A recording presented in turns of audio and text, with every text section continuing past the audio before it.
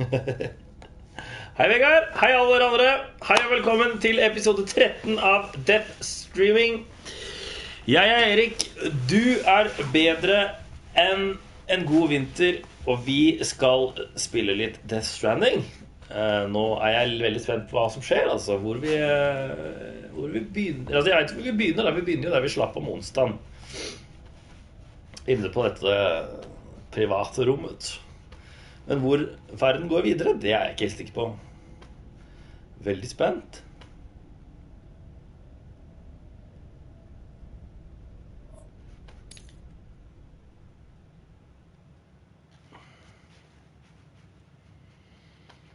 Og jeg er trøtt.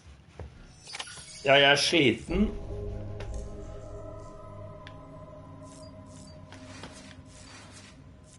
Jeg er litt nedfor. Og jeg er litt spent på hvordan dette her blir. Men onsdagens episode var jo fullstendig off the hinges. Så det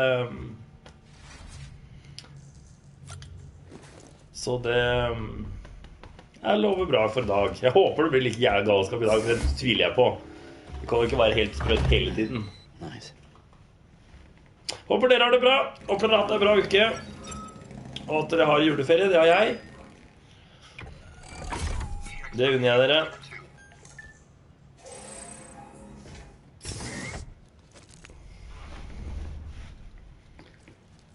I morgen skal jeg unna siste julegavehandlingen. Og så skal jeg en tur til min ja, onsdagen var fantastisk. Og så skal jeg en tur til min mormor og putte juletre og spise grøt med søskenbarn og litt annen familie. Det blir gøy, det gleder jeg meg veldig til. Oi.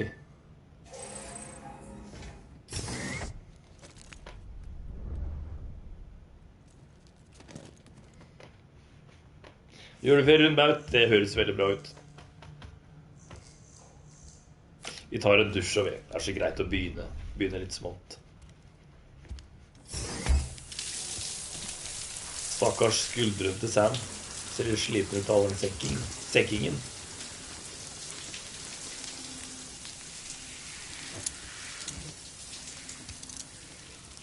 Det er nå det irriterer meg at jeg ikke husker om han har hatt så store skuldre i hele spillet, eller om det bare blir verre og verre jo lenger ut vi kommer.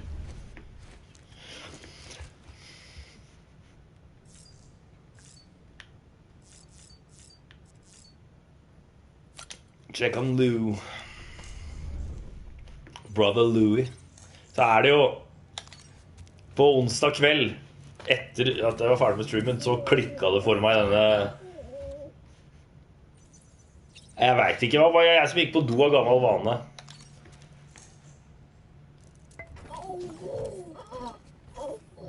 Nei, jeg skal la deg være, baby. Lue.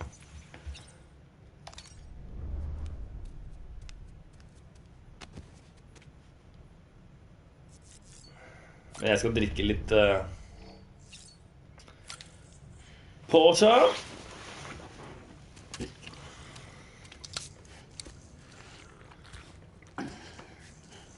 Det som er digg, er at når jeg streamer, så er jeg nødt til å prate litt og sånn.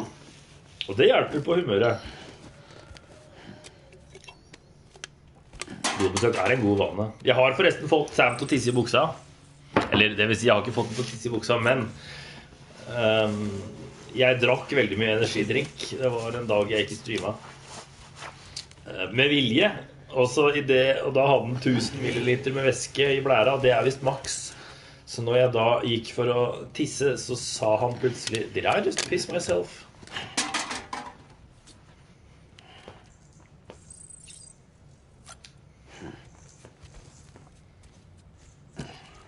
Tissing er for øvrig en ting i alle Kojima-spill. Jeg lurer på om jeg nevnte det før. Nå skal du ikke drikke. Ja, jeg fikk giffen jeg brukte i sted da.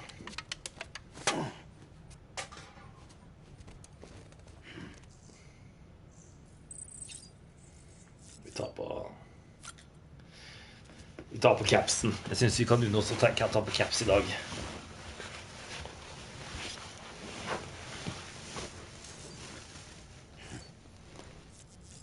Så vi skal ta på oss briller og jeg.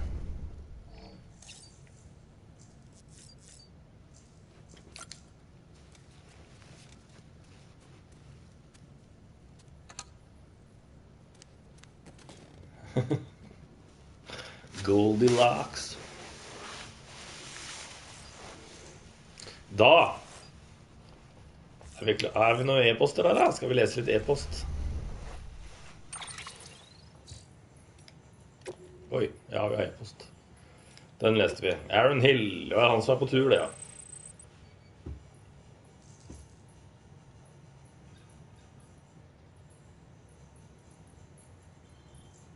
Safe house already waiting for you. Har jeg et safe house?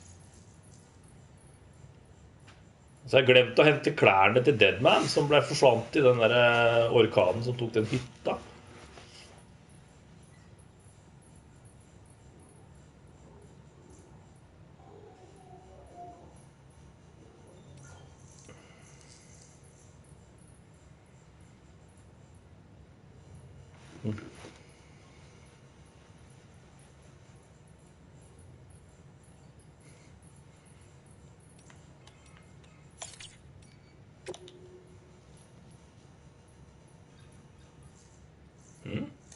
Ja, like everything.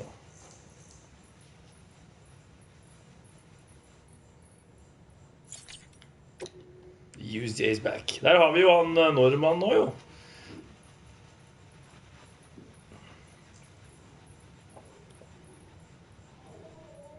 Higgs is no longer running free.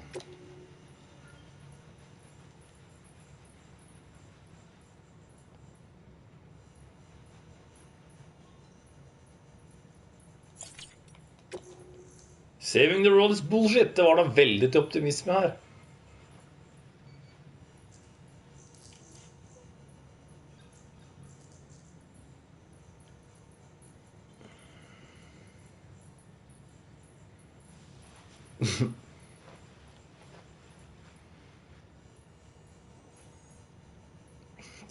Minutter life. Det var 21 hardt med seg, men det er samme det.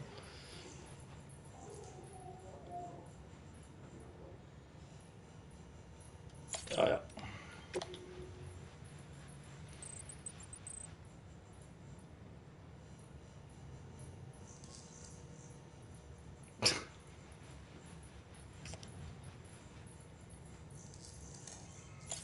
Den kjente jeg at jeg ikke orket å lese. Peter Englert. Oi, shit, den har jeg ikke sett. Det er han pizzamannen, det er han som skal ha pizza. There's a single blemish upon our relationship, a single regret awaited upon my soul. Hæ?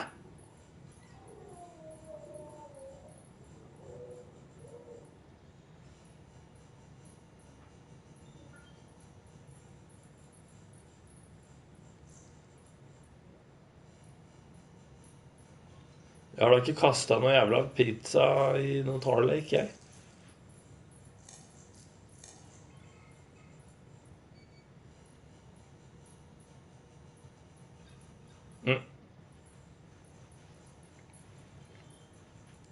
Ja, ja. Hæ? Higgs må... Er Peter Englert, er det... Higgs? Da skjønner jeg ingenting. Det var noen interviews her da. Ja, det var den der greia der, ja.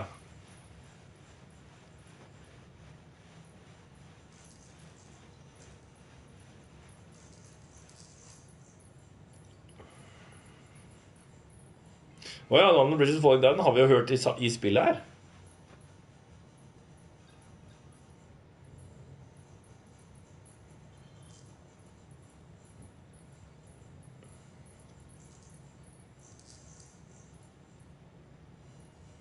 Have you seen The Shape of Water?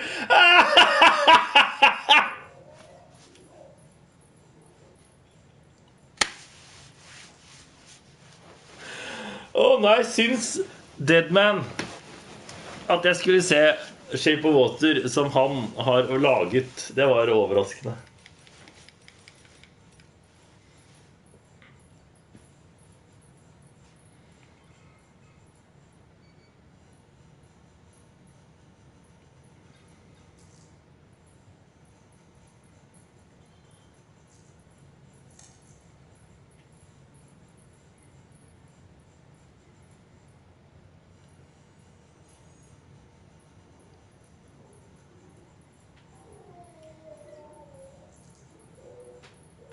Nei, nå, det for jeg ikke jeg trenger å bare gå litt ennå, så kan vi heller lese litt mer senere, kjenner jeg. Hei, Hanso! Hanso en av de søskenbarnene jeg skal spise grøt og pynte juletre med I morgen. Altså, jeg skal ikke spise grøt og pynte juletre med han da. Han skal være I samme rom som meg. Nei, jeg har ikke funnet mer enn liste du har, Vegard. Jeg har altså annet at jeg vet at jeg nå til The First Prepper. Oi! One of a kind. A baby candidate. Either that or a sacrifice. Shit. A foundation. A bridge. Der kommer teorien episode 10. Det som teorien jo da selvfølgelig regn. Åja, jeg her nå, ja. Ok. Head to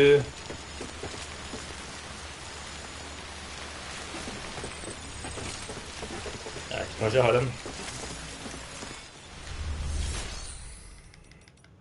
Det må jo være lov å kjøre bil etter potetlandet. Vi tar den, fordi disse ride-sykler veldig kule.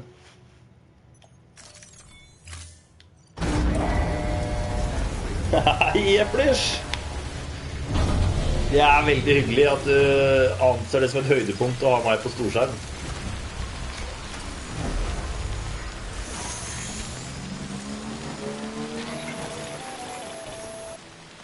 Sam, it's Hartman. Be advised that chiral density in regions predisposed to strandings has increased dramatically. No doubt the beach is to blame. BTs drawn into our world under these circumstances may be affected in unpredictable ways. Æsj, hva betyr det? Oi, nei! Oi, nordlys!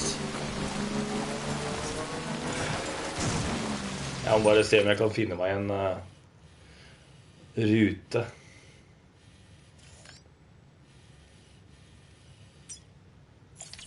Nei, jeg får bare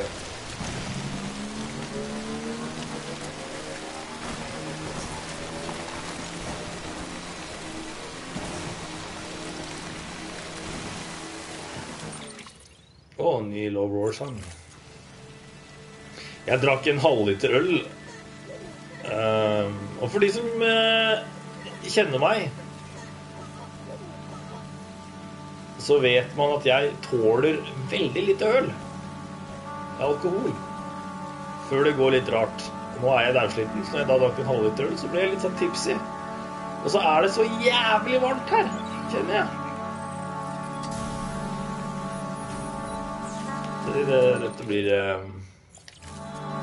Dette blir spennende for alle her.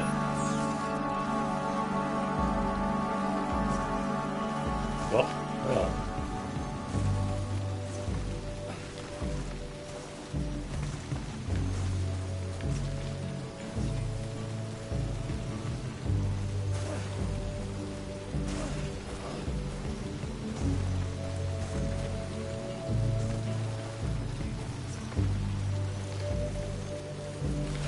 Oi, unnskyld, geologist.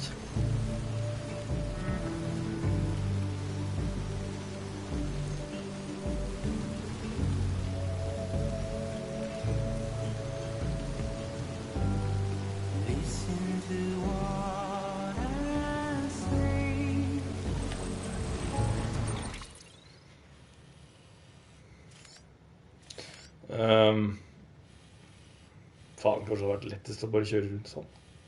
Nei, det hadde ikke vært lett.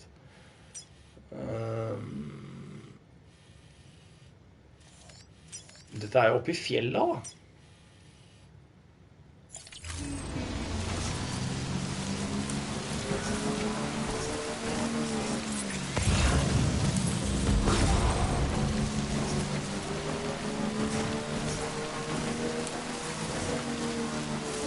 Nei, det der røde, det har jeg ikke hatt før. Eller det fikk jeg jo for et lite.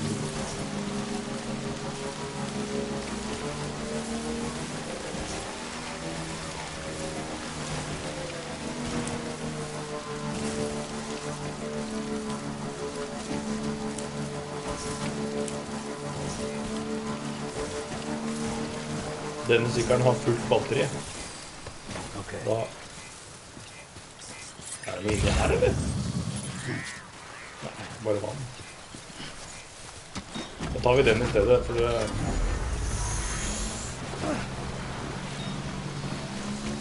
Her kan vi trenge fullt batteri. Hvor ble det av musikken?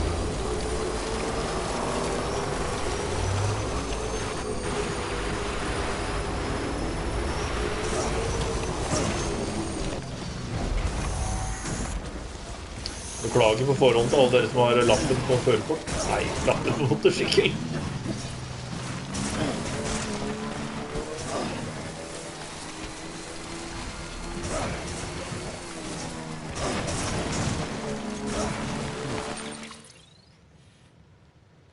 Ja, nå dro jeg jo egentlig akkurat der jeg ikke hadde tenkt å dra. Ok, men nå fikk jeg en idé.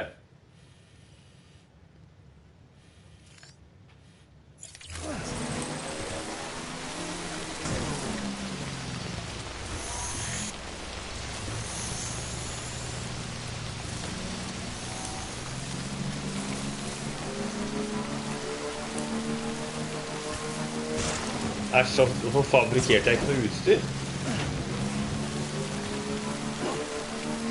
Jeg skulle jo ha tatt med meg noen PCCs og sånn.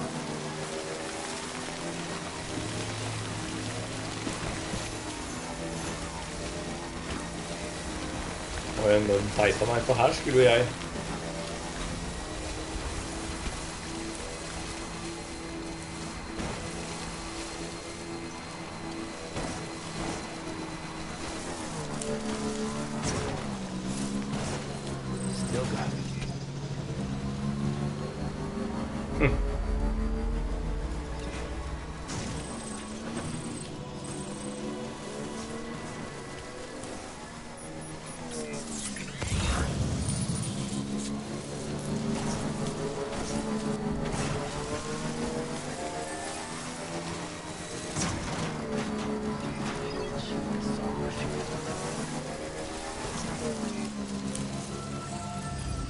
Jeg ser hvem som satt opp den da.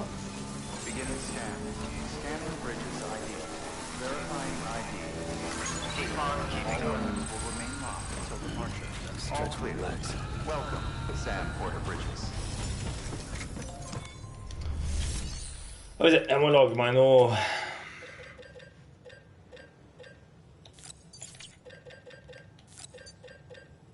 Ta med oss 4. Jeg trenger ikke ta med meg så veldig mye nå, så jeg...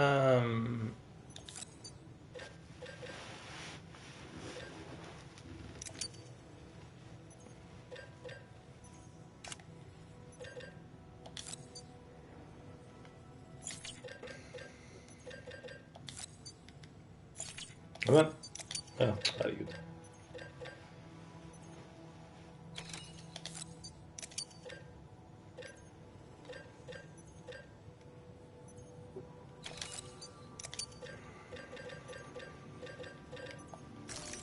Ja, nå har jeg ikke sjekket hva jeg faktisk har på meg og ikke da.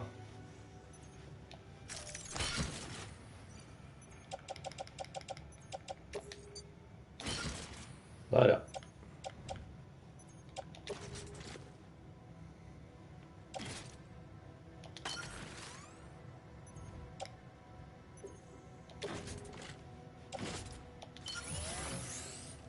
Nice.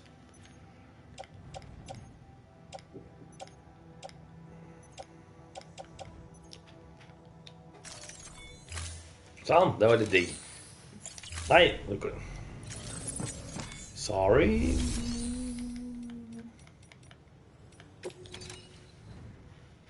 Oi, her har jeg jo masse.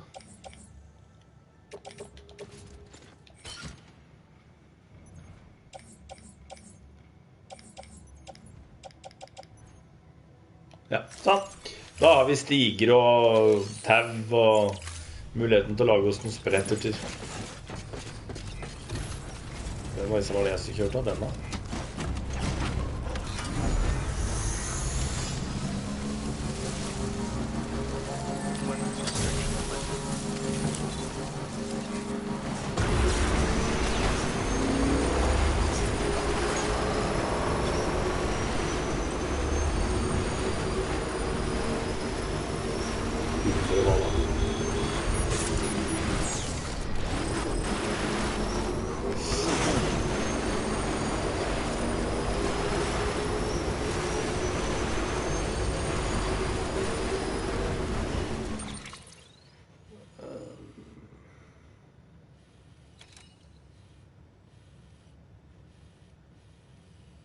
Her, vet du. Nå begynner det å ligne på noe her.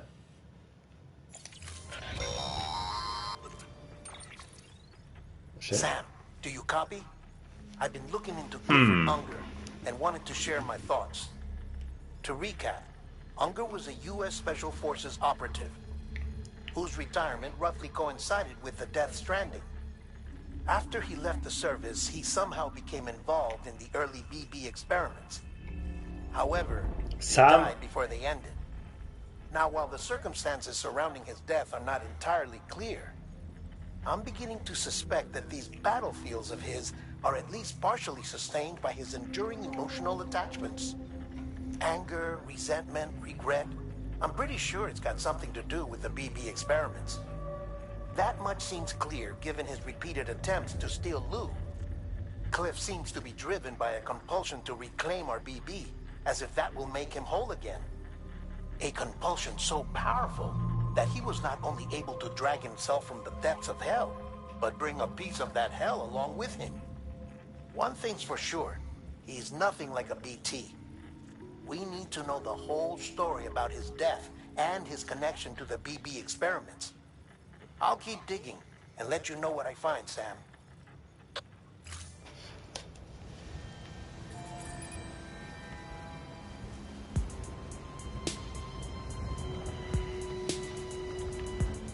Så han død. Ja, det var jo for så vidt ingen overraskelse.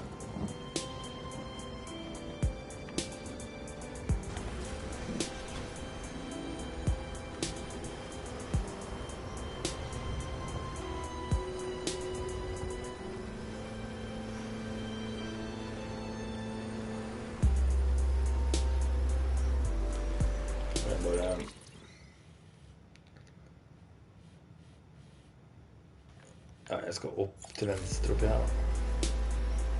Opp her. Shit, se på den himmelen da. Nei.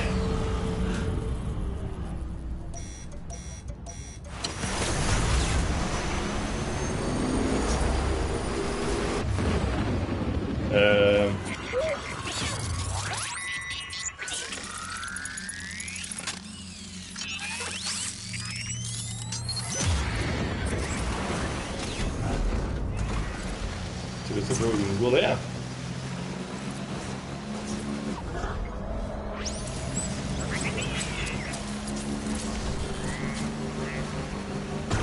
Så jeg forstod Heartland I stedet, så var det visst ikke noe hyggelig å... Mistet jeg musikken da. Æsj av meg! Hvor? Litt usikker på om dette her upløyd mark, for å si det sånn.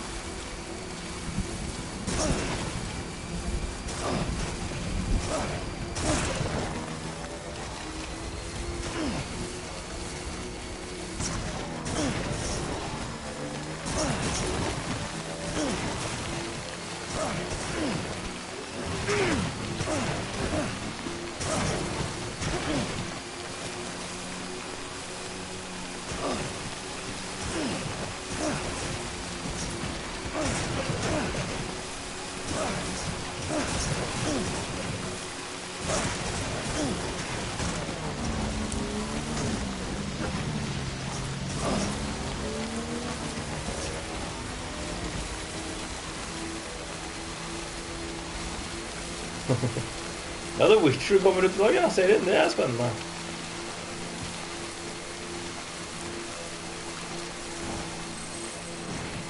Det er ikke førstemannsmare da, I hvert fall. Oi! Nei! Ruin! Oi, faen! Seriously? Ikke dette føles som plottet til en eller annen skrekkfilm, ass.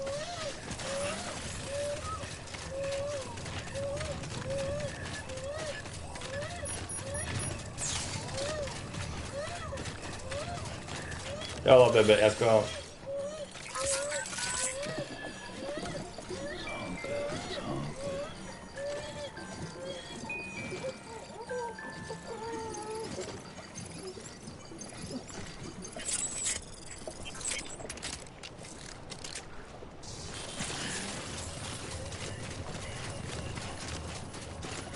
Skulle hatt en PCC som kunne lage kjøretøy, det hadde vært.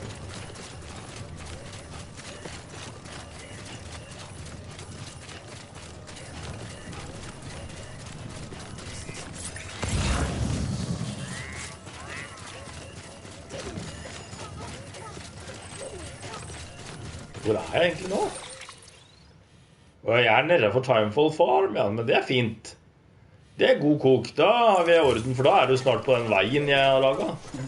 Someone's happy. Jeg prøver å unngå agrobysse.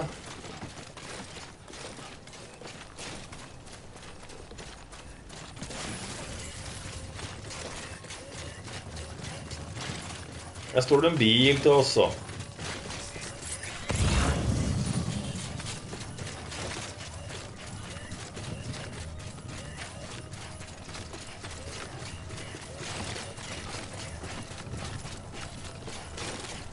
Her noen larver også.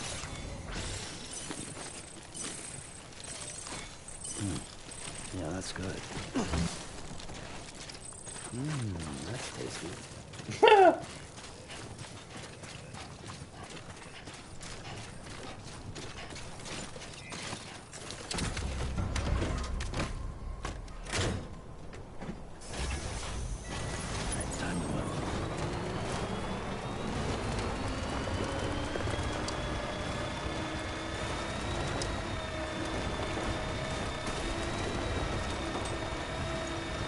Skal jeg jammen meg sjekke det her private room som ligger her, det nemlig mitt.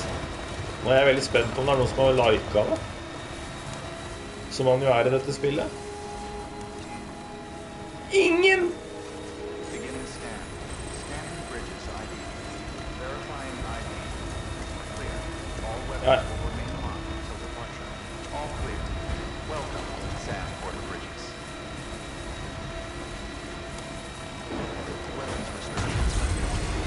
Det en sånn leir borti her, men det driter vi.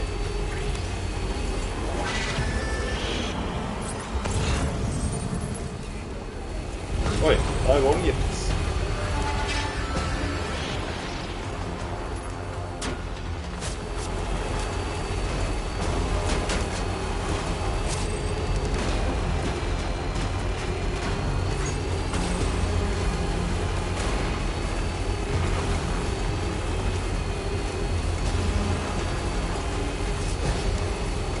Jeg har jo ikke med meg noen ting. Jeg skjønner ikke helt hva jeg tenkte på.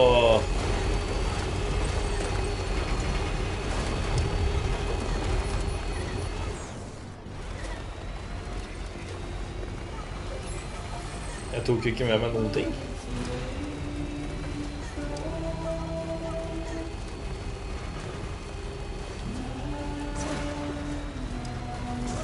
Jeg tror jeg bare trodde at dette skulle bli sånn. Jeg vet ikke hva jeg trodde, jeg.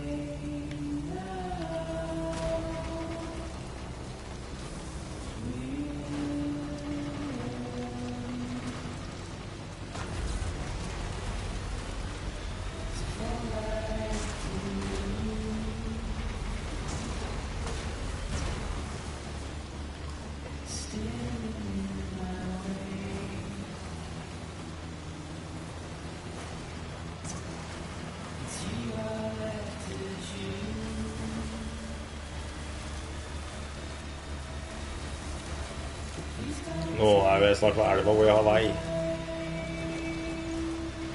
Og det fossen, ja. Ok. Nei, fuck dette. Jeg løper litt, jeg også.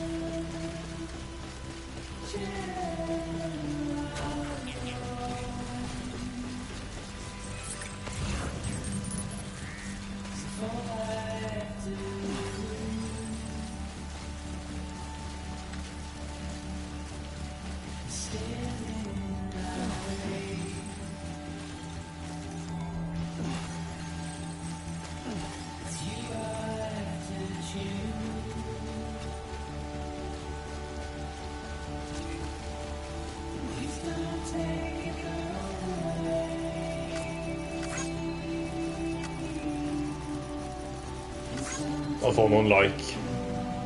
Han gjorde dette betraktelig enklere for oss.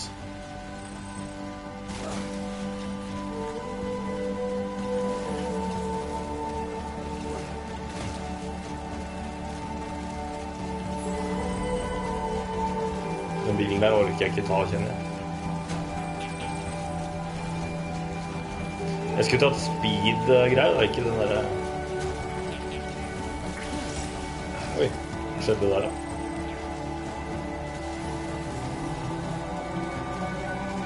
Jeg merker at jeg tror jeg er mye lenger nord enn jeg faktisk er. Nei, jeg er mye lenger sør enn jeg tror jeg er.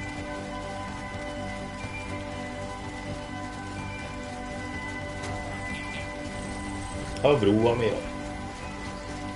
Ingen likes på den heller.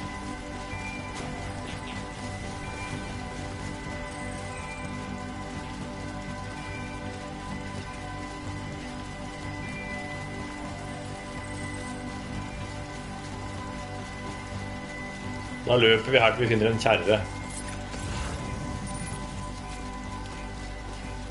Og ta den med ro, det kunne vært verre.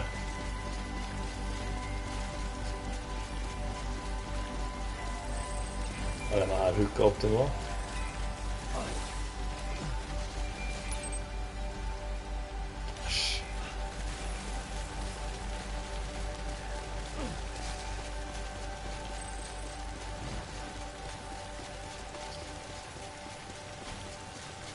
Vi skulle tatt speed-skelten, ja, det sa jeg stadig.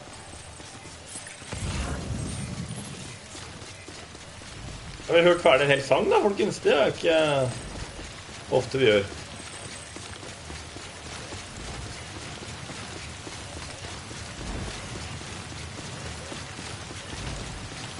Nå blir det regn.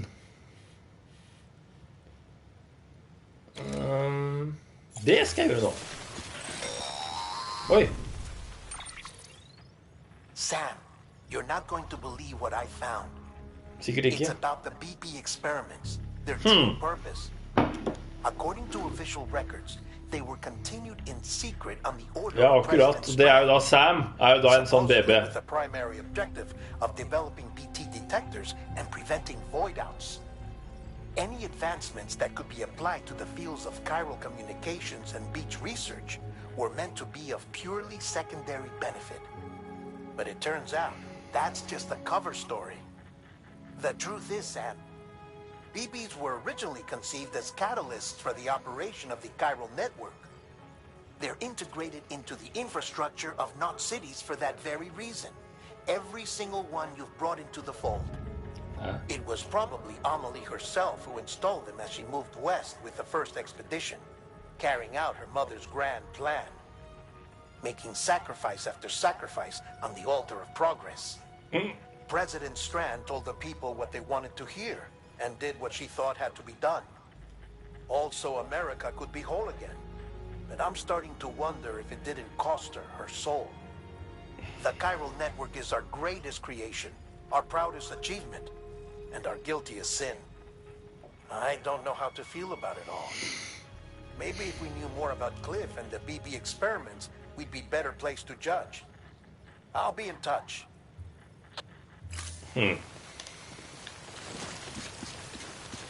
Jo, det var det jeg skulle. Ble det noe sprettet neste bort her da? Nei, det går jo på et stikkhold. Da var det en kliff imellom.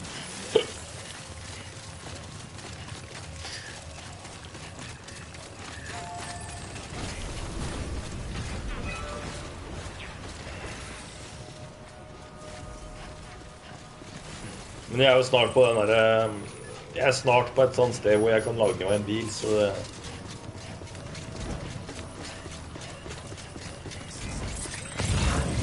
Not to worry, det blir ikke... Det går litt fortere enn snart.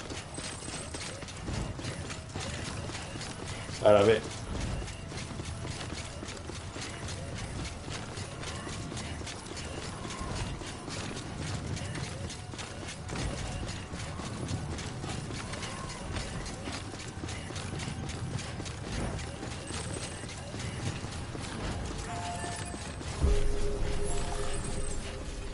Beginning scan.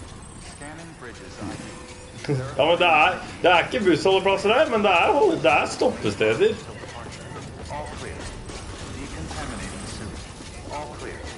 Welcome, Sam Porter Bridges.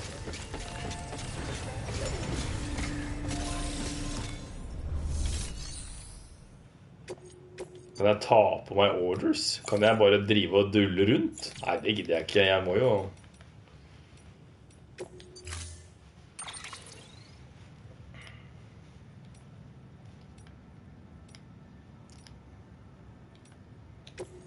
tar en reverse strike long range, vi.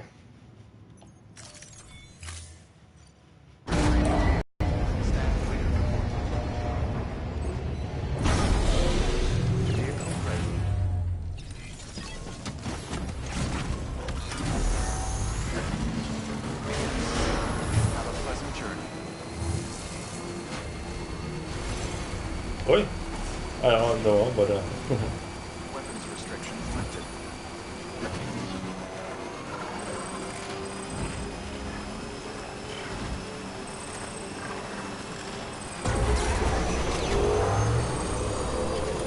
Går litt fortere med å booste enn å kjøre på hjulet.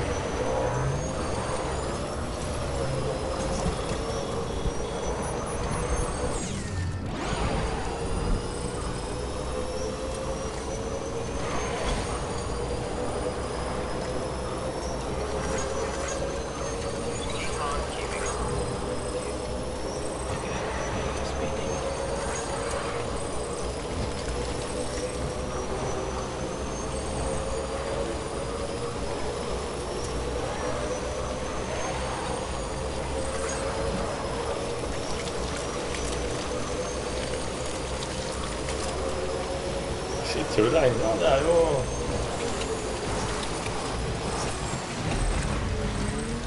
Oi!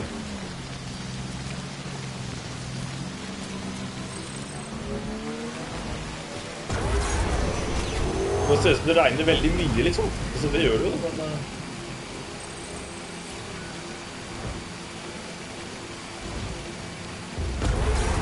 Der er det bussholdeplass, vet du. Nei, det er ikke bussholdeplass, men det er et sånt sted hvor du kan gå med. Det har et navn, vet du. Sånne lommer, men hva det heter, det vet jeg ikke. Nå skal vi treffe Amelie og de andre. Nei, jeg husker ikke helt.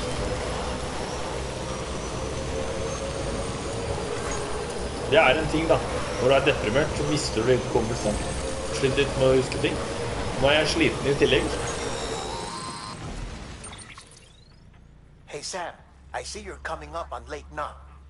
Stay strong. We're all rooting for you to finish the job and come home safe. By the way, I've made more progress in a certain investigation. It seems that Clifford Unger willingly put his own child in the care of the scientists conducting the BB experiments. But he did so completely unaware of their true intentions. This is pure speculation. Du er sønnen til But I Clifford. think when Cliff found out about their plans, Nei, det er du he ikke. attempted to reclaim custody. Lou er And sønnen til after he Clifford. failed, the BB remained in the program's care. In which case, he would have every reason to bear a grudge towards the president, the woman who allowed it all to happen. Don't you think? But just because President Strand is dead, doesn't mean his hate died with her. No, I think he redirected it towards Bridges. Towards you and Amelie and anyone close to the director. And now that hate is driving him to set in motion the last stranding, to bring an end to the world as we know it. Why else would Cliff hold Amelie hostage on the beach? He must know that she's an EE. There's no time to lose. You have to save her and the Ok, director. let's go. Ja, sånn var det. Though I still don't understand how he managed to travel to her beach in the first place. There must be more to their relationship. I'll see what I can find. Ja, det må jo ha en connection, da, for det måtte jo... Fragile måtte jo ha en... eller fragil, som hun sa i går. Måtte jo ha en... sånn greie å gå etter for å finne Sam.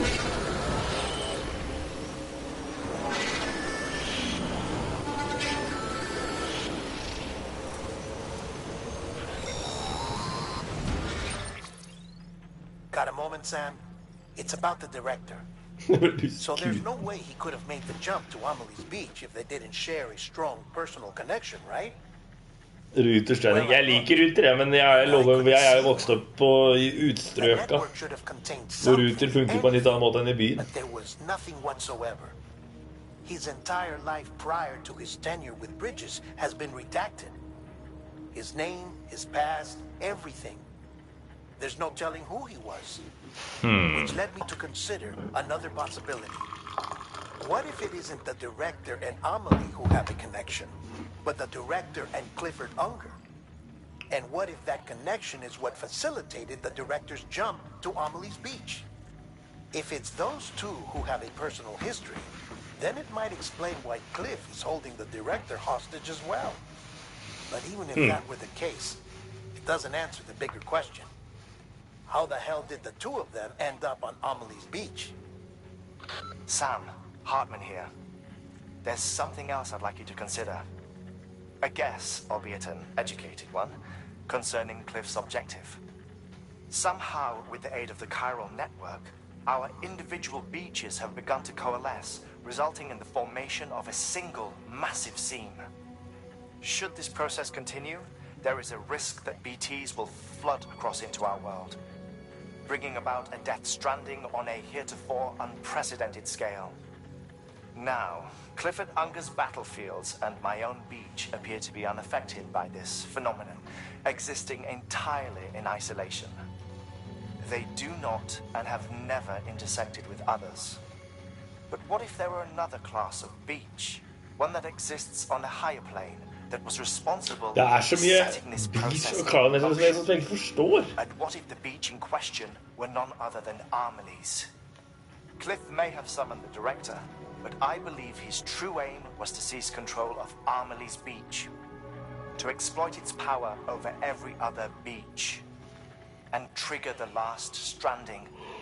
It's the only rational explanation for Cliff's actions, which is why you have to stop him. If Hartman's right, then we're in serious trouble. Using the chiral network in Amelie's Beach to trigger the last stranding? That's why Higgs went after Amelie, wasn't it?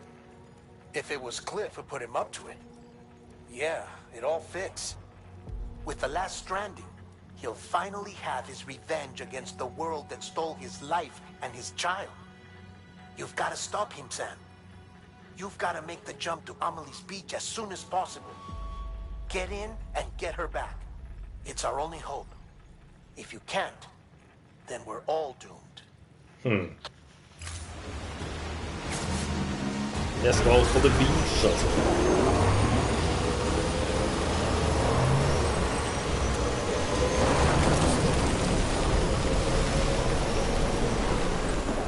Oi!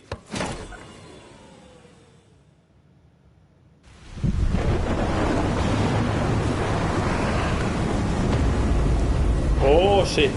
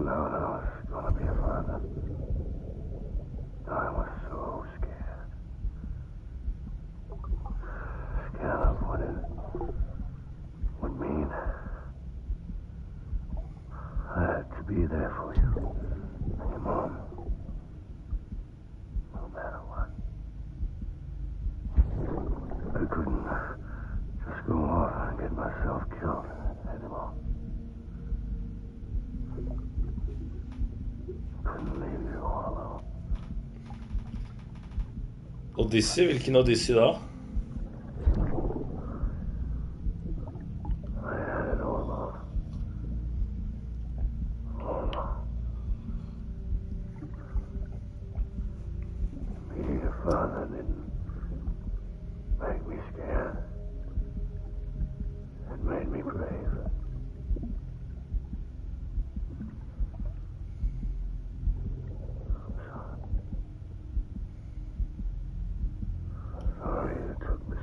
Dino, selvfølgelig. Det valer der? Jeg rakk ikke få meg så mye av det. Du streamet hver gang jeg hadde møte. Don't make the same mistake. Be yourself. Be free. Captain, I need you to hand it over. Shoot him, John. Shoot him! I gave you an order. Shoot him!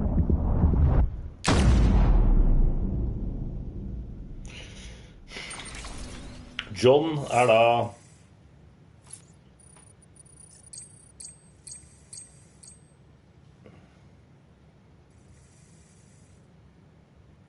Streamet du 40-50 timer? Hva var det jeg drev med da?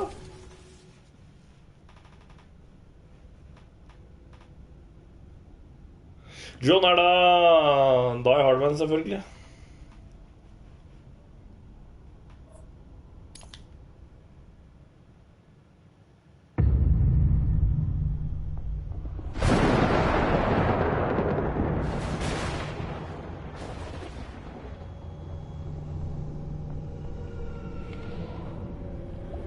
Båt. Assassin's Creed båtparty. Du dreiv og skaffa deg kjæreste. Jo, jeg gjorde det da, kanskje.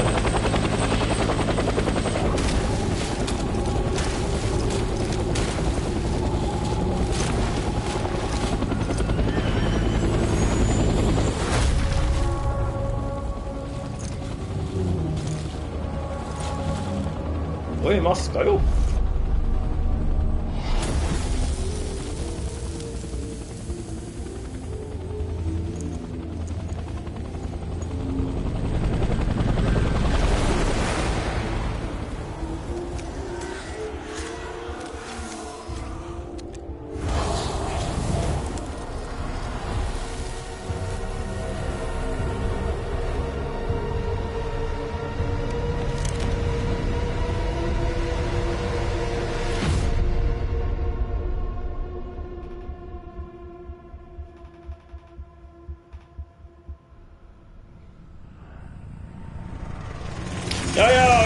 Om jeg skal få med noen kilo i unger da. Søndag misser jeg dessverre, for da er det julekonsert med koret min far og søster synger i, så da, den må jeg få med meg. Det er en av de få juletradisjonene jeg virkelig... Oi, shit!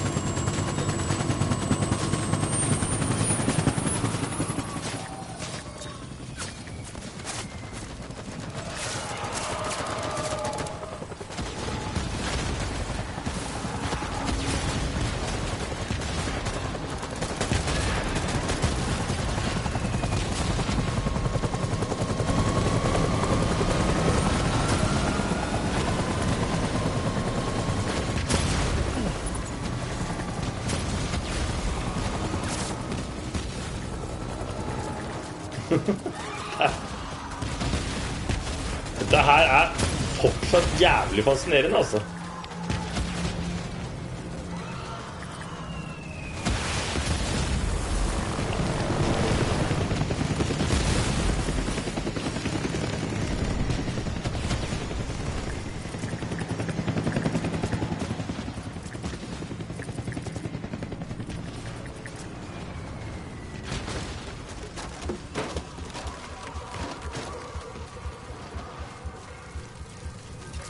Yes, please.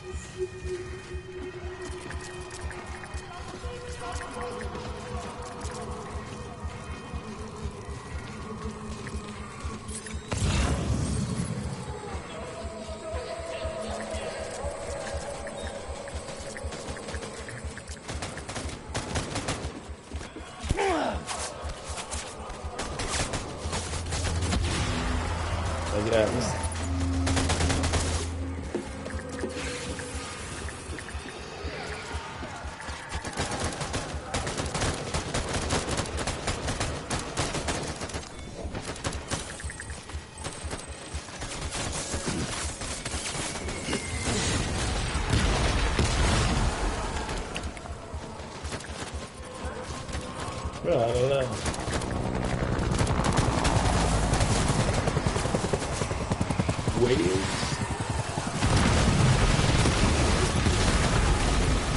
Altså ting jeg søker for. Det ting som åpenbart plassert feil, sånn som valer midt på land og sånn.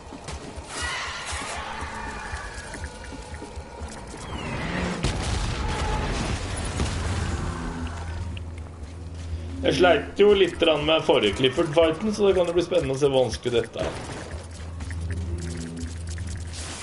Den der hersens bazooka som dere var... Bazooka med gun. Gun, faktisk. Gun.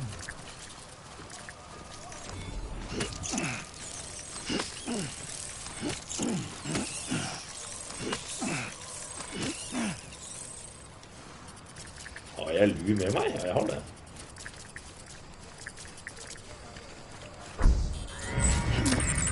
Oi.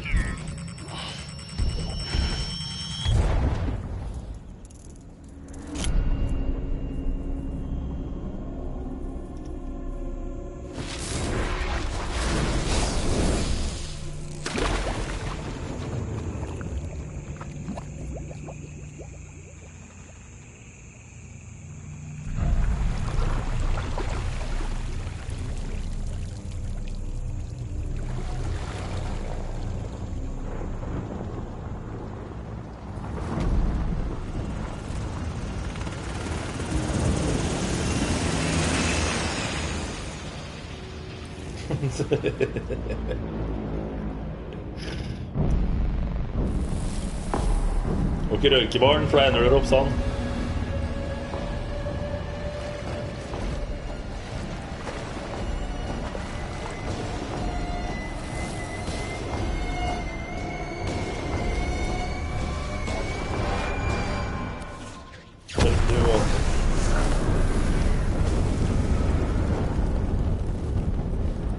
Av og til kanskje det hadde vært fristende å ha en squad med 4 skeleton-menn som dukket opp når du ønsket det.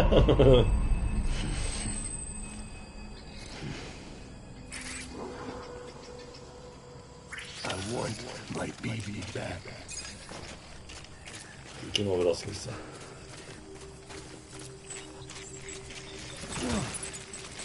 Oi, den var tom. Så bra.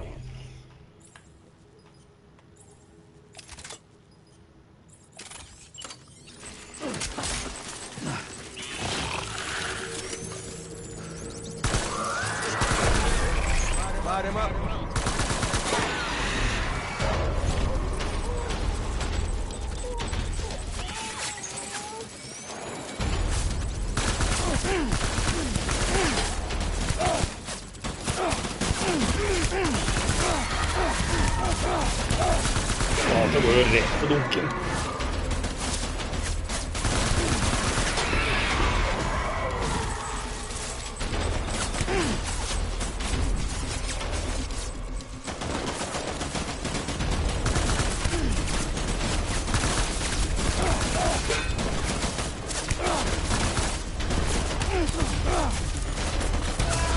Nei, her må det gjøres noe. God kveld, Brygge Lars.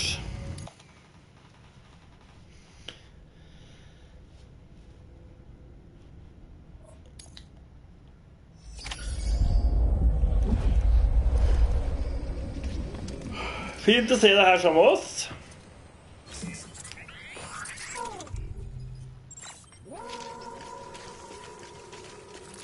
My name is Clifford Unger.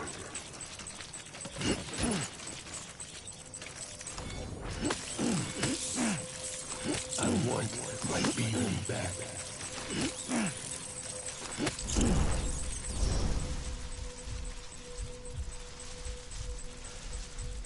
Where are you, baby? Det stelte han der.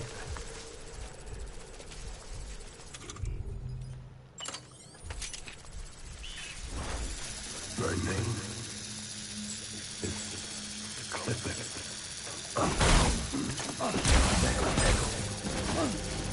Nei, jeg kan visst ikke det.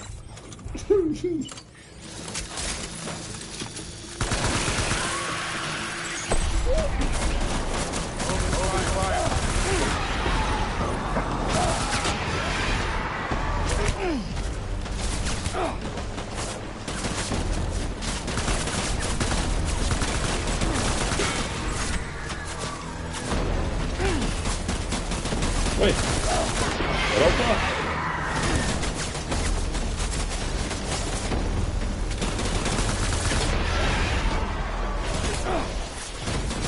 Det funker å bruke vanlig ammo på disse greiene her, eller? Ja, det gjør det. Jeg tror at jeg...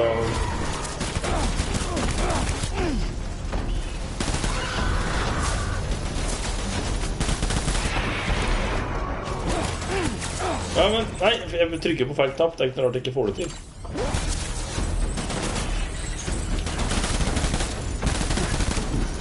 Ja, det er en fyr selv, jo. I need my baby.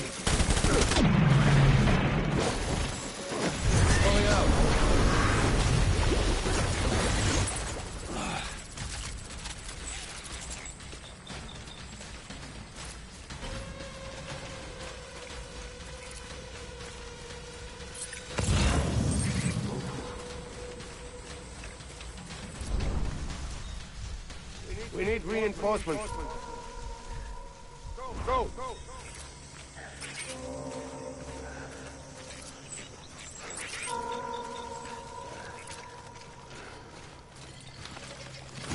Sorry.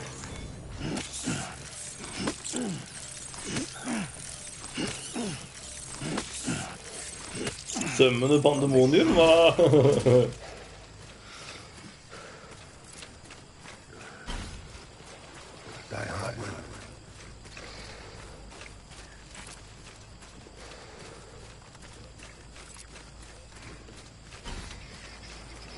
It's all my fault, baby.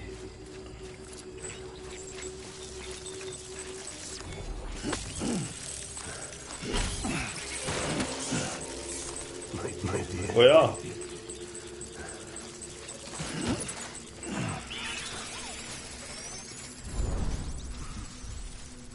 It's all my fault, baby.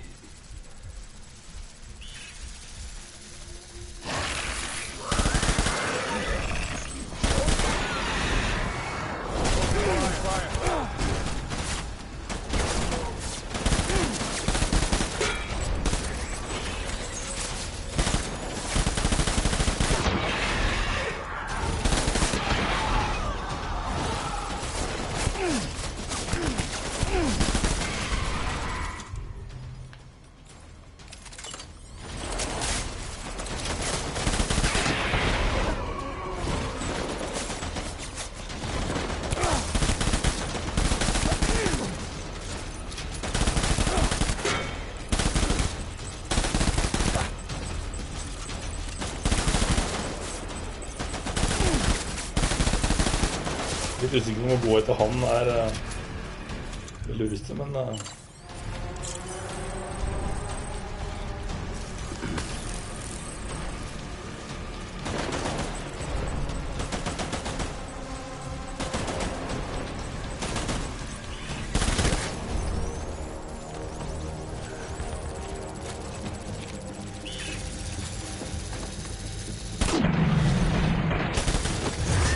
funket det.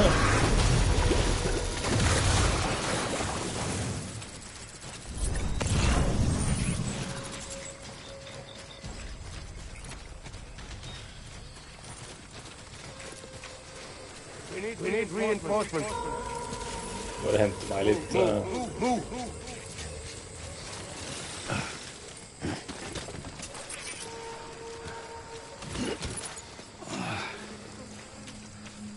Get my baby. Vi se. Der kan jeg droppe... Jeg gidder ikke være så jævla tung. Der kan jeg droppe... Der kan jeg droppe... Ja. Baby.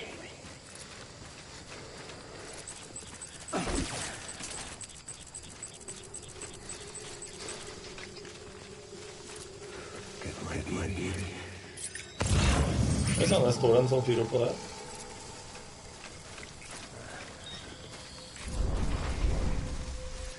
My dear.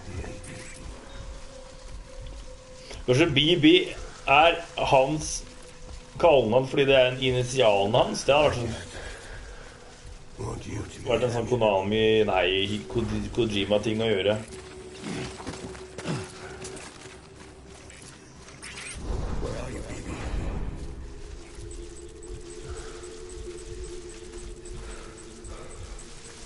Han heter egentlig Birger Børresen, men han kaller den for BB, og så bare, det er jo også Bridge Baby.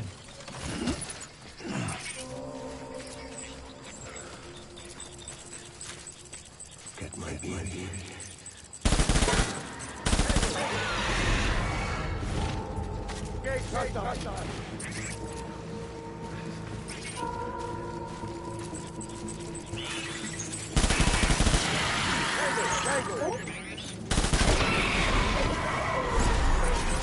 Light him up.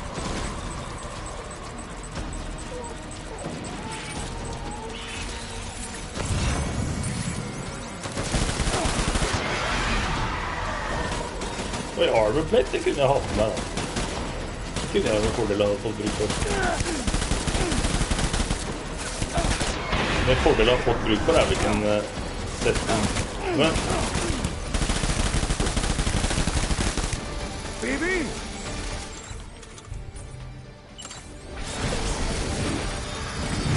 Oi! Hva skjer nå da?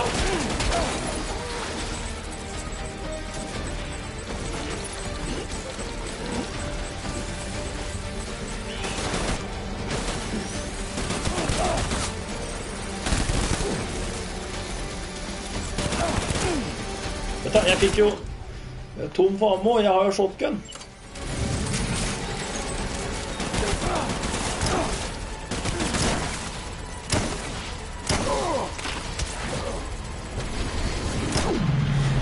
Ja!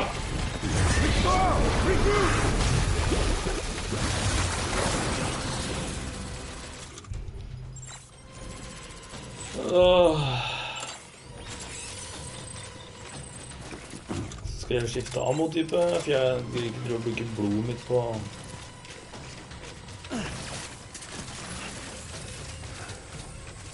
We need reinforcement! Move! Jeg må bare sette på den armor plate med en gang, jeg. Jeg er ikke mye til å... Offload, armor plate, level 1. Attach the suit. Der.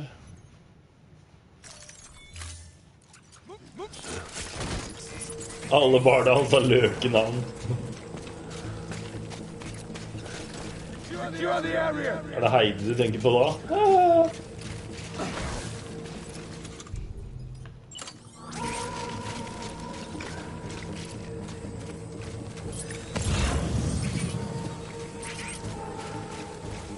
Gikk du en av mannen?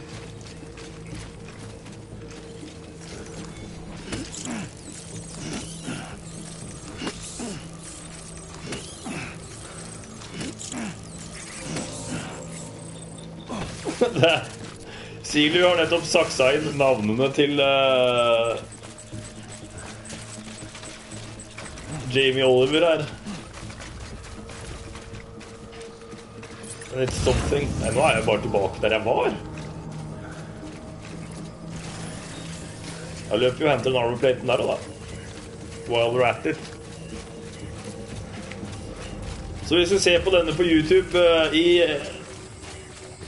ettertid, så søk opp navnet til Jamie Oliver. They are wicked. Han er en mann i Coldplay. Han har vel også et par navn som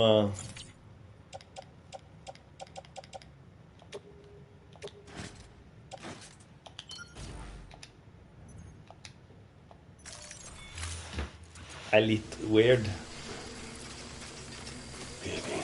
Er det brakket, Oliver?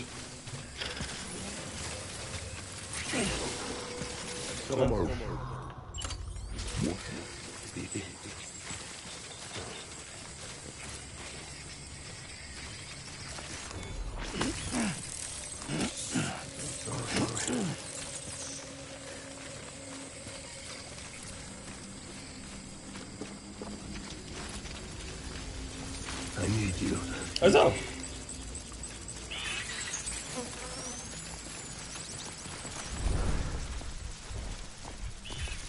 Baby.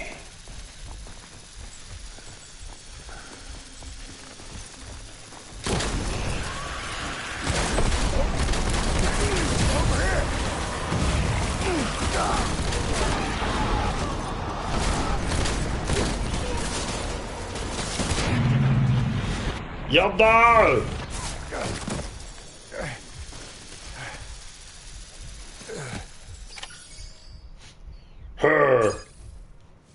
Veldig behagelig, den shotgun er faktisk ganske ålreit shotgun. Shotgun i spill er jo gjerne en sånn egen greie.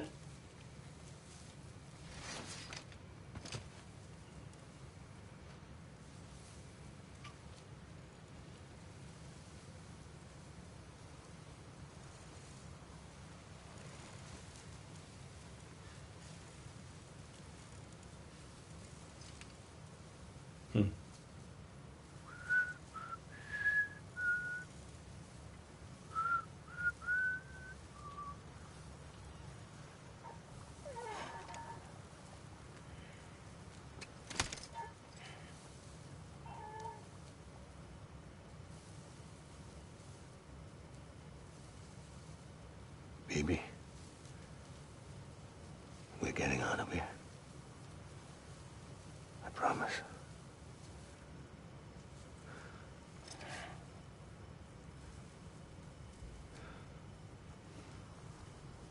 Give me back my baby. Are you clear, Unger?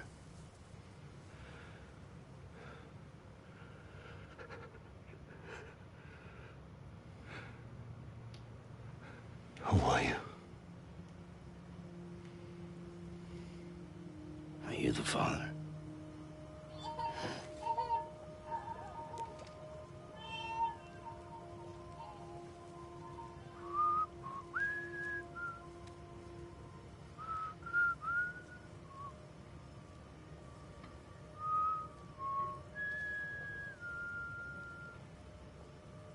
Hæ?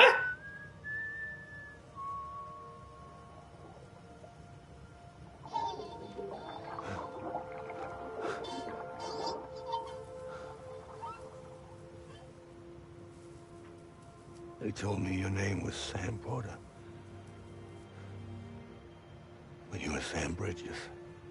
Ja. My bridge to the future. Hæ?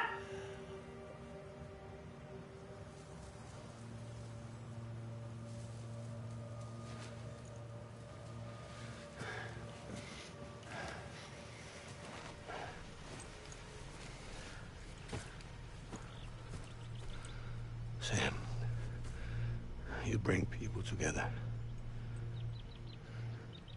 You're their bridge to the future.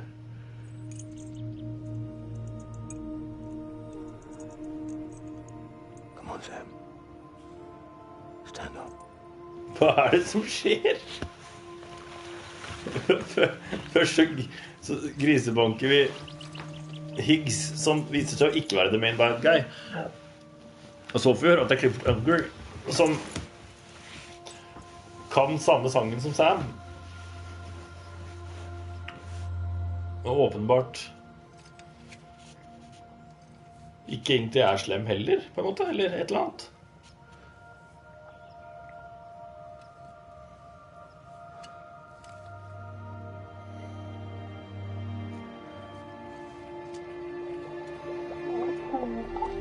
It has come to pass.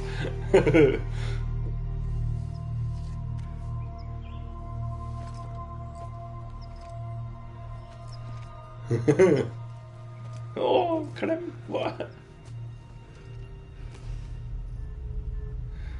Nei.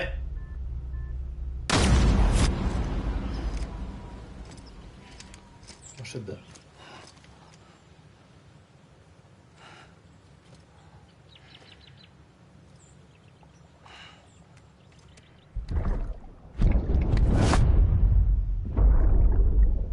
Take BB and get out of this place. Og der har vi ansiktet hans. There's nothing I can do for your wife. I'm sorry. Now, she orders me to do something. I have to do it. I have to. But I served under you first.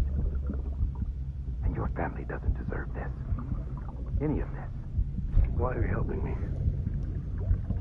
If they catch you. Because you saved my life, sir. Again and again. When the brass sent us into the jaws of hell, it was you that brought us home.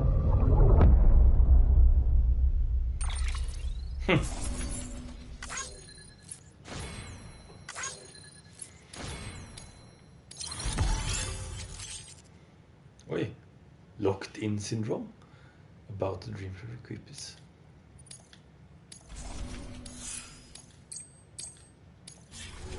Ganske spennende. Det...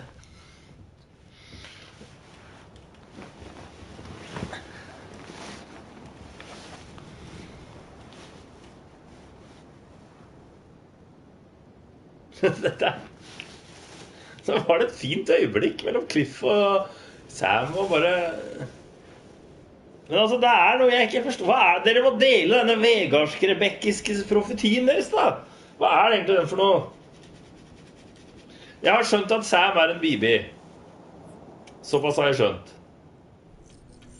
Han har jo forbi mot å bli tatt på sånn, og det får du gjerne da når du vokser opp i en glasskule. Jeg er enig med. Litt sånn som fisk, de er også forbi mot å bli tatt på. De også vokser jo da opp i vann bak glass. Nei.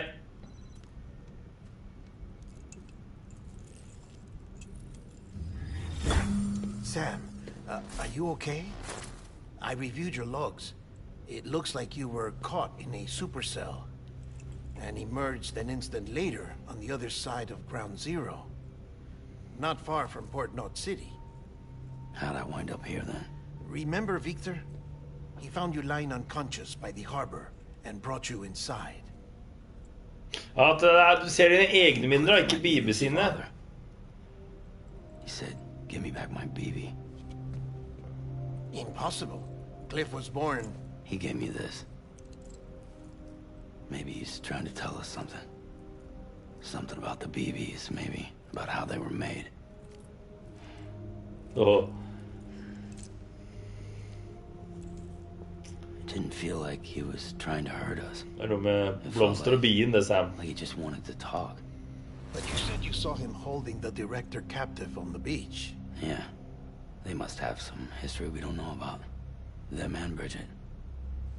Funny you should say that. I've got something you should see. Found it in the archives while I was digging around. It's a pre-recorded message from the director labeled, "If I don't come back." Sam. At Matt Mikkelsen er pappaen din, ja. Ja.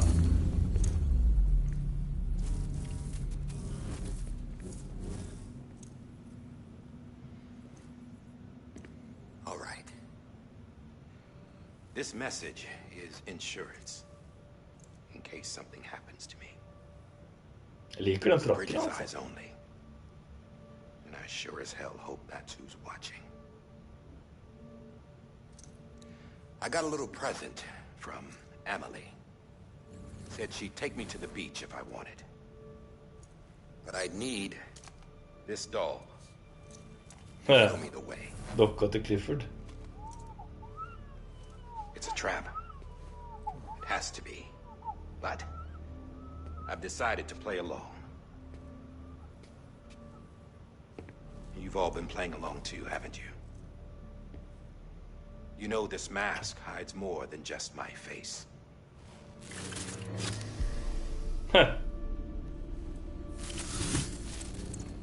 Well, Emily's a blank slate too. Hmm? No past, no record she ever existed. She's a ghost. And the thing about ghosts, I never met Emily in person. Have you? Ever seen her in the flesh, shook her hand, touched her? The original team we sent was divided into two groups. Emily was with the first. Mama and Hartman were with the second. They had no direct contact with her. Yes. Amelie's group was wiped out in Edgenorth City. Everyone but her. Everyone who could say whether or not she exists. Bullshit. She's real. We've touched, all right? She and I both. Well, I've only ever interacted with her hologram. I'm telling you, I've met her. In person. Lots of times when I was little. Yes, but on the beach. Here's what the president had to say about her daughter. Emily was born on the beach. There her Ka remained, though her Ha came to this world. This division of body and soul forced her to spend most of her childhood in the hospital. But though her health was poor, her Doom's numbers were off the charts.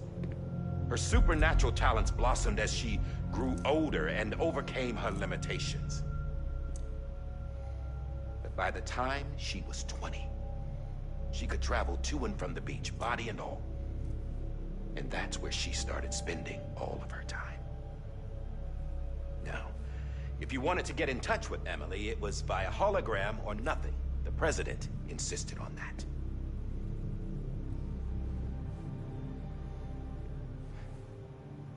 I swore an oath to the president and to America. Or as I was concerned, her word was law. So when she said Emily was her daughter and the best candidate to succeed her, I believed it. But when the archives were restored, I couldn't resist testing out my access privileges. And that's how I found out. Bridget was diagnosed with uterine cancer in her 20s and couldn't have children. You see, doesn't add up, does it? There's no way Emily could be Bridget's biological daughter. So where'd she come from? Who is she? Where did she go? Is she even real? How can we be sure that Emily is an extinction entity when we don't even know if Emily is Emily? Hell, for all I know, the EE theory might be bullshit. But if it's not, if she's the cause of the Death Stranding, then I have to accept her invitation. I've loaded my gun with hermetic rounds. Sam's blood. It connects my gun to her, to me, to him, all of us. Which means I should be able to take it with me to the beach. I'm gonna stop what she started by stopping her. One last confession. I'm just a man. No powers, nothing special. Don't have dooms, I can't repatriate like Sam either. Don't know the first thing about dying, I had never tried it. Yeah. I've been to hell. Every single battlefield was hell. But no matter how terrible it got, I never died. Because all I ever did was run from death. Ja, det er gjerne sånn man ikke unngår å dø. Well, I gotta go. She's calling for me. Bridges, don't let me down.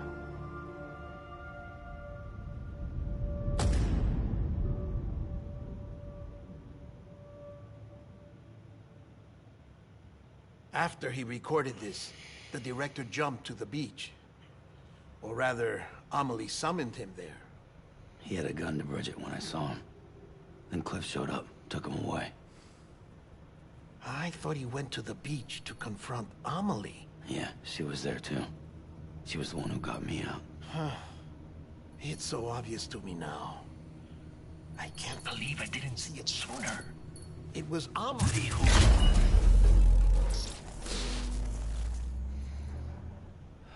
Nei, vi ikke noe epilog. Vi nær slutten, men vi ikke i epilog. The chiral network dropped out. According to Lakna, it won't be long before it's completely unusable. So all our hard work was for nothing. Let me finish what I was saying, Sam. I'll tell him. Fragile. You look like shit. You should be rested. Det ikke pent å si. You know, I need to tell you something. I had a little chat with Higgs back on the beach. Didn't take much to make him talk. You say why he betrayed you? He said it was part of her plan. What? She was their leader. The terrorist void-outs, the whole extinction agenda, Amelie was behind it all. Like hell she was. I know you don't want to believe it, but it lines up with what Die Hard Man said. Higgs turned on me after he met Amelie. At first, he was looking to expand his territory, and I had a power he could use. At least, that's how he ended up working with me. He was no terrorist. He just wanted to reach more people. But then she shows up with abilities that put mine to shame. Hell, she could even control BTs. So Higgs decides to go with her. And that's when she turned him into her agent of extinction. Amelie gave Higgs his power. Yep, she made him her homo demons. What about Bridget? You care to tell me what she was doing on the beach? You got an answer for that too? I know it's a lot to swallow. But Så Higgs bra. said himself that Amelie is an extinction entity. Det kanskje brudgommen som sa det. I looked inside his pod, and there was no BB in there. Take a good look at what was. It's the And same that's on doll baby. Die Hard Man had. This is their bridge baby. There's this idea that the terrorists brought back BB tech and Bridges was just following suit. It's garbage. Their methods and yours are completely different. Your BB links you to the world of the dead. Their doll links them to Amelie and her beach. You know who else had dolls like this? Cliff. He was carrying them on the battlefields. Cliff, Higgs, the director. All three of them were drawn in and controlled by this extinction entity. And who is this EE really? Is it Bridget? Is it Amelie? All I can say is that the answers are on the beach. What she wants and why. If we get to the bottom of that, then maybe we can still avert the last stranding. You've got to find her, Sam. Whoever she really is. She's waiting for you on the beach. Hurry back east. Men hva med tilbake igjen?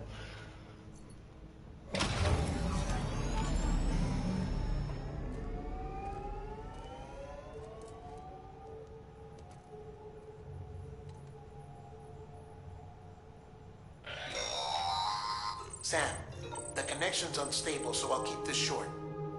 We have a job for you. Fragile's condition is deteriorating. If she slips into a coma, there's a chance her soul might become stranded on the beach. She needs cryptobiotes fast. Luckily for us, Fragile Express keeps a stockpile there in Port North City.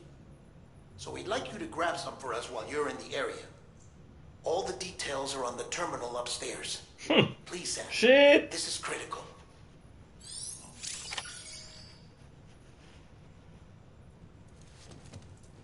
Hva H-ordet, Silju? Det helvete?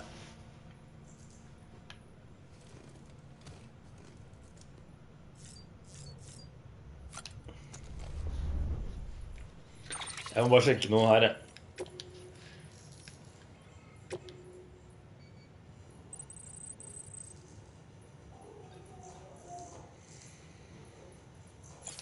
Ikke den... Nå skal han der tilbake, prøve å få tilbake dama da.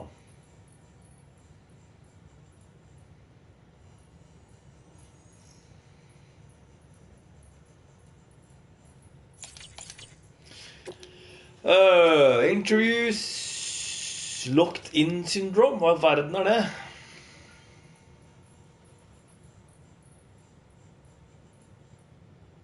Or Sam Strand, but we don't know where Sam is, which made the decision easy. She's special. I was born on the beach. Was born in the world. This is her cop.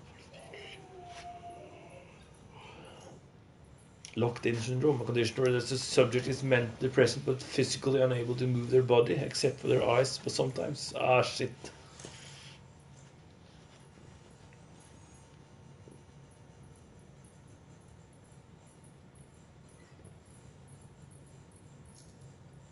Ah, homoludens, holdt jeg på å si. Homodemens. Ja, jeg skjønner.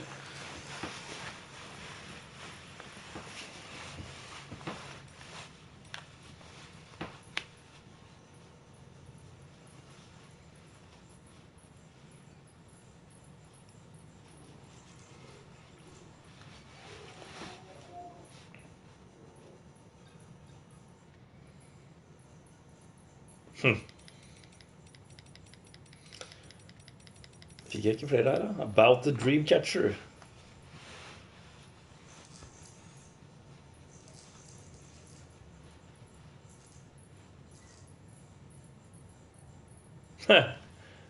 Nice. Each is a strand or thread made up yet some smaller threads which intertwine with others makes us who we are.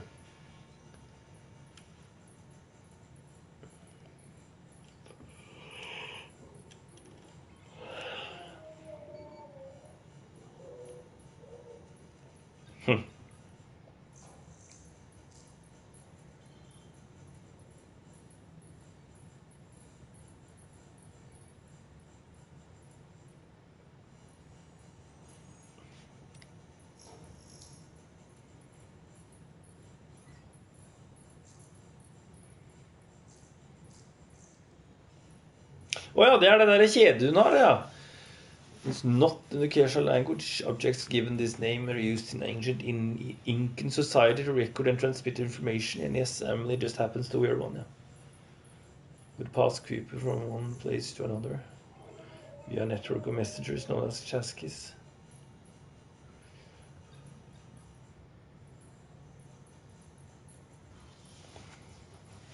Shit.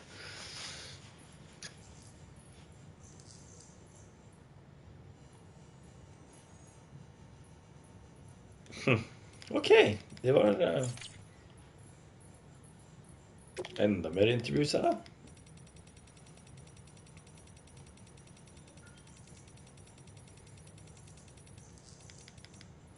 Åja, det var dette her også, ja. Det med terapigreien med Sam Strand, som jeg ikke orker å begynne med nå.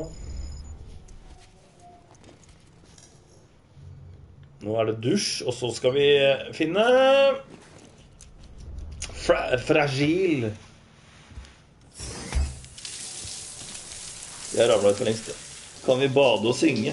Ja, jeg skal se om jeg finner et bad. Hvis jeg finner et bad, teoretisk sett så det på veien, i hvert fall ett på veien, så jeg husker hvor det Vi kan godt prøve å badle og synge litt der, hvis det passer seg sånn. Jeg får sikkert en timeblimit på meg nå, hvis det står så dårlig til med fragil.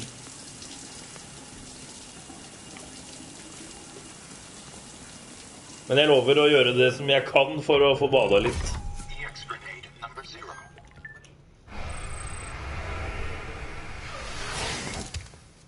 Beklager at jeg gjesper sånn. Jeg kjenner meg ikke. Jeg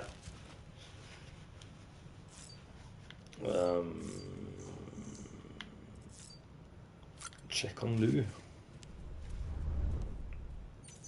Hvorfor har jeg mistet connection?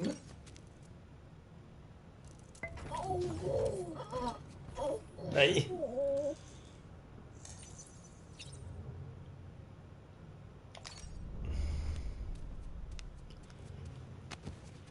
Og så skal jeg fikse regnfrakk på... Jeg får ikke lov til det. Ja, ok. Da er det bare en ting å gjøre. Saddle up. Get some coffee. Kommer det film igjen? Hva får vi se nå?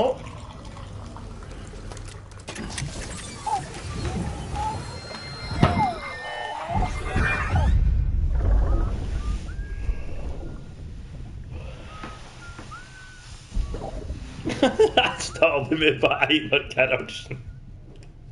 You know what day this may be? Sam blir Einar-Gerhardsen. Today would be a very special day if your mommy had. You're not born yet. But the more candles, the merrier, right? You're not born yet? I can't... It will be time for you to come out into the real world. I promise.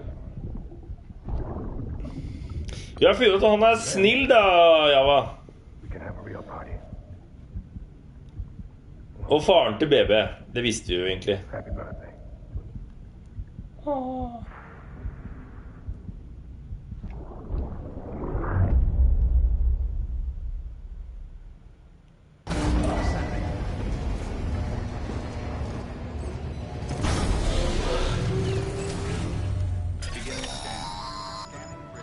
Sam, check the terminal for available orders. Ja da. All weapons will be locked. Ja, BB er et ekte barn.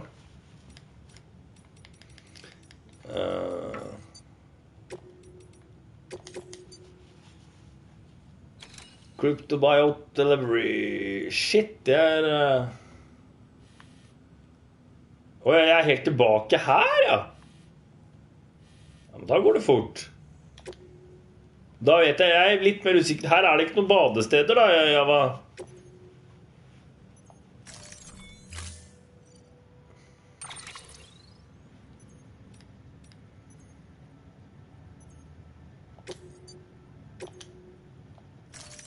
Ikke som jeg vet om i hvert fall. Don't forget, that container isn't airtight. You can't afford to submerge Oi, it, shit. even partially. Da har vi den på tupen.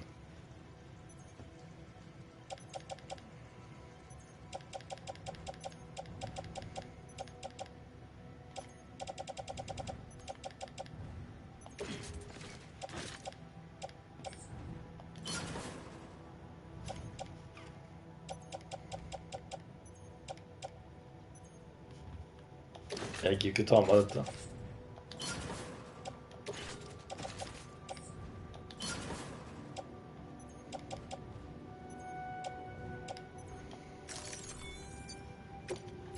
Men jeg vet ikke. Nå kan jeg jo til ikke bade, for da dreper jeg jo. Men nei, altså han tar jo... Nei, jeg vet ikke. Nå...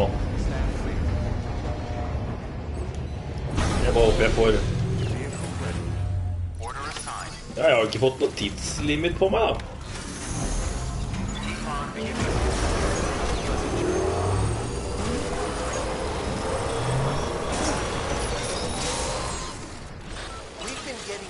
Constant timefall in this region for a while.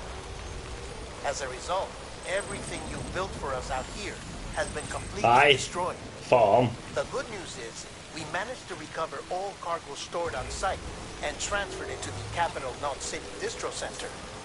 As for the not so good news, chiral printers are currently unusable due to the network instability. Given the circumstances, you might want to consider turning to your fellow porters for assistance. But I'll leave that up to you, Sam. I'm sure you'll come through for us. You always do.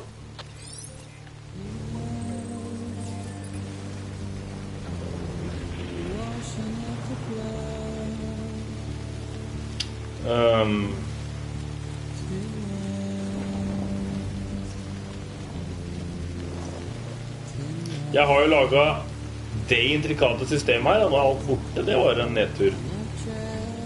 Men i helvete, hvor er det jeg er enn nå? Jeg har allerede kjørt meg bort. Dette er bra.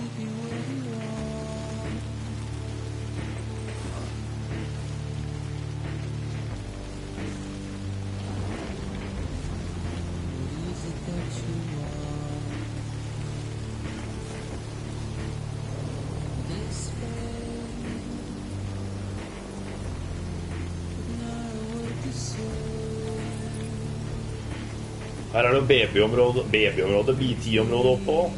Det har ikke med noen hematic grenades.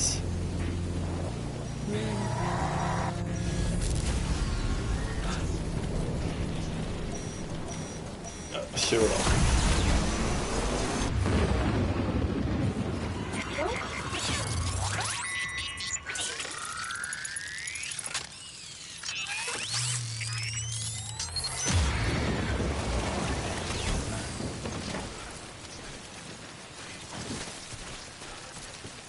Det går.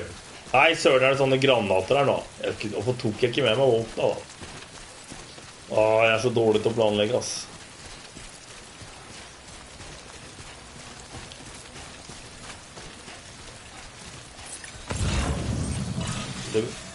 På en måte det egentlig ikke så dumt da, for det betyr i hvert fall at det går an å løpe litt fort igjennom her.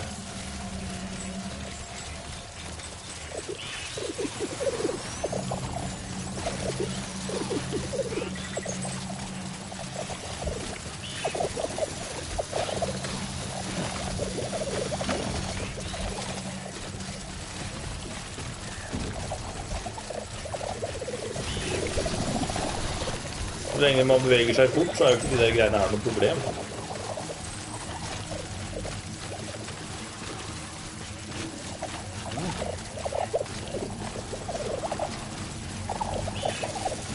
Dette her for øvrig det området jeg streamet ganske tidlig, og jeg drev og kødda med denne endret sånn motorsykkel og greier, husker dere det? Og jeg kødda det til så jævlig, for jeg glemte at jeg hadde fått granater og greier. Det var opplegg.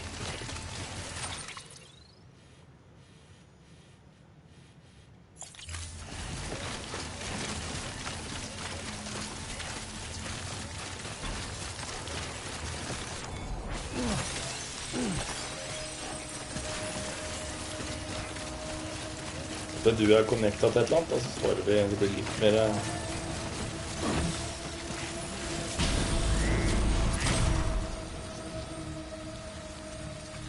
Å ta en zipline der hjelper det nå.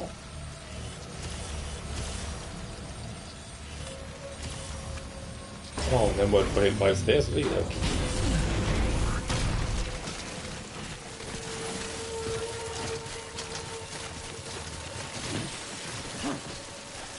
Da må den stige vi.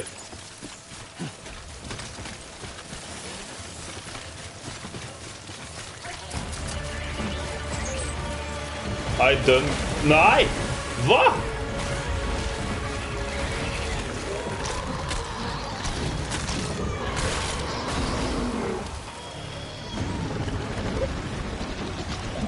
Jeg har jo ikke med meg en drit.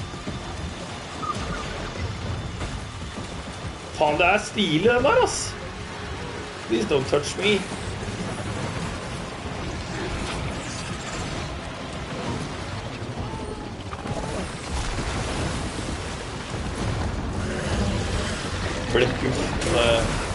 Blekkulf fra helvete. Helvete-ulf.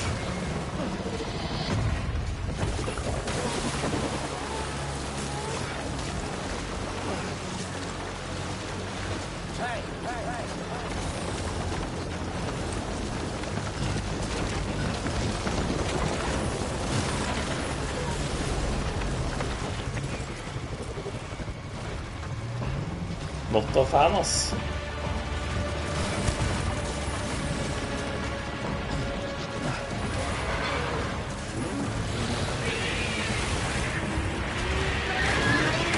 Nei.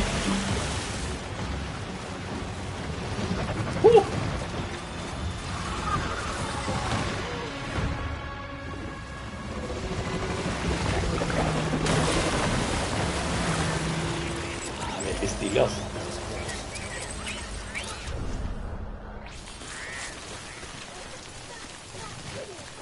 Where are the now Blekkulfs episode?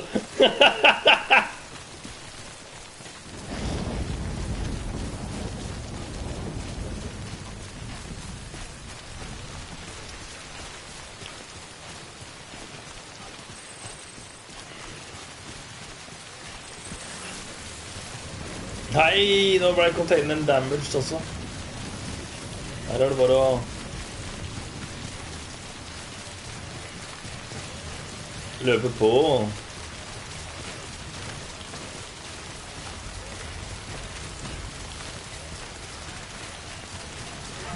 «48 likes på en uferdig bro», det er godt jobba.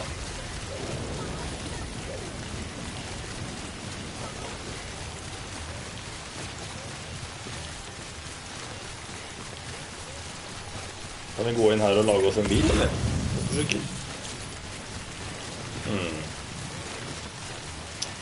Jeg vil lage meg en bil som går fort som en veldig rask pil. Den kan godt være grønn, det gjør ikke noe om den ikke er skjønn. Jeg vil bare kjøre fort før hele oppdraget mitt blir lort.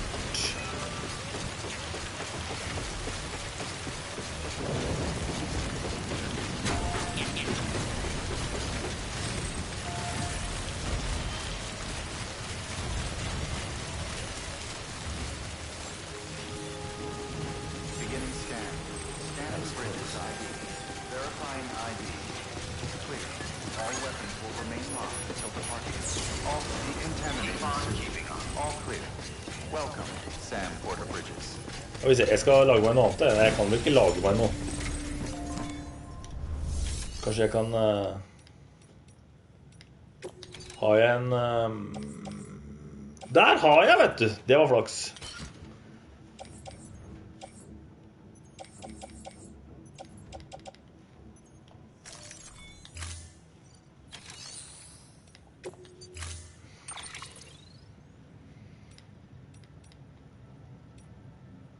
Så jeg liker alle sammen. Ikke at jeg tror det spiller noen rolle, men det blir.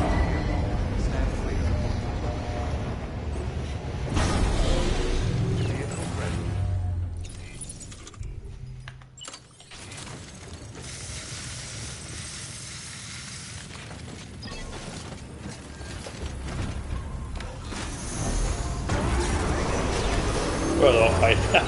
Har jeg enda sånn armorplate i...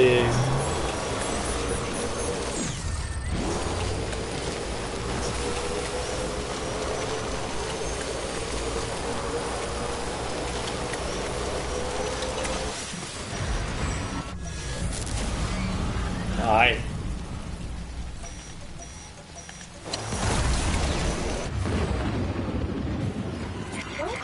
Også jeg som ikke tok med noen granater nå heller.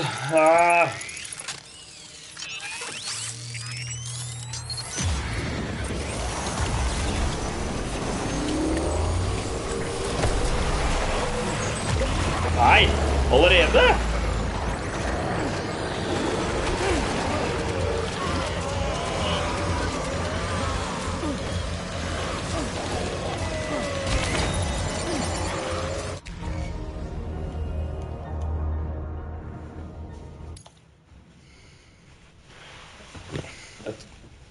Oi, ny loading screen.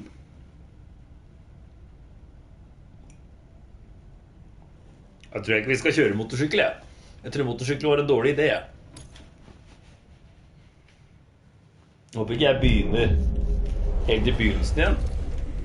Nei, det gjør jeg ikke vel.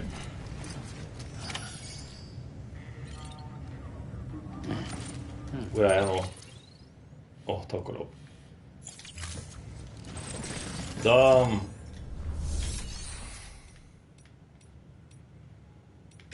hadde vi noen granater her. Det var sånne EX-grenades da. Den skulle vi ha med oss.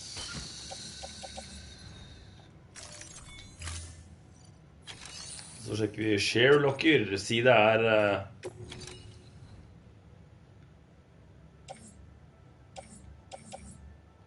den trenger vi nå.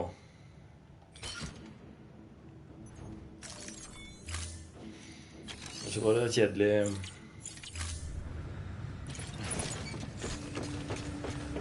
Vi kanskje håpe på noen hematic grenades.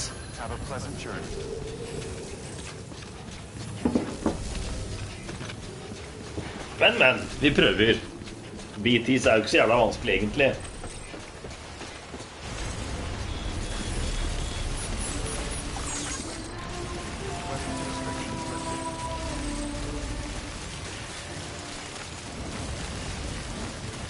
Oi.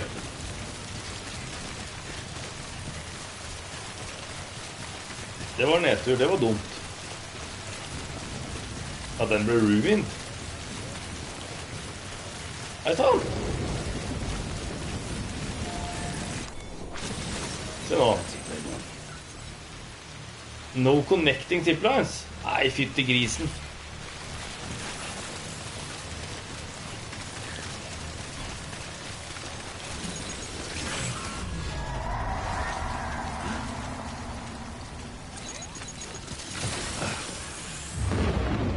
Det er et veldig godt poeng du har der, Vegard, med dobesøk for å lage bæsjgranater. Jeg tenkte bare ærlig talt ikke så langt akkurat nå. Ja, hvis det går åt skogen en gang til, så skal vi prøve. Men jeg satser på at jeg kan kutte noen umbilical cords.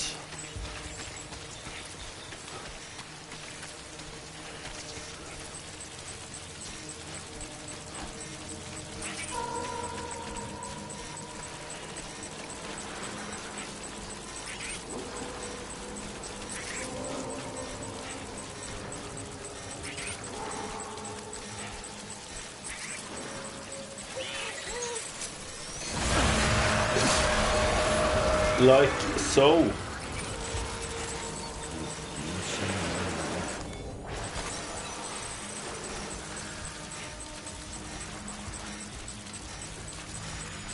Nå veier jeg jo ikke så veldig mye, så da går det fort. Jeg beveger meg ganske radig.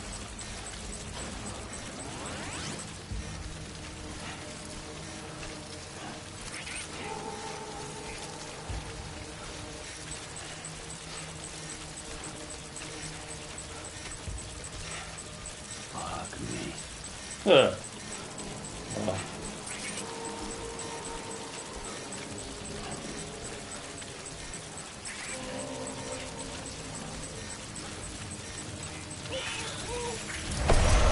Oi.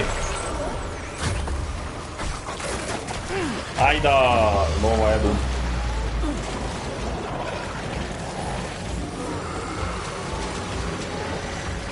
Ja! Åh, takk for det.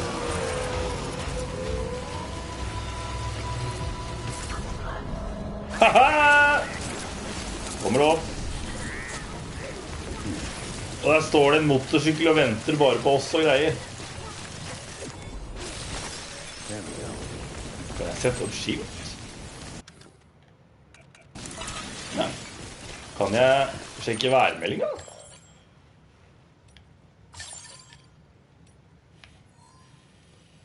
Ja, den viser regn over hele fjæra.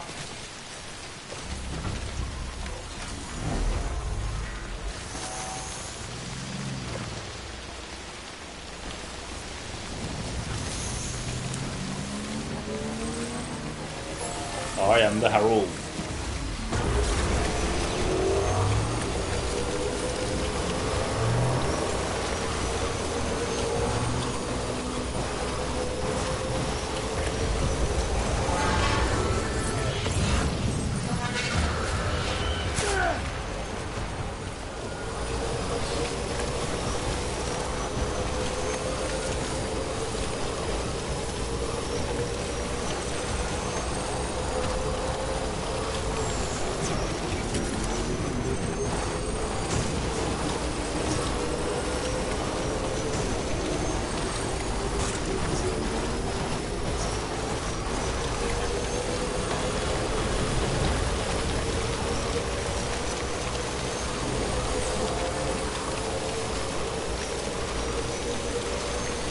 Det er et nytt beteområde borti her, men det får vi bare liste oss gjennom.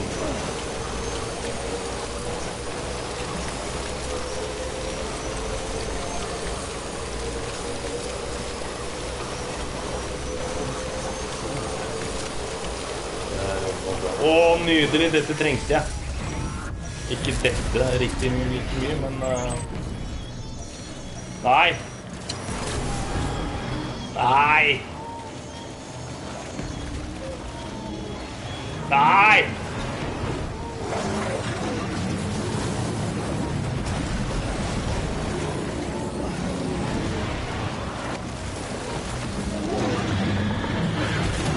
Dette vel på en måte ordbokdefinisjon av for mye.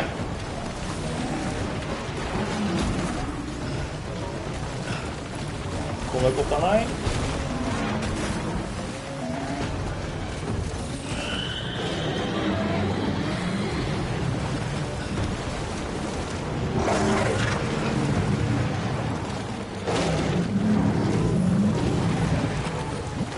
Go down, Moses.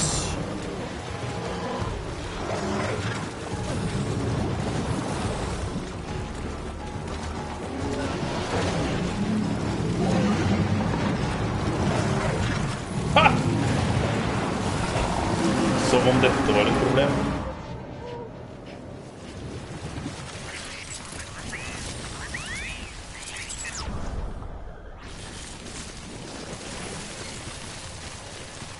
Problemet at jeg burde vært under den der... Jeg skulle gjerne ha vært under et sånt tårn. Sånn... Weather-tårn. Ikke Natalia Bruglia-sangen.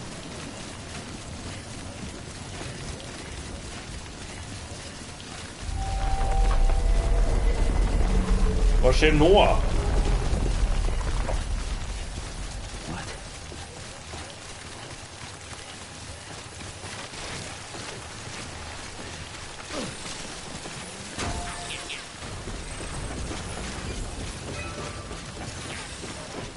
Der står det et til. Nydelig.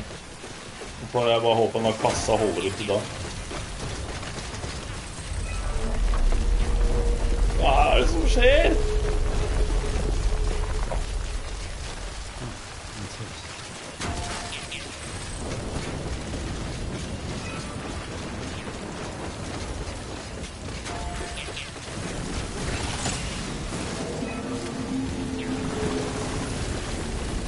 Nei!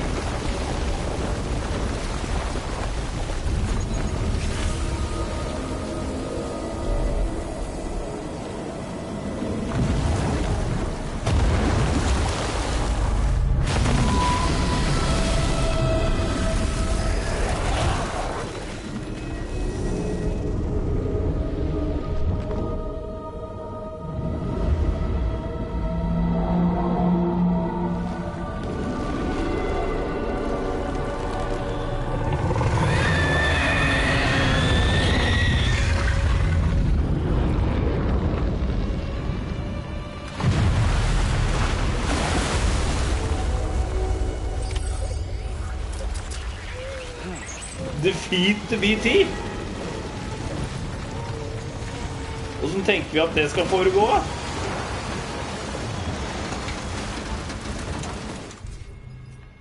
Kaste dusjvann på den?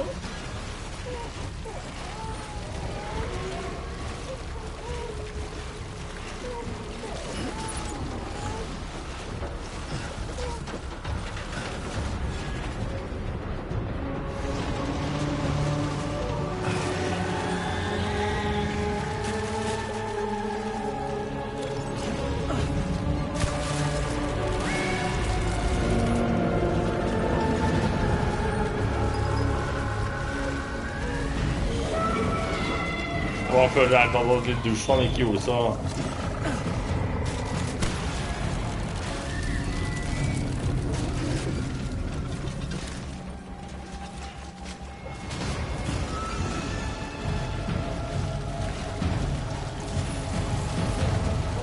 Det virket ikke som dusjvann var så vanskelig problem på.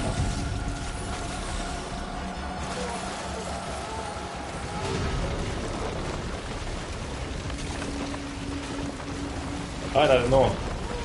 Quadruple Rocket Launcher og Assault Rifle. Det sykletøyet mitt.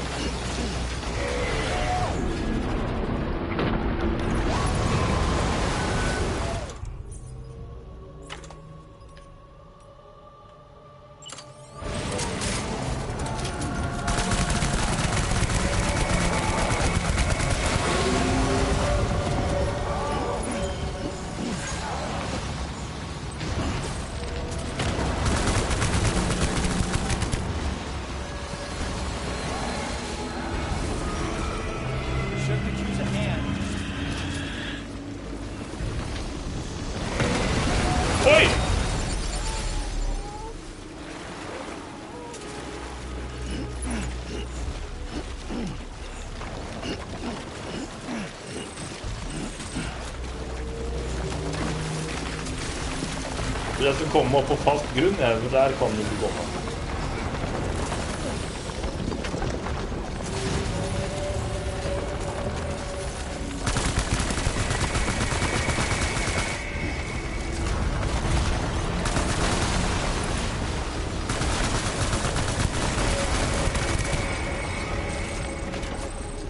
Jeg bruker jo på alle blodbøgene mine på å drive og skyte, da.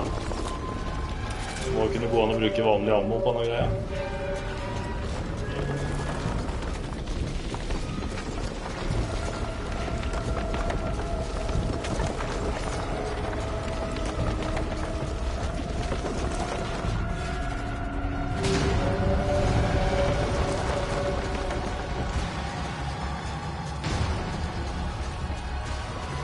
Er det nå, ja?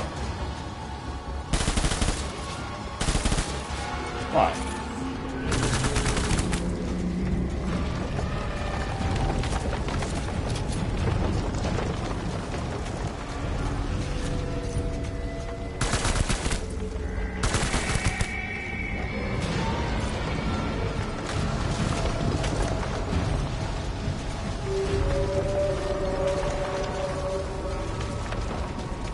Kom da. Søm sånn forbi som du gjorde i stad. Søren, jeg fikk jo...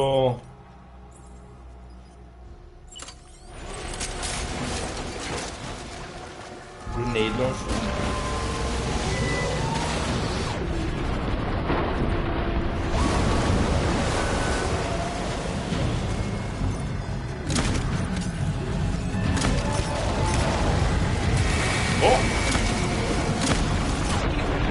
Du har greid å treffe rett på fleisen, da.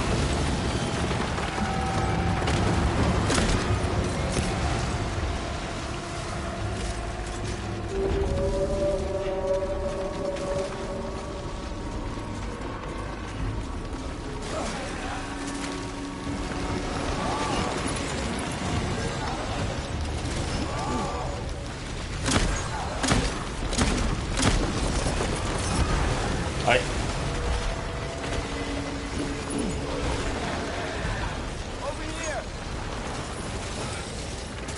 Søren nå, den muligheten så...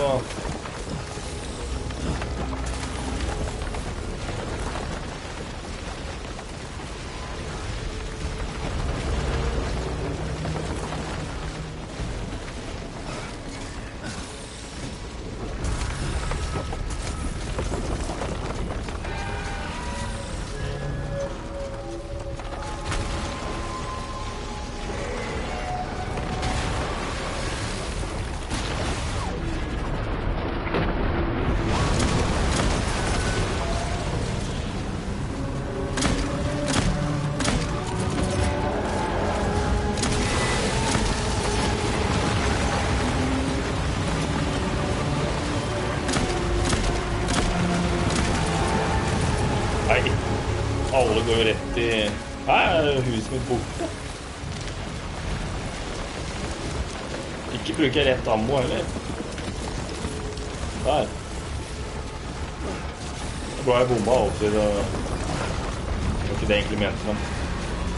Som jeg først ikke skulle treffe, så var det greit at jeg brukte feil ammo.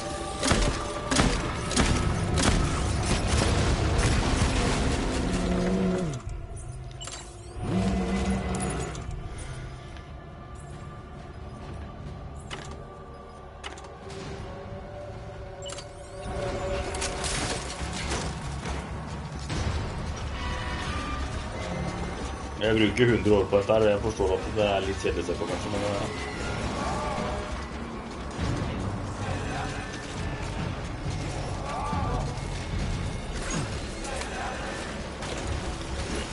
Yes.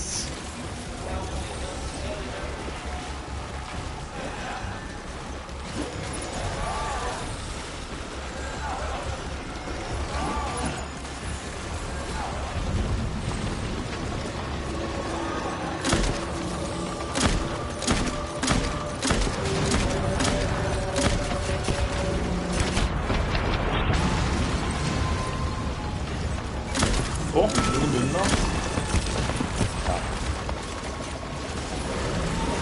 Det var i hvert fall bra med bloodbags nå da.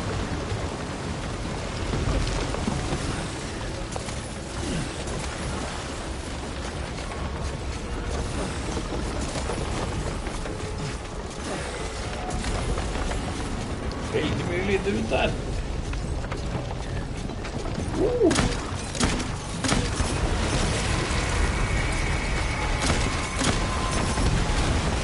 Yes.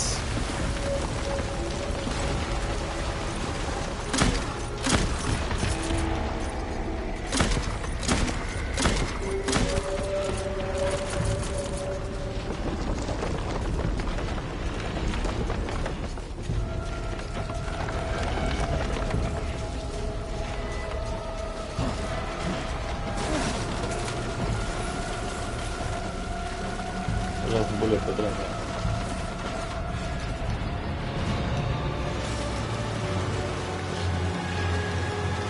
Vil du bære noe, eller?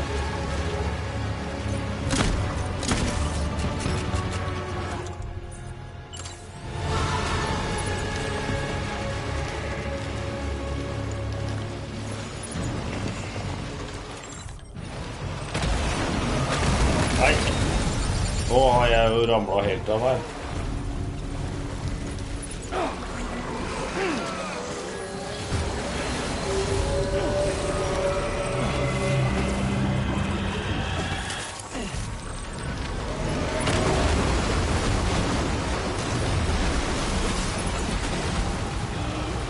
At den der esken med til Fragile overlever dette her jo helt...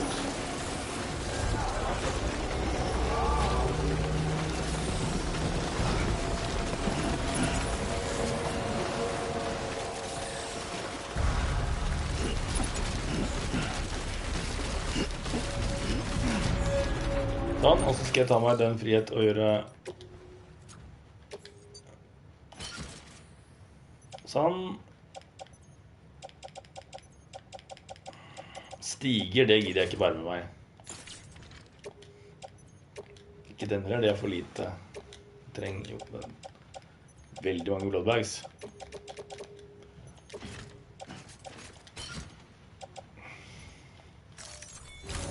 Sånn, nu. Det er kanskje litt bedre.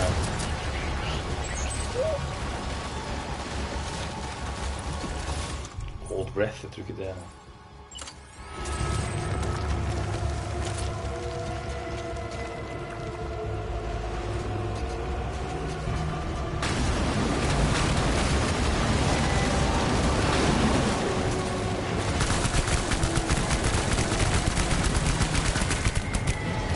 Nesten halvveis da. Oi.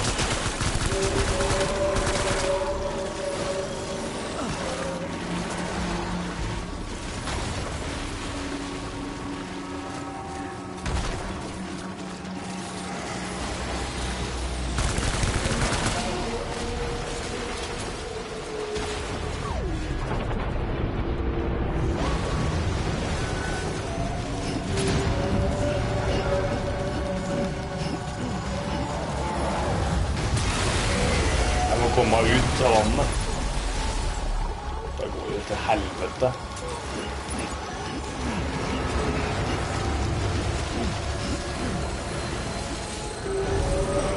Nei, jeg vil ikke være her, det er sånn gullvann. Når det er en ting jeg har lært, så er det at det er dårlig nytt. Oi!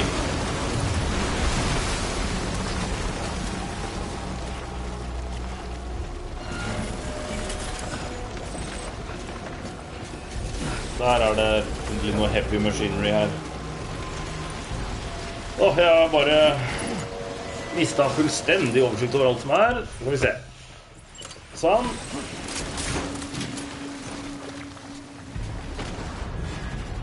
Og så var det dette med at jeg sto lavt ned igjen. Det ville jeg kanskje unngå. Faen. Nei, det var det.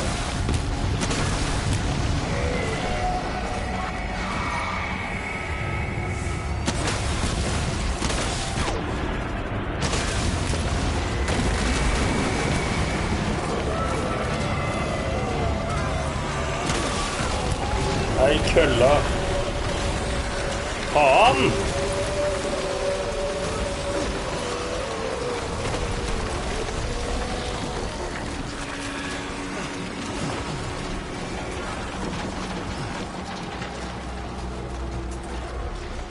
Ja.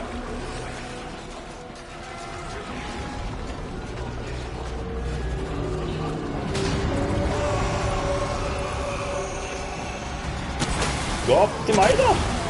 Jeg skyter jo alt for sent så det...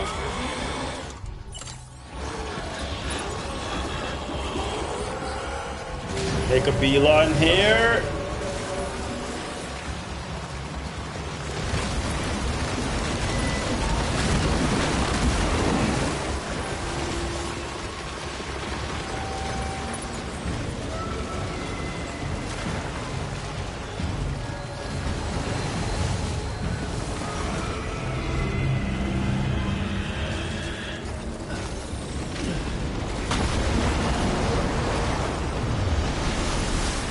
Søren klype, faen.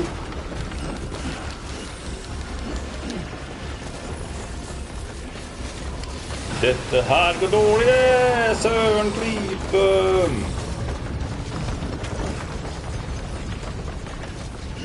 Tusen takk folkens for støtte I chatten. Jeg rekker ikke akkurat leteskur-chat, men det veldig, jeg veldig satt pris på. Oi, hva slags våpen dette?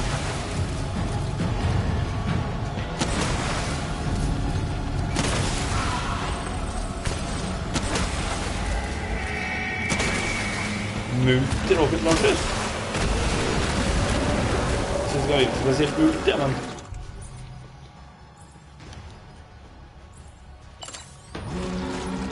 Tom var noe sånn.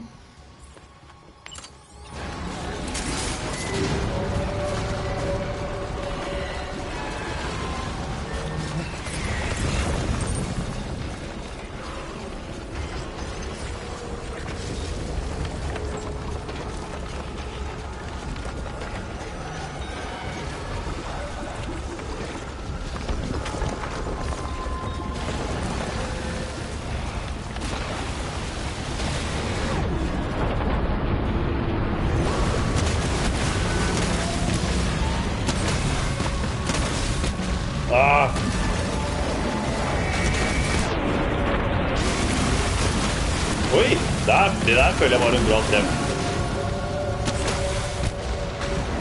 Oi, da det jo... Nå har du faktisk tatt en del skade.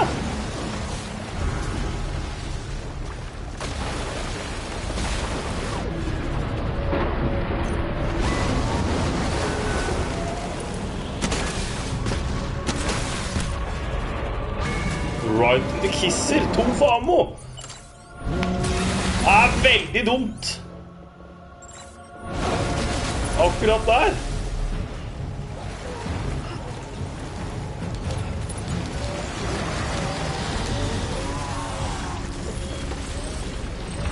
Ja, baby, jeg hører deg. Jeg gjør så godt jeg kan.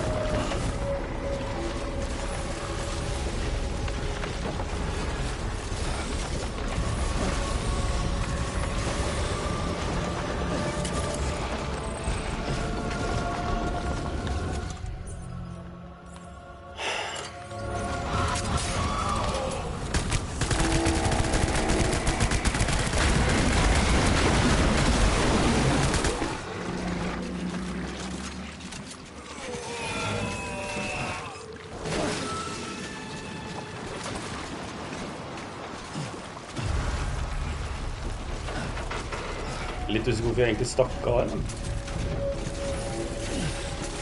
Hva som ligger her borte? Blodbags.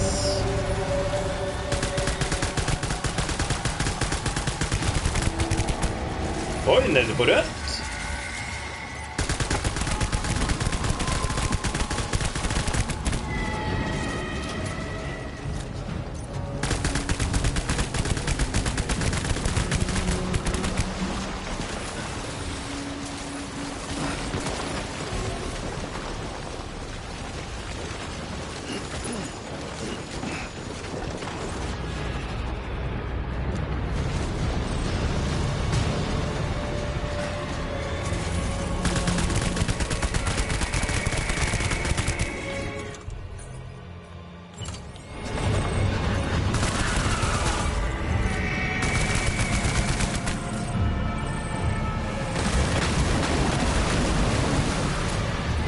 Faen, det to for ammo, du også.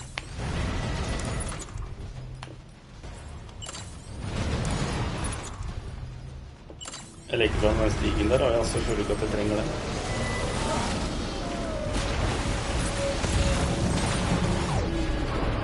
Hva ligger her da? Det var bare blåbær, så... Shit.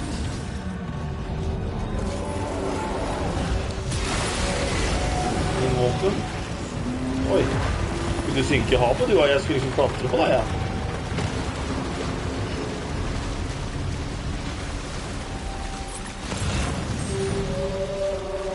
Våpen.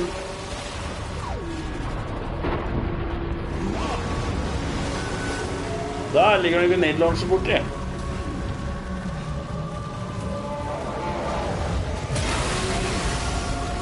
Spørsmålet er hvordan vi kommer oss dit.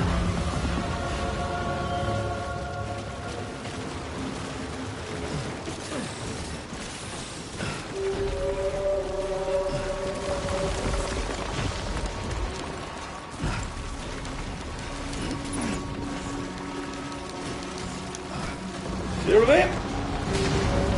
Da prøver vi å komme oss opp her, så ikke vi blir tatt av noen greier igjen.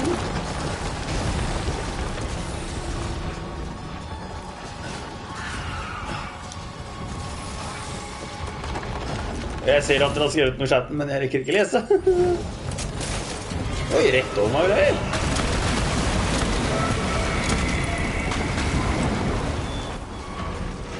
Akkurat litt for sent, men bedre enn ikke noe.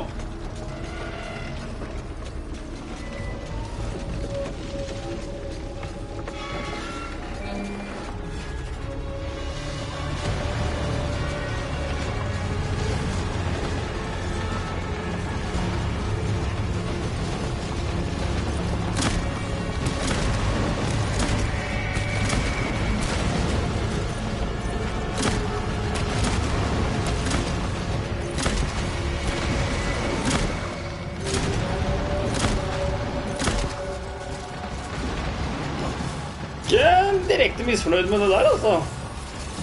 Jeg skal bevege meg litt lenger bort. Oi. Faktisk. Opp med seg. Ja da, Sam, jeg forstår at du begynner å bli sliten. Det er lov det nå. Jeg hadde også vært litt lei.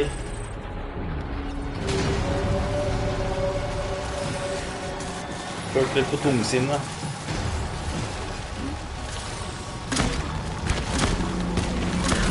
Nå da!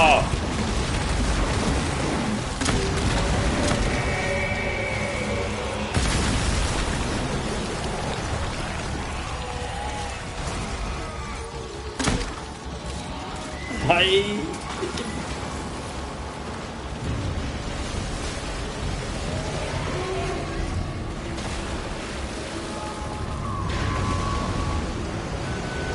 Stige, jeg har ikke brukt å ta med en stige. Nei, jeg har alt for dårlig skudd. Jeg kan ikke drive og... Nei! Siste skuddet med en jævla bedre handgun.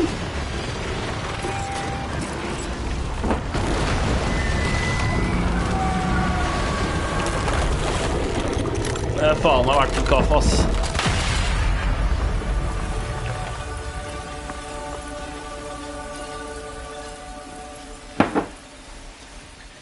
Oh boy!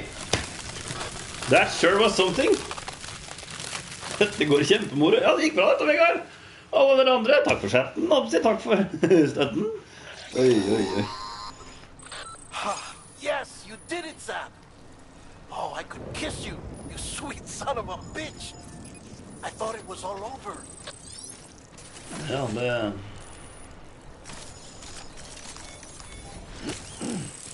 Ikke helt alene om å tro det.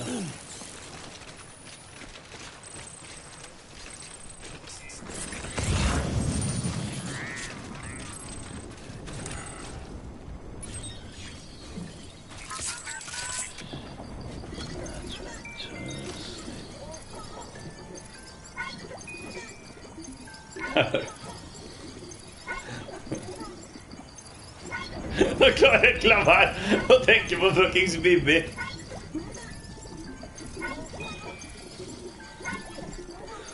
Oh my god.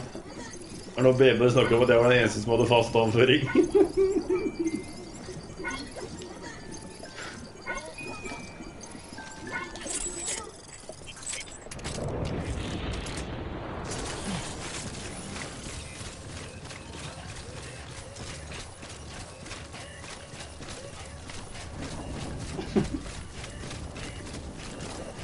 Har jeg med meg den esken jeg skal ha med meg, ja? Ja.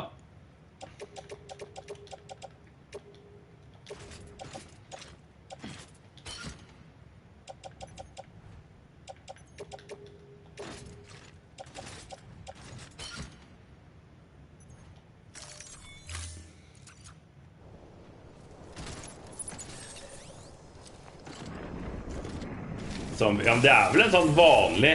Er ikke det en sånn vanlig spilledåselyd, da?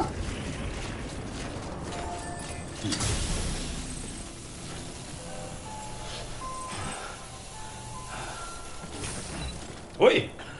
Du er sliten av Sam. Han la seg ned av seg selv.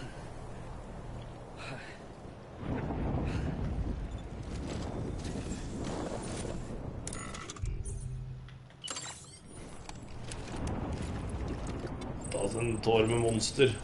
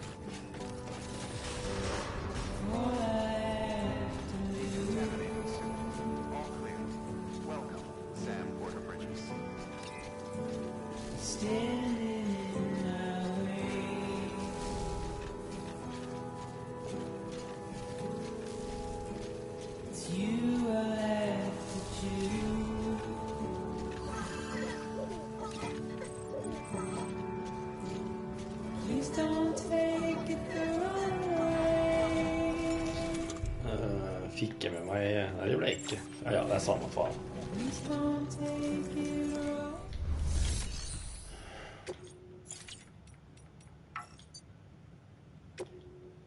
Hæ?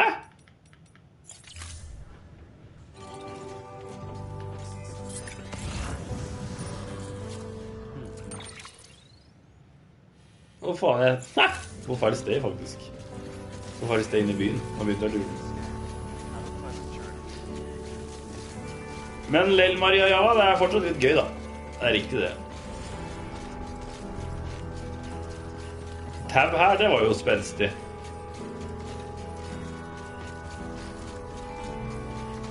Det er jo denne byen hele spillet begynner i.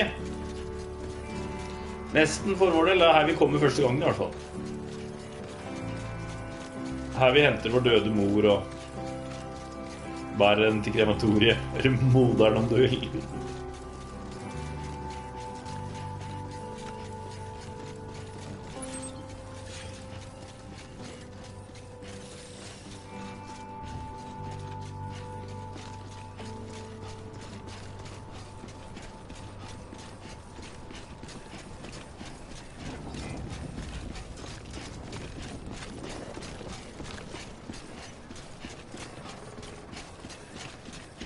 Moderen.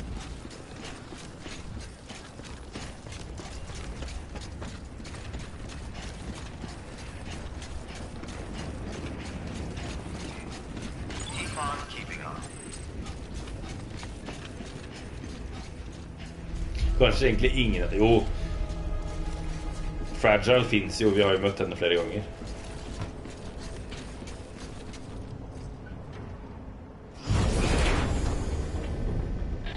Thank heavens you made it. Fragile's been in a coma for a while now. But with all these cryptobiotes you brought, we should be able to bring her round. And with any luck, it'll only take a few more to get her back on her feet. You did well, Sam.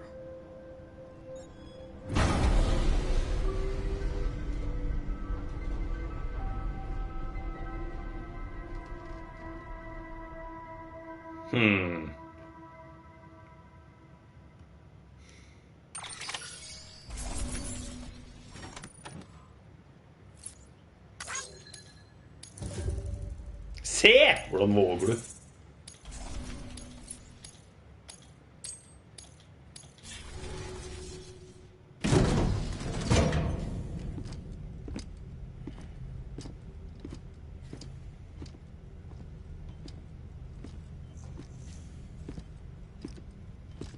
Sam. You're back. It must have been one hell of a journey, especially on your own. But now the whole team is together again. The whole team? Die Hardman too?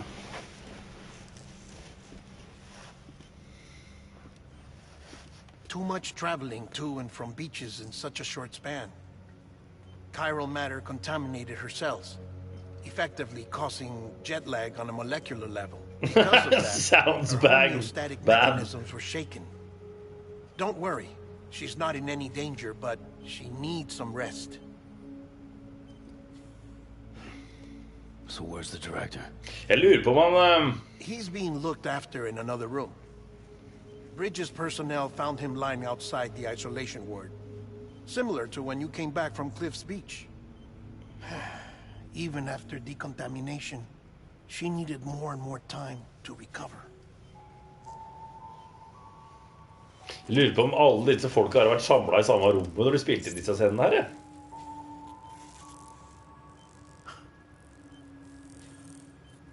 Sam made it. Eller om det bare er stand-ins som har gjort en ting om gangen, altså.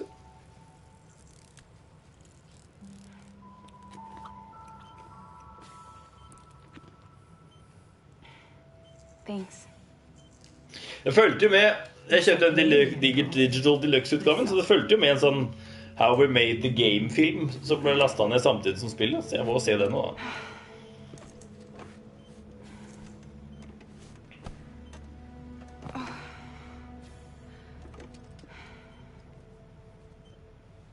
Anyway, clock's ticking.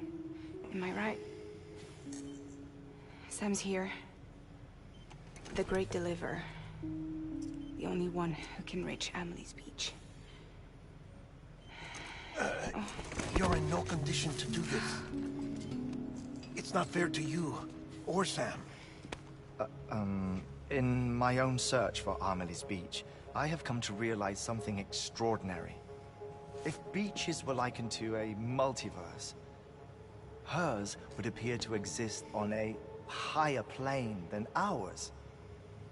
I can walk the beaches of others, but hers is beyond my reach.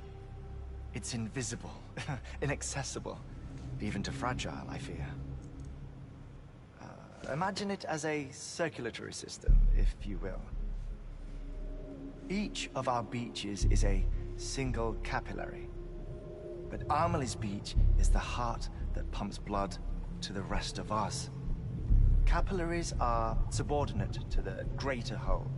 A whole governed by the heart, which gives direction, which dictates flow, which dictates everything, controls everything. Don't you see? She is in control.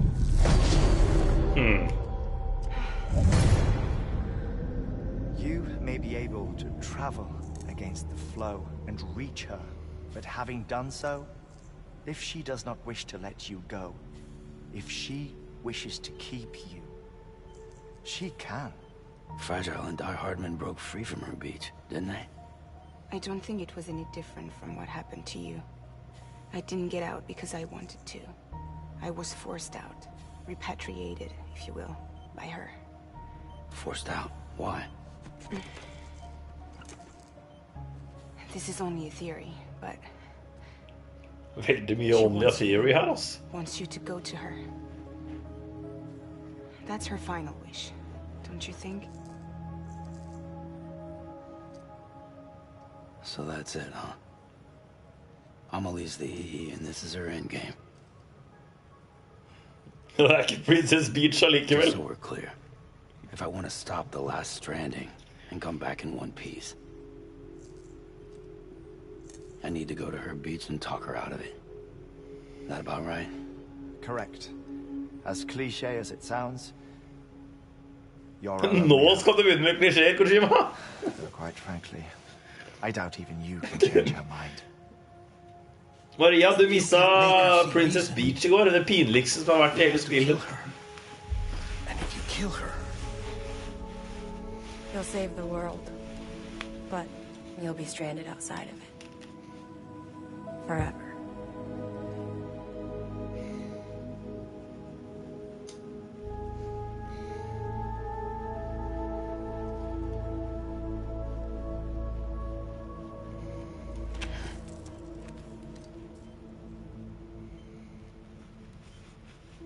Ja, altså, Sam refererte til seg selv som Mario, at det Amelie som Princess Peach.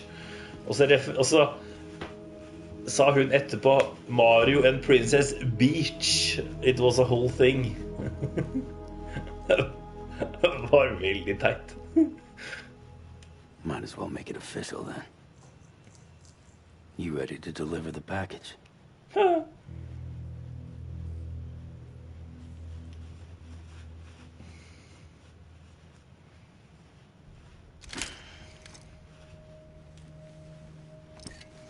I'll talk to her. Maybe she'll listen. But with the shape the world's in, it'll only be delaying the inevitable. Still, if it buys us time to try and build something better, a new lease on life, at least for a little bit, well, I can think of one woman who made the most of a chance like that.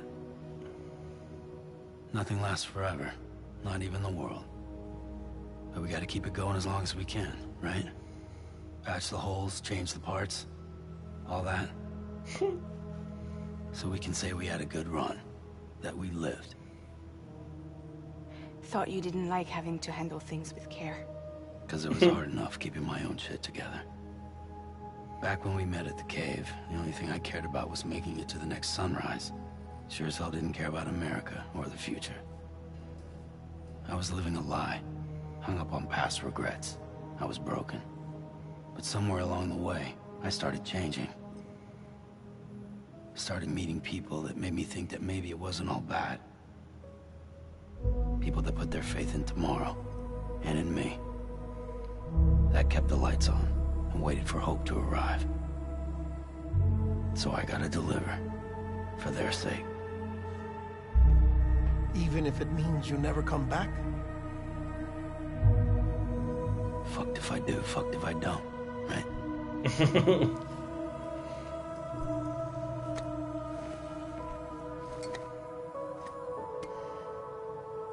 Take care of Lou. I will. Couldn't find a working still mother east of Port Knot City. Kid's done enough. No more. All right. I'll do my best to nurse our little one back to health.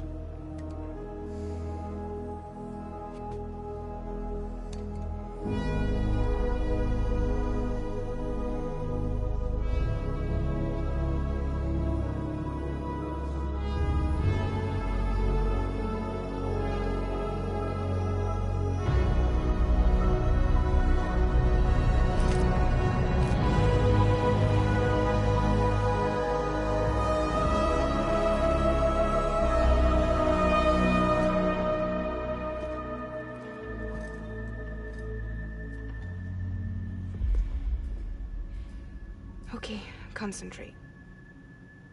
Help me look for Emily.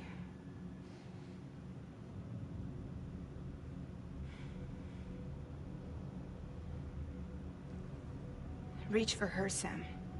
Feel her.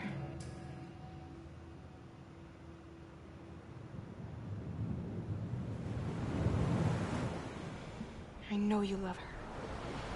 You love her.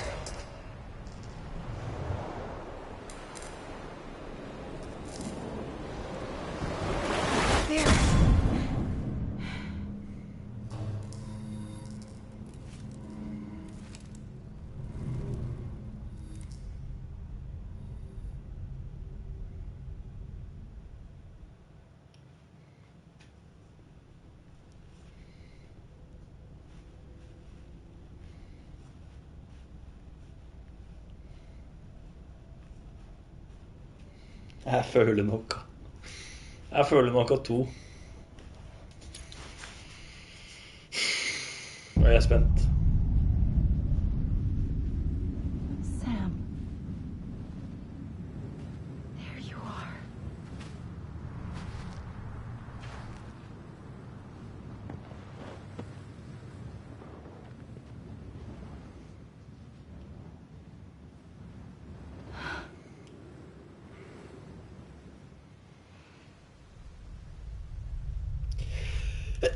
Unnskyld.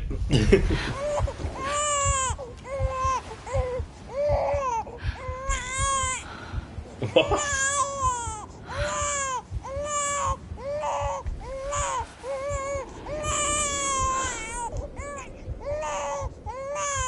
You want to go home? Let's go home. It's okay.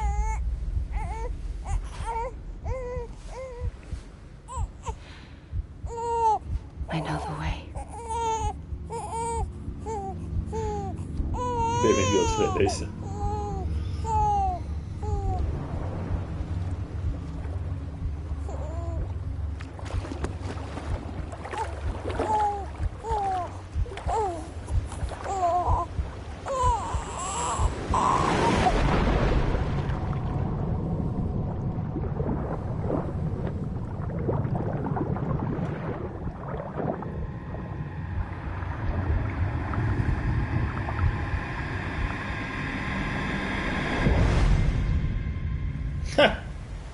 Sam Strand. Episode 13 i episode 13.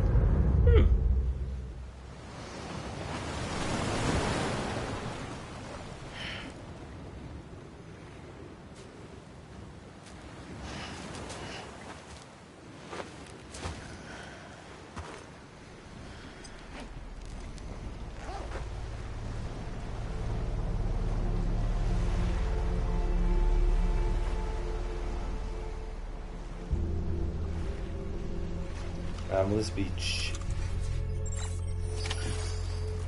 Stop the extinction. Jeg har ikke med meg.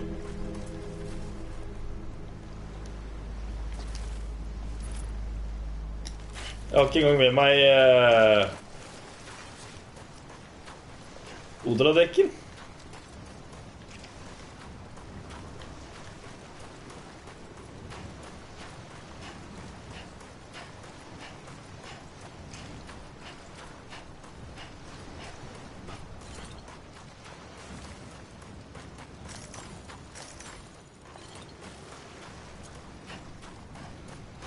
Hvor skal jeg nå?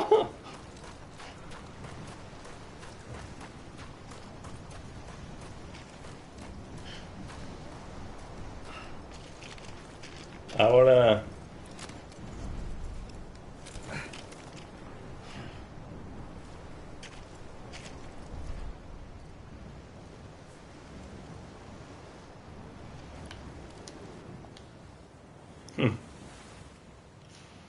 I don't know what happened. London Bridge is falling. Der har vi det, vet du. London Bridge is falling down. Falling down. Falling down. London Bridge is falling down. My fair lady. Svart.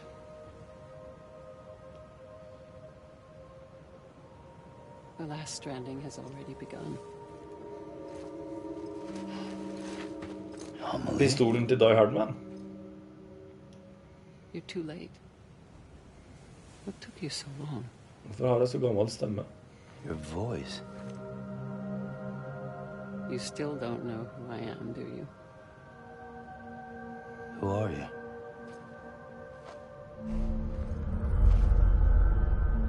Sam. I knew you'd come back.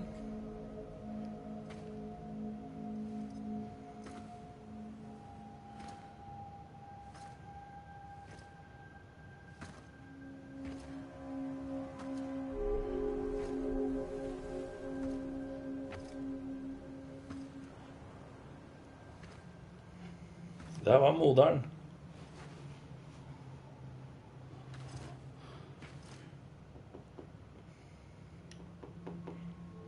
Sam, listen to me. Hva er greia med maska?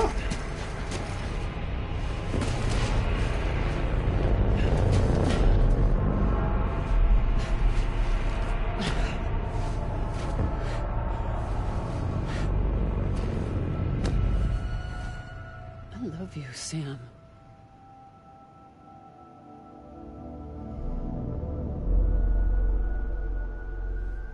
I'll be waiting for you on the beach.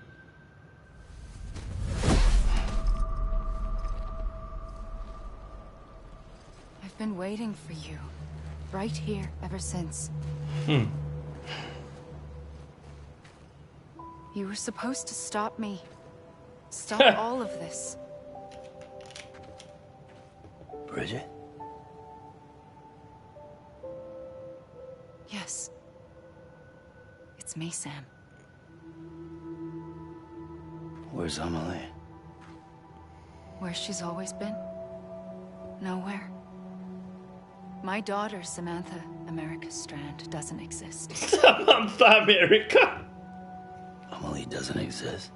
Apropos teite navn. I'm sorry, Sam. I've had to wear a mask for so long. Amelie and Bridget are both a part of me. What's this supposed to mean? Quiet, and I'll tell you. There is no time for questions. Så, part of me. Hvem er me da? Just listen.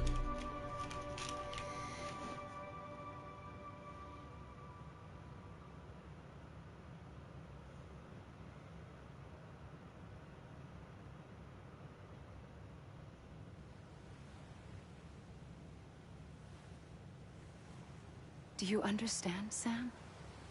Amelie and Bridget, those are just names. What I am is an extinction entity. So, knowing what you know now, you have two choices.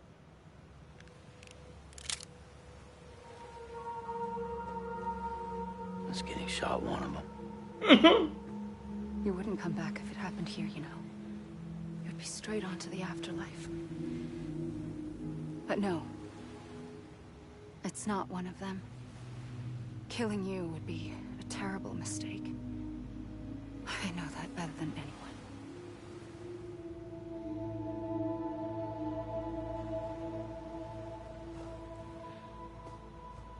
The last stranding has already begun. A seam has formed from my beach and the beaches of every soul in America. And soon it will be inundated by a vast surge of antimatter starting here. In a flash, this world will be no more. Consumed by an explosion. A big bang. So, that brings us to your first choice. Do nothing. Stay here with me. And bear witness to the very end. Just watch it burn. Together. With me. Until the last flame winks out. Doesn't sound so bad, does it? It's not like the world has long left anyway.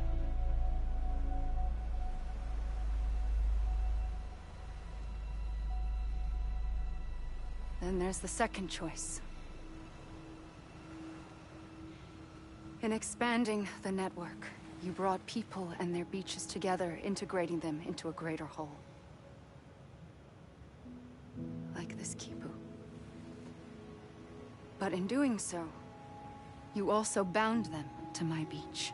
Nå skjønner jeg hun ville at du skulle... Da skjønner jeg, nå er jeg vel litt mer med igjen. You can't stop what's coming. But if you cut me and my beach loose, perhaps you can stop it from spreading. You might just prevent the last stranding. And mankind will live to die another day. And it doesn't have to end here. But it does. The beach is doomed no matter what. One look ought to tell you that.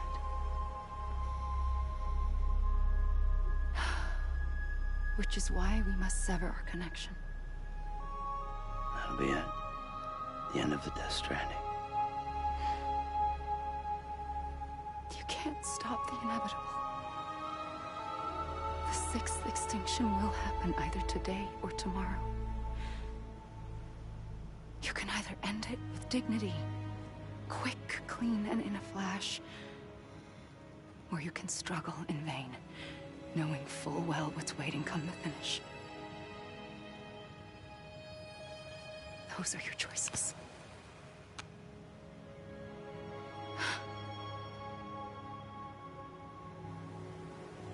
You kept it all this time. Perhaps you still have a chance to stop this nightmare. You brought the world together. You have the right to decide. Pull the rope or cut the noose. But whatever you do, don't hesitate. I'm ready, Sam Strand. Make your choice. Wait. I don't know what to do. Sure you do. After everything, how could you not? Jeg synes vi skal skyte henne og så satse på en ny dag.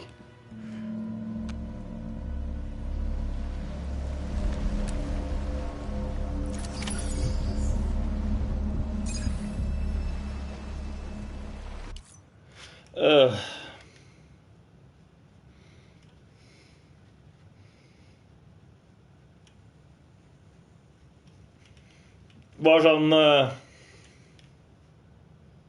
ja, jeg må jo skyte.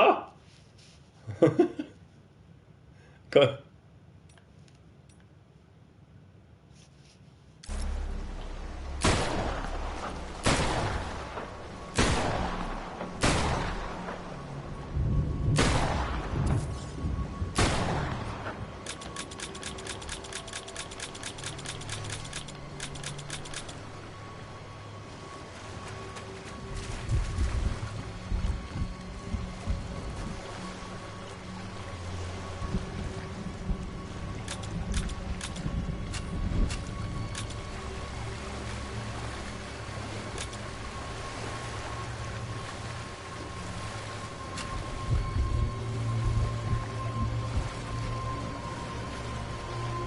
Men hva gjør jeg nå?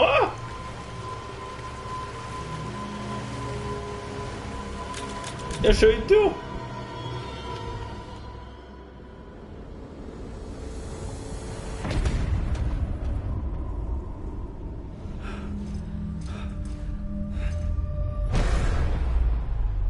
Jeg håper dette teller som at du ble skutt.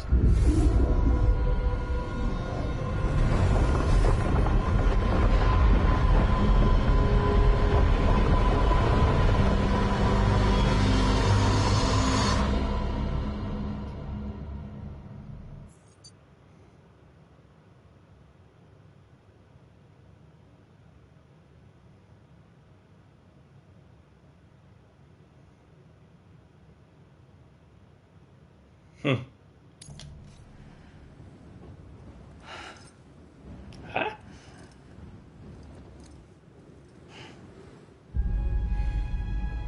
I'm ready, Sam Strand. Make your choice. Wait. I don't know what to do. Sure you do. After everything, how could you not?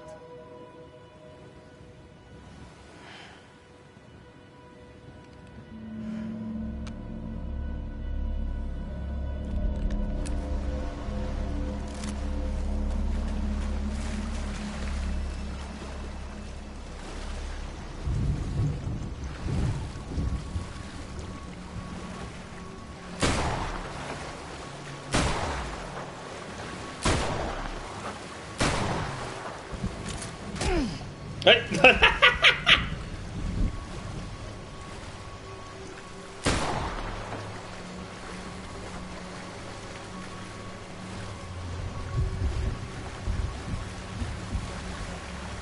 På en kval, ja. Jeg tenkte akkurat det samme.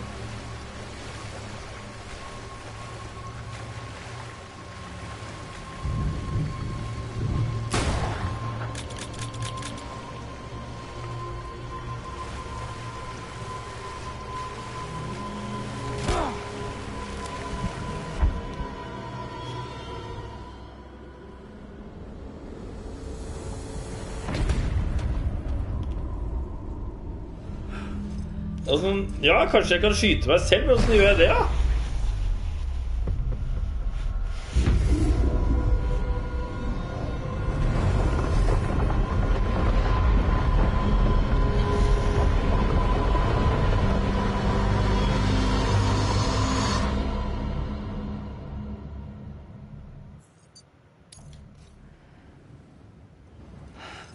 Kanskje dette er hele greia. Jeg er bare forced to relive dette. Dette er slutten. I'm ready, Sam Strand. Make your choice. Well, wait. I don't know what to do. Sure you do. After everything, how could you not?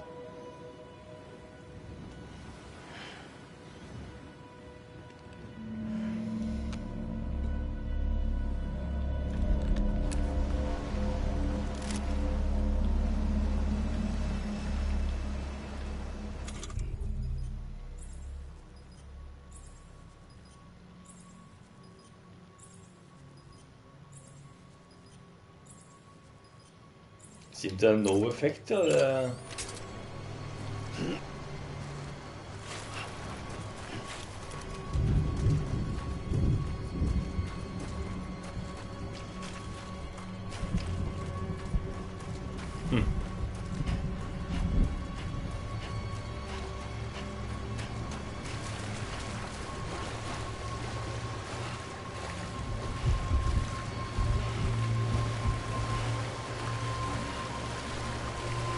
Jeg kan ikke få i haken og et hugg. Nei. I'm here for you. Always. Like you were for me.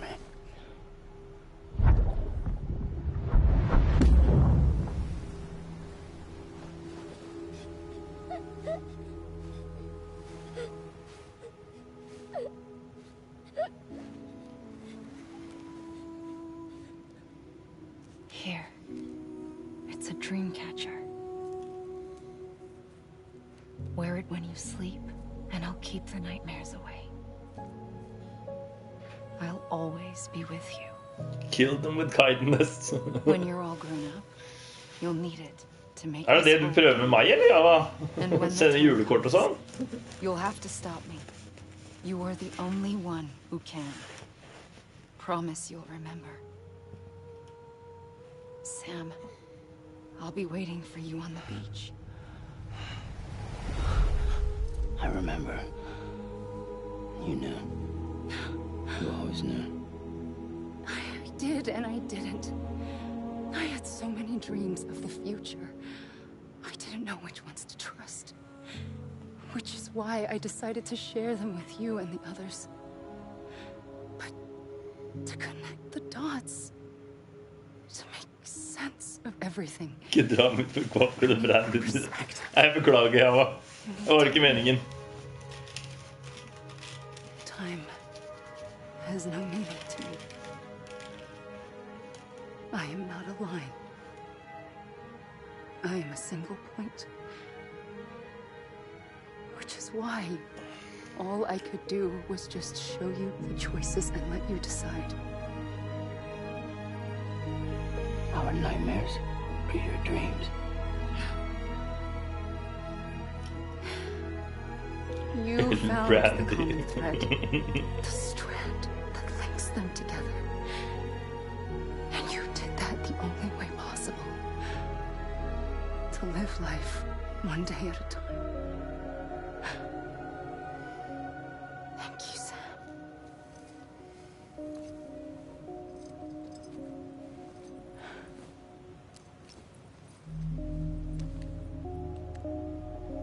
A gun won't help you here.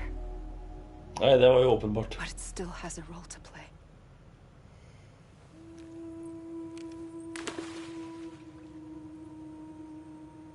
It was the bonds between people that brought the world together.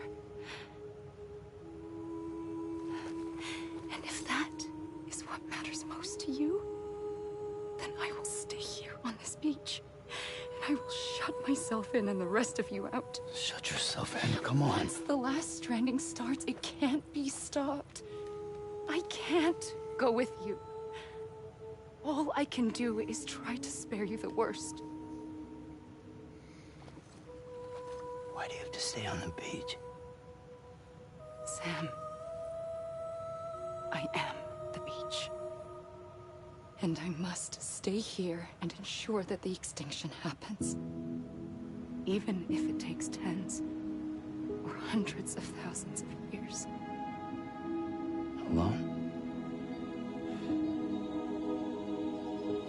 That's what an EE does. If I had just done my job, none of this would have happened.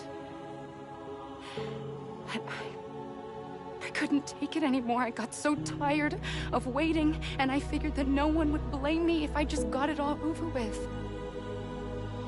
So, that's what I did. Sounds like hell.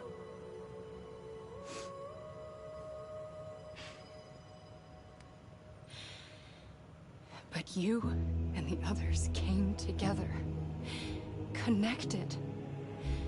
Son of a bitch.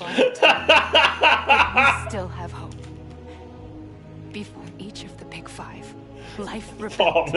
They fought back, evolved in order to survive. The extinction isn't just an ending. It's an opportunity.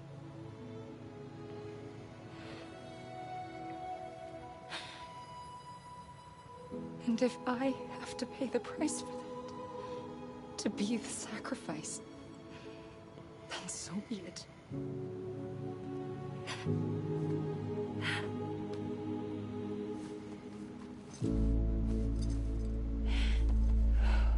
Even if we aren't together, we will always be connected. Goodbye, Sam.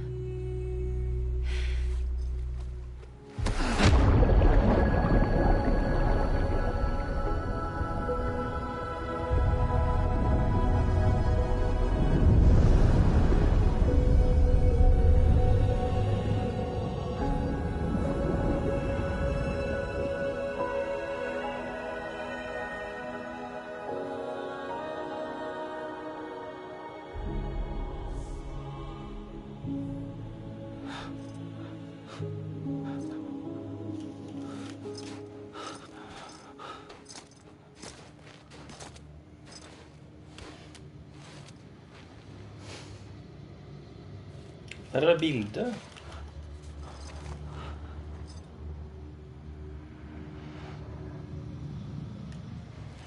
Og det er...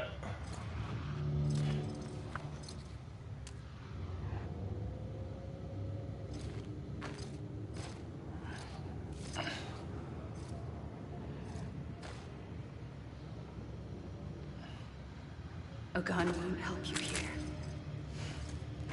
But it still has a role to play.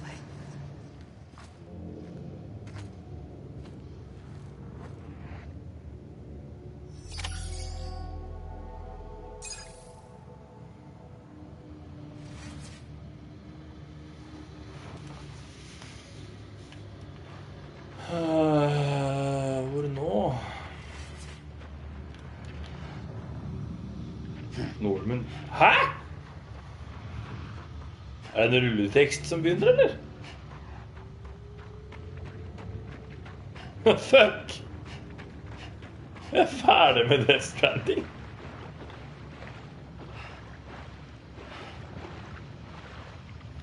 Jeg kan ikke gjøre noe. Jeg kan ikke vel finne frem.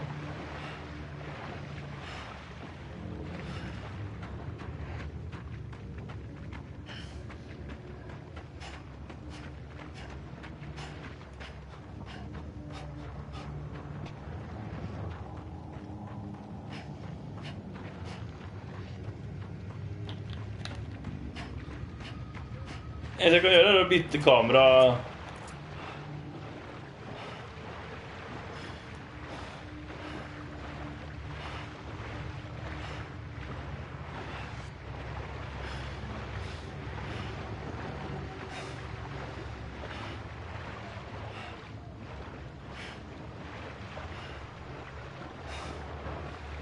Det er slitsomt. Oi, nei. Jeg skal ikke...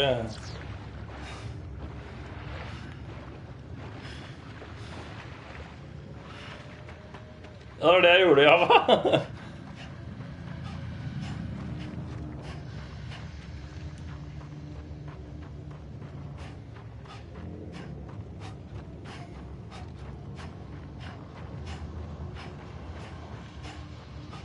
Jeg tror jeg bare må vente, sånn som det var i stedet, når jeg bare måtte gå. Ja. Han skulle bare sørge for at vi har fått med oss alle navnene på skuespillerbuddiesene hans. For jeg er så blå. Quiet, and I'll tell you. There is no time for questions. When you were young, you used to have bad dreams. You cried about them all the time. The truth is, those weren't your dreams. They were mine. For as long as I can remember, I've dreamt of the beach. Not just while sleeping, in my waking hours too. In my dreams, I watched the world end so many times. Countless decimated life on this planet. Again and again and again. Du har hengt sånn 10 sekunder etter livestream, ja, og da forstår jeg at du... That wasn't the worst of it. Jeg har faktisk ikke tenkt at du ikke følger med. Dreams of death and destruction, of a massive extinction to come. Like this one. And I would always be the one to end it all. To bring about the last stranding. As I have today.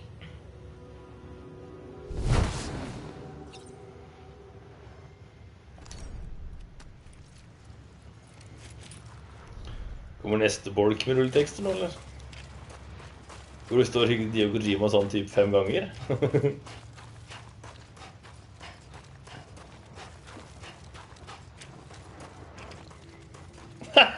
To?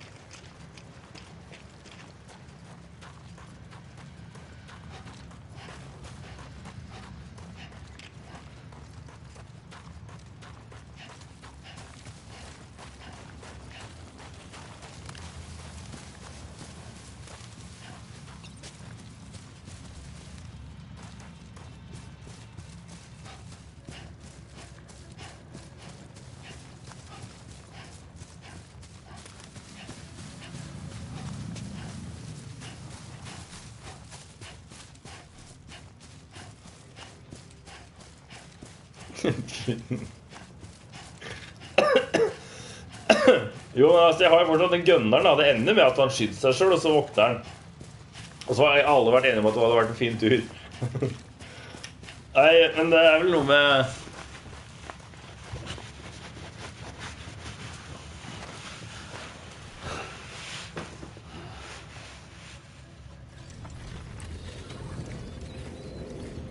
Hva skjer? Åja. The first operation, I was only 20.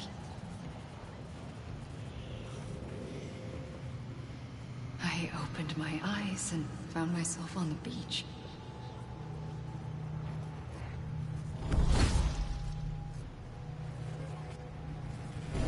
But the moment I came round, I was back in the hospital bed.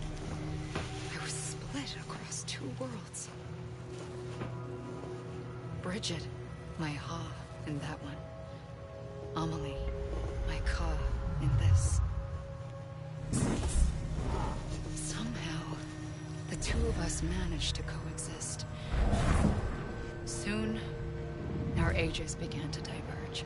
Only Bridget's body got older, while the beach kept Amelie's the same. So I came up with a story. I told people that Amelie was my daughter. A daughter with a debilitating condition and an absent father. Look. Amelie. Mind... Is French for soul. Ja. I'm a lie. Soul. That's a lie. Faen, det jeg sa! Det Kojima I gang med navn. And the beach. I thought it was a curse in the beginning. But later, I started thinking, maybe I can use this. I tried to find out more about the beach. Because understanding the beach had to be the key to interpreting my visions of the future.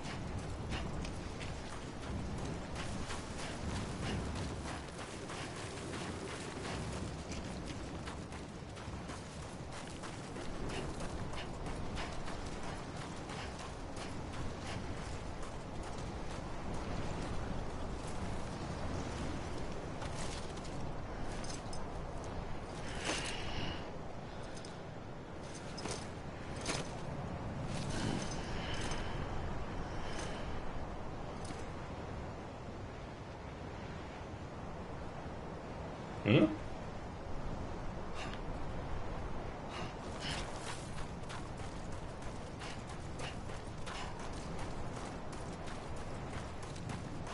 Jeg er tilbake der jeg var ikke det fjellet der jeg løp opp I sted og så har jeg endt opp på andre siden.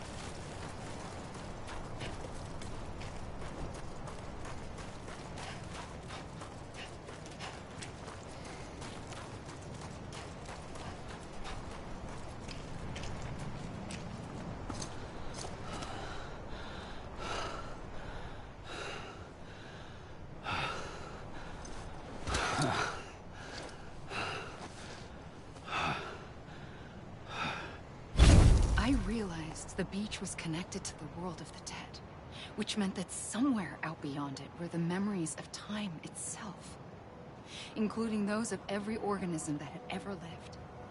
4.6 billion years of biological history, a history that might even stretch back to the creation of the universe. The chiral network and everything that followed was born from my pursuit of that knowledge. By passing data through the beach, we were unbound by the restrictions of time. Simulations that would have taken years or more were simple and effortless. Everything that the Earth had lost and forgotten could be reconstructed and reclaimed. But shortly after we began our research, America saw its first void out. I thought I was running out of time, that my nightmares were becoming a reality. So I raced to complete the chiral network as quickly as possible. The past held all the answers. If only I could find a way to piece them together. A network that bridged our world and the beach. That might do it, I believed. So I started researching bridge babies, children bound to the world of the dead. What causes an extinction entity to come into being? What was the reason for the previous 5 mass extinctions? The answers to those questions would tell me how to stop the 6th. I founded bridges, more determined than ever to build a chiral network that would cover all of America. But the longer I fought my war against the inevitable, the weaker I became. My Ha had cancer. The beach's punishment, maybe, for not playing along like a good little EE. And then, just like that, my Ha was gone. I couldn't finish what I'd started. So, I asked you to do it for me. And you did. You helped us complete the network. Helped us to reclaim everything the universe experienced from its inception to this moment. Every mystery was ours to solve. Like this one. Once, there was an explosion. A big bang that gave birth to time and space. Den talen Sam holder helt I It begynnelsen. was more like a big fluke. All that matter and antimatter should have cancelled itself out, leaving nothing. But somehow a tiny speck of matter survived. Just enough. Enough to make this world and everything in it. A world that shouldn't be, a world out of balance. Order inevitably gives way to chaos.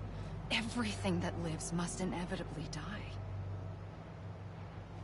It's like the universe is trying to return us to the nothing we came from. Maybe the Big Five were its best attempts to finish us off.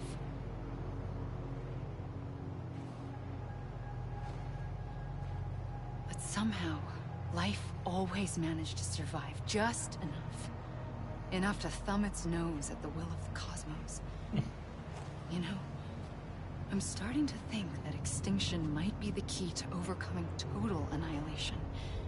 It forces life to fight to survive, to endure, to exist. That's why the Big Five ultimately rekindled life instead of extinguishing it. From the ashes of the dead rise the living. Stronger and wiser. Inheritors of the legacy of existence itself. They defy the universe and refuse to surrender. They say, we're just getting started. Extinction is an opportunity. Det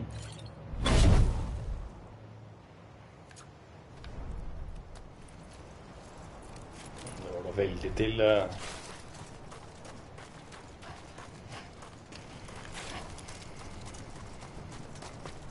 Bare fikk en lurt på, men kanskje det kommer fortere hvis jeg bare beiner og blir enda fortere sliten.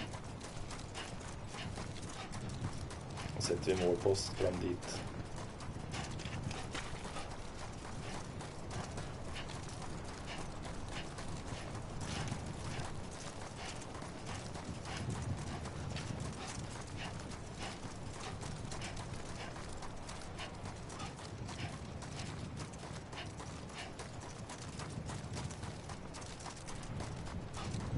Nei, jeg må nok gjennom de navnene som han vil vise frem, og så...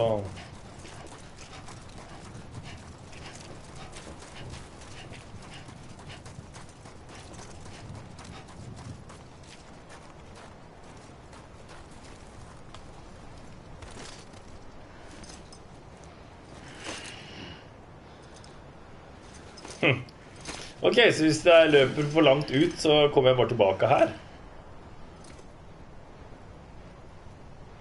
Fair enough.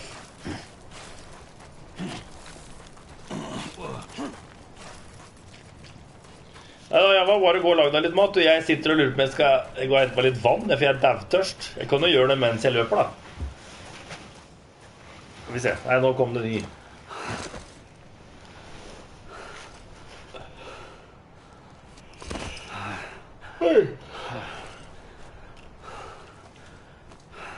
I dag har jeg ikke drikket julebrus. Det tror jeg er første gangen I hele desember at jeg ikke drikker julebrus. I pulled the trigger twice that day. I knew at once I'd made a mistake. I found your beach and looked everywhere for you.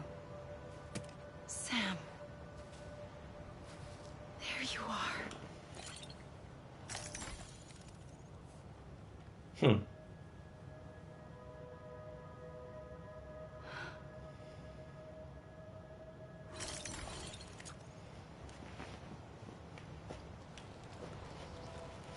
Vann som en god vet av meg bruker å si.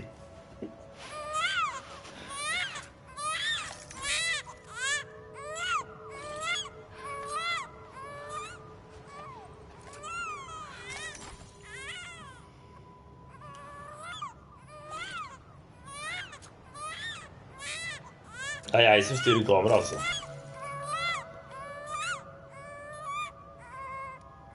You want to go home? Let's go home. I wanted to set you free from death once and for all.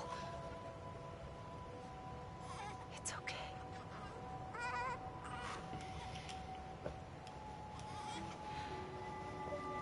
I know the way. Faen, tok ikke Red Dead Redemption 2, ble ikke det slutt etter 13 episoder også? But in doing so, I upset the fundamental balance between life and death. I just wanted to save you.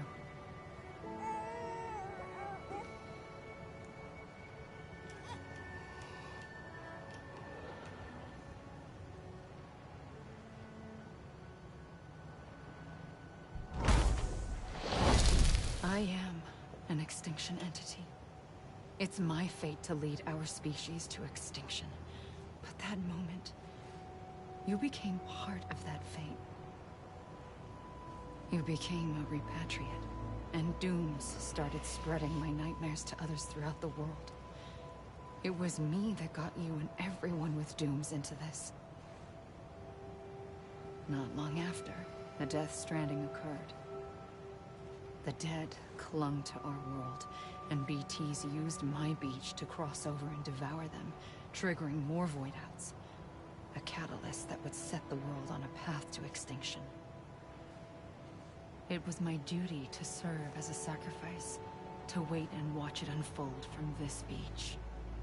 That, or hasten the last stranding and end this slow death. Given these, my only options, I chose to end it quickly. But to trigger the last stranding, I needed you, a part of me.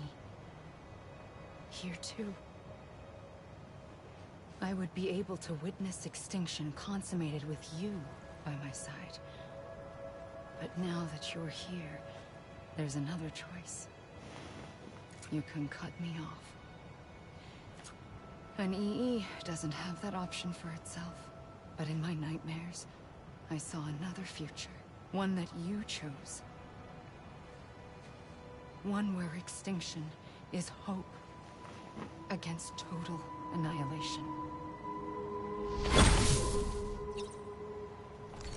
Bossjenta, va?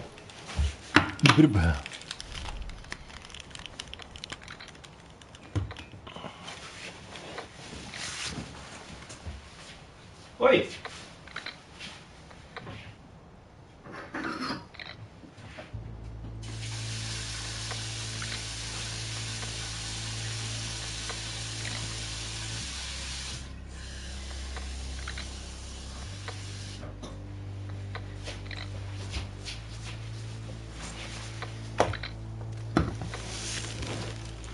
Nå!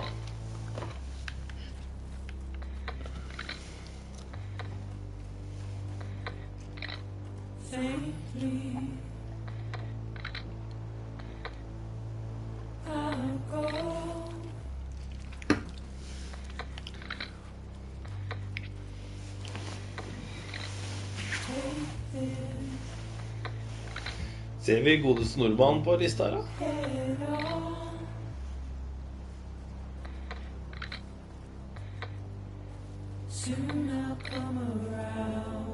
Så mistet alt.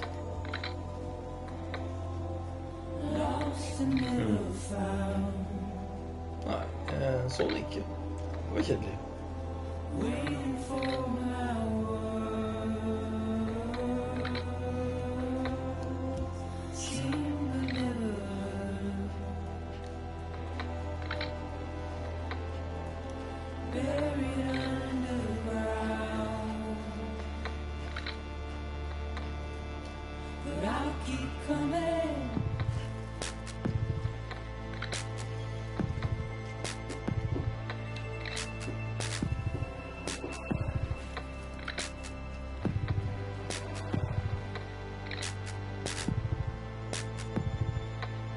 Jo, der står det der, Tommy Wirkola.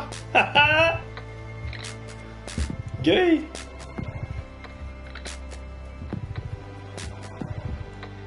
Edgar Wright. han, ja? Hvordan ser han ut da?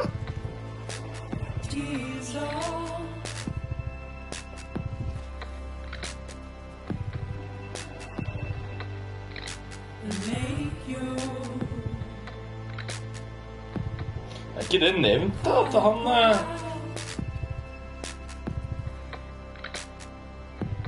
Jeg tror det var Julie som sa det en gang, at han lignet på en eller annen. En eller annen i spillet lignet på han. Det stemmer vel da.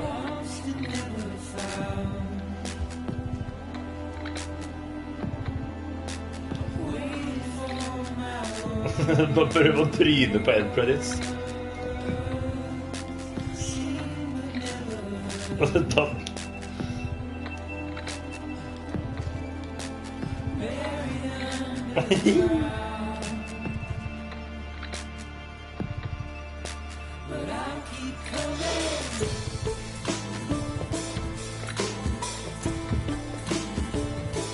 Å, fy faen, jeg gleder meg til å se videoer og lese meg opp på alle artiklene som er skrevet om dette spillet mens jeg holdt på, som jeg styrt innan.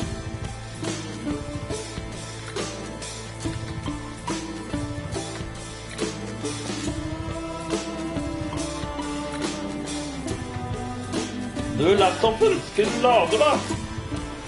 Kanskje det er en repatriate, så han bare kommer tilbake igjen.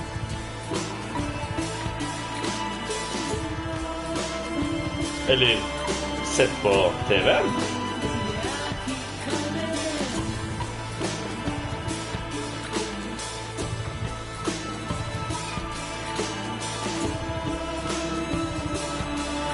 Mario Princess Beach.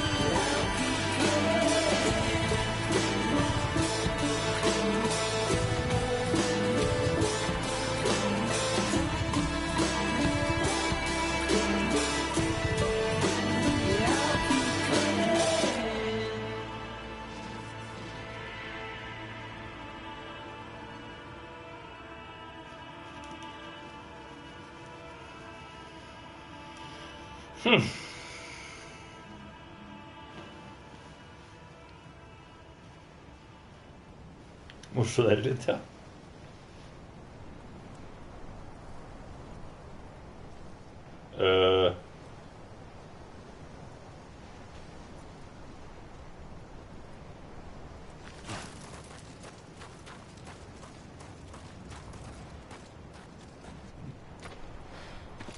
Jeg håper jeg kommer tilbake og kan fortsette i UCA der jeg var. But it still has a role to play.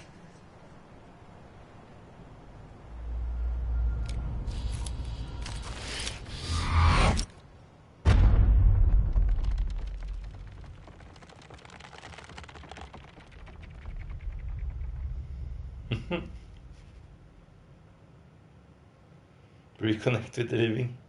Og bare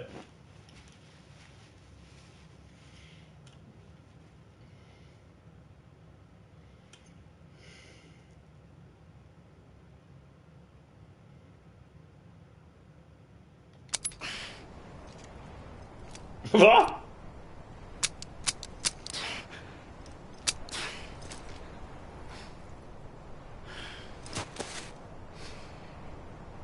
Listen, Sam. I was the one that brought you and Cliff together again. There was something I wanted you to know. Oh. You were never abandoned. And you're not alone. Don't you see, Sam? You have to live.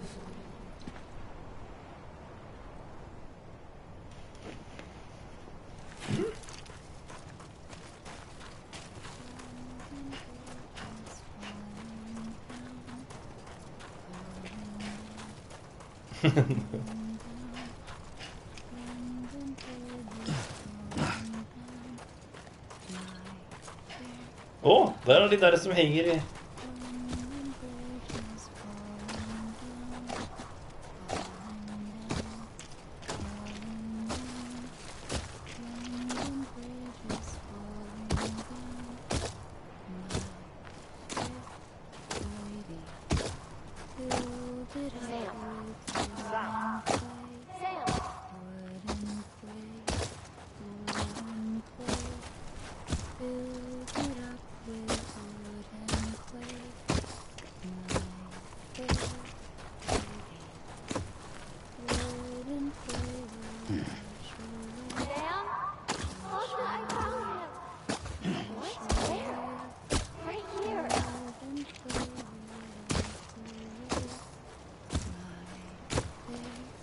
Mama og lokken og leter etter. Er det noe med de der 5 oppå? Er det?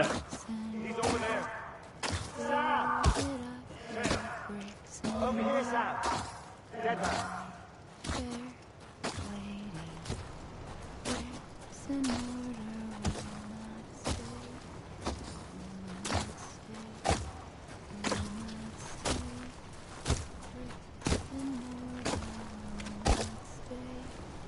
We're coming, Sam. You ready for our job? Ready. Sam. Sam, I see you. Okay. Take me to Sam.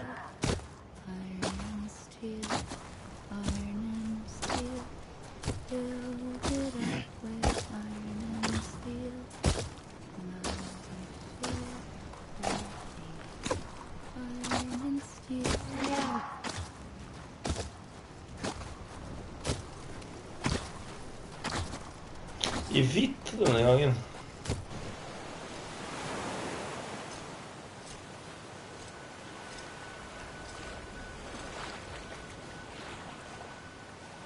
Don't give up. You're still connected.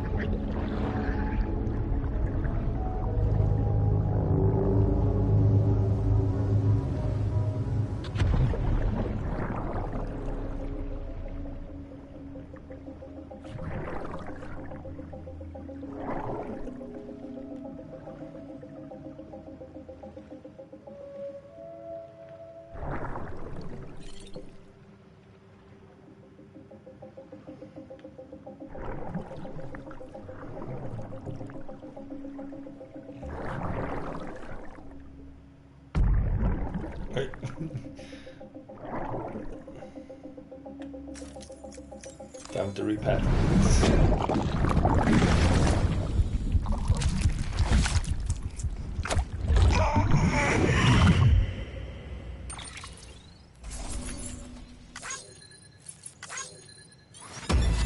$100 likes.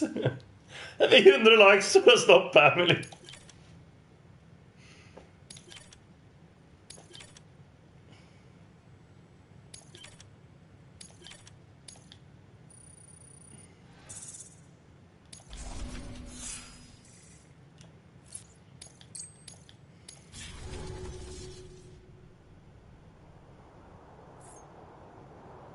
Vi får gå.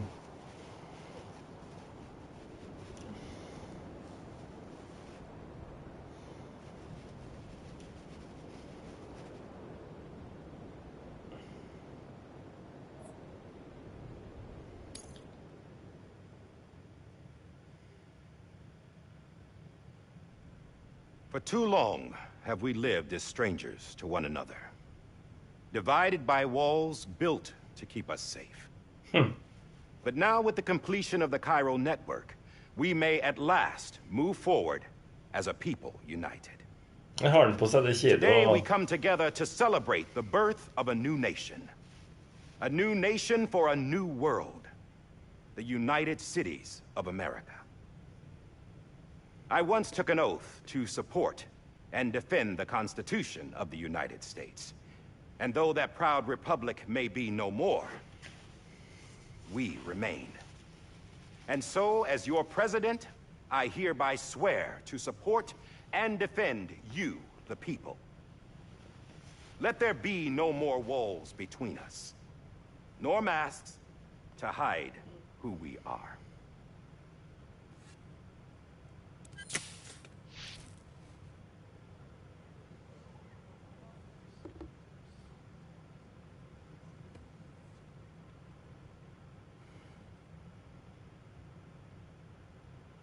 Let there be a new America. An America where we can face one another, where we can speak our minds and open our hearts. The old ways die hard, but I believe, my fellow Americans, that we have the strength and the courage to rise above our past and embrace our future. The Death Stranding is a part of that. An enduring shadow, a constant reminder of what could have been. That we stand here today is testament, not to the greatness of any one individual, but to our capacity to come together, to the bonds between us, to our collective. All things must come to an end. Klærne hans var noe helt annet å plukke av seg maska. But as long as we savor each moment, find joy in the promise of tomorrow, embrace hope, and reject despair, we will endure.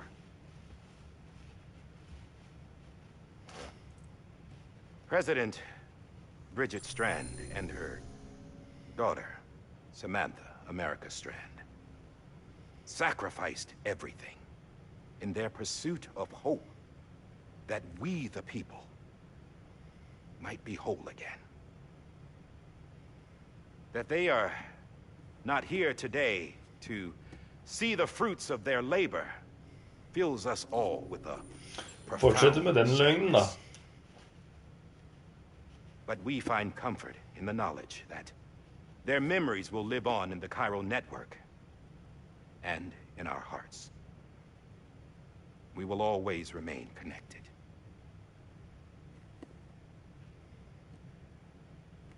There is another hero in this story. One whose achievements seem destined to go unrecognized. America still needs that hero. That person without whom we would not be here. Now, the name is unimportant. But you know who I mean. And for that unsung hero, I have a message. It was you who brought us together. You who made us whole again. And while you and I will eventually pass on, Going somewhere, Sam? Tired of being the unsung hero? No, I'm done is all. She's gone. Come on, wait. There's something I need to tell you. Huh. This doesn't bother you anymore? Well, that's great. Now, wouldn't you like to know how we brought you back from the beach? We were going to use the doll, but didn't have one handy, which is when I remembered something else. Not what I think it is. Yes. What could be more connected to Amelie's beach than President Strand's umbilical cord? Hartman thought that's why she left it with me in the first place. Unfortunately... It didn't work. Yeah, she'd already cut her beach loose. It was just gone. We didn't know if that meant she dragged you into the great beyond, or sent you to some other beach. We were really racking our brains. Hartman and Mama split up and started searching every beach you might feasibly have washed up on. We looked for a month with absolutely nothing to show for it. A month on the outside. How long on the inside? Trust me when I tell you, you don't want to know. But don't worry. We found no signs of accelerated aging. In the end, this is what led us to you. Just when we were about to give up, Die Hardman reminded us about the revolver. So, we tried to follow it, and it led us to a far corner of your own beach. And bingo, there you were. Mama made visual contact first. She was able to see you from her vantage point on the other side. She informed Lochna via their connection, and Hartman confirmed your location during his subsequent NDE. The plan was for Fragile to, in essence, slingshot Lou and me to your position, so we could rescue you. But it's not so easy to send multiple individuals to another person's beach for an extended period of time. And that's where the umbilical cord came in. We wove these from President Strand's DNA. They serve as a single knot that binds us all. The President must have known all of this would happen. Ironic, isn't it? The gun that set this whole mess in motion ends up being the key to saving you. Skjønner du liksom hva den der gunneren... She said it had another purpose. Not a weapon, but a lifeline. A stick that became a rope. I suppose that's one way of putting it.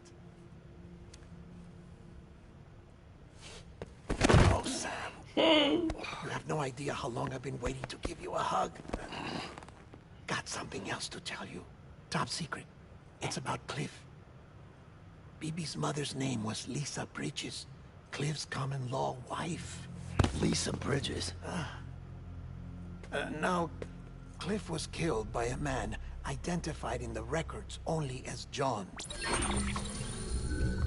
Former U.S. Special Forces. Quite good at it by all accounts. Later appointed as an aide to the president, who used him for most of her wet work. The records go on to state that he vanished after Cliff's death. A warrant was put out, but he was later found dead. Turns out some people die harder than others, though. Dear John donned a mask and reappeared with a new identity. But you can't fool the chiral network. We restored the old records, and Mama hid them deep in the archives. You're the only one, besides us, with access privileges. Take a look if you're so inclined. But don't say I didn't warn you. The president's got some dirty, dirty laundry. I don't secret story. I don't trust him. But I'll work with him if that's what it takes. We'll talk later. Hæ? Men jeg kjenner at nå må det nesten ta slutt snart, for nå begynner jeg å bli trøtt.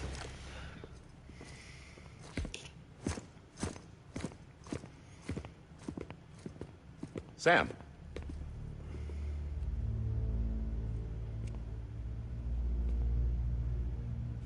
I don't expect you to forgive me. But would you hear me out? I killed Captain Clifford Unger. Det vet vi jo. I would tell you I did it for America. For love of country. But I didn't. I did it for her. Because I loved her with all my heart. She was everything to me. Everything. Now, I'm not trying to make excuses. I just want you to know that not a day's gone by when I haven't thought about it. Time didn't help. Or the mask. Please, let me finish.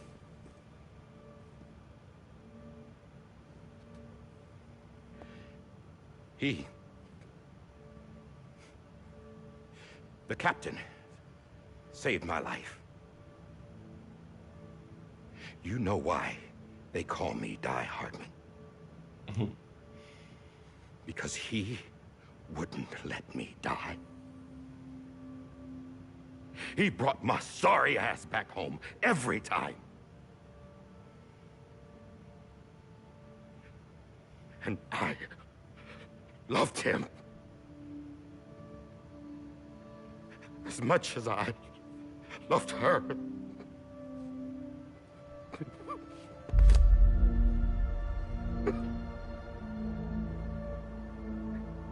And when he stared me down, that ghost,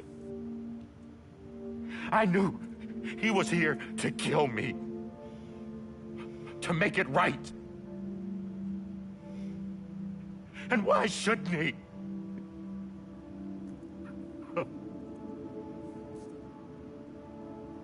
Why didn't he? He couldn't save his kid, his baby. And that's what brought him back. I guess when he saw I was trying to do my part for America, he remembered who he was. And he forgave me. God! But I don't deserve it, God damn it! There is no atoning for what I've done. God!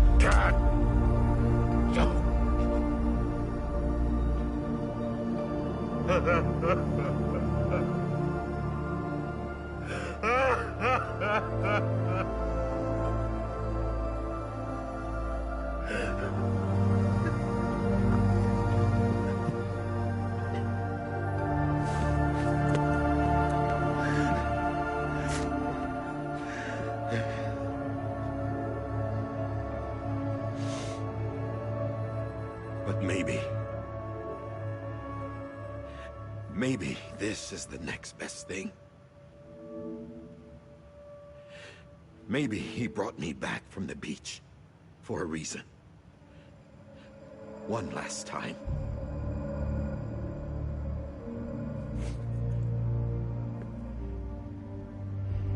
He wanted me to do this.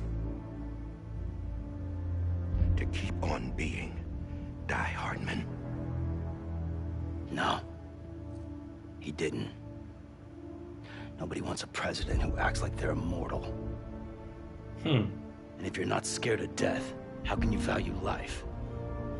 And life is pretty fucking fragile right now. And yeah, the old ways die hard. But that's what's gonna have to happen if we're gonna come together and build a better America. That gun won't help you here. That's her words, not mine.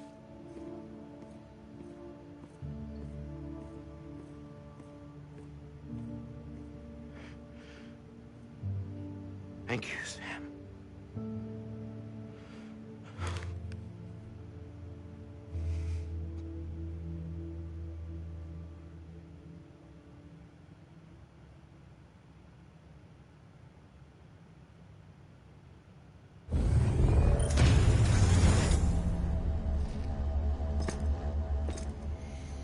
Hey, Sam.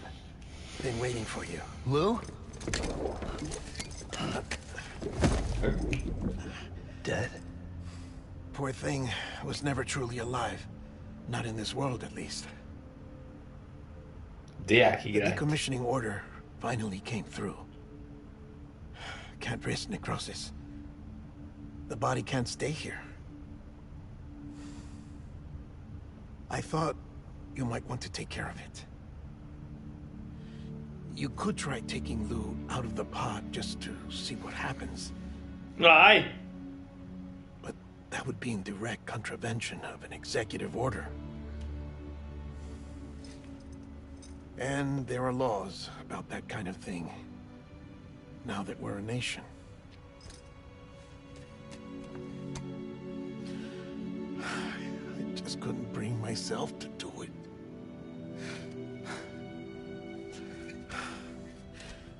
But if the alternative is defying the president, I can't do that either. Not me. All right. I'll go to the incinerator.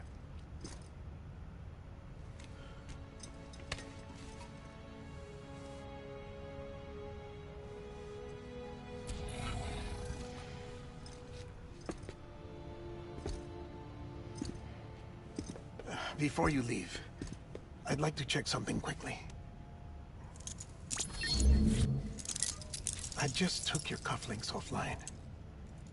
In that state, there'd be nothing to stop you from removing them. If you did, the UCA wouldn't know where you were or how to find you. You'd be invisible. When you use the incinerator, you'll be reconnected to the network automatically. I trust you'll remember what I said. Right. Absolutely.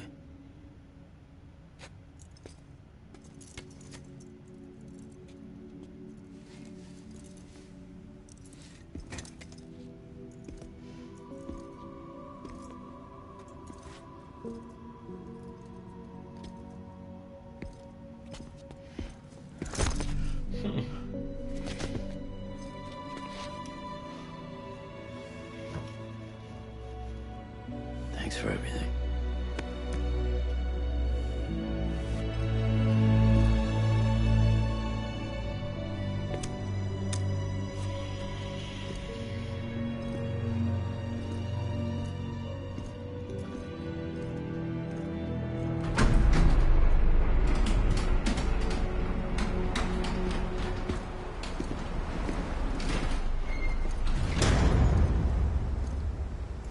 How's the weather? Don't think you'll be needing an umbrella.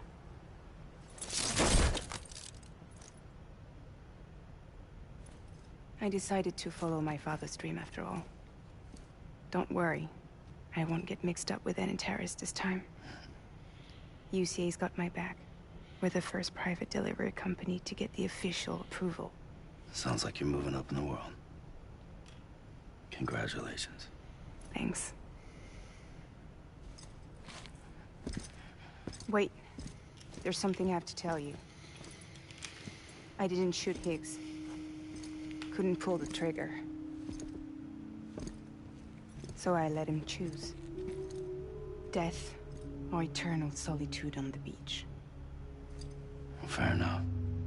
You never did like breaking things. That's right. I find and fix what's broken. And reconnect. I'm fragile. But not that fragile. Wanna come work for me? Could use a man like you. The world's still broken. Same as before. What isn't? But we're still here. We're still chugging along. Not everyone. Not me. Come on. You put America back together, didn't you? Doesn't mean there's a place for me. I've got no ties to anyone or anything. I might as well be dead. I felt like that when we first met in the cave. I still do. Don't act like you're the same person. You've learned how to touch, to feel. You've connected with people. With us. Everything I touch, I lose.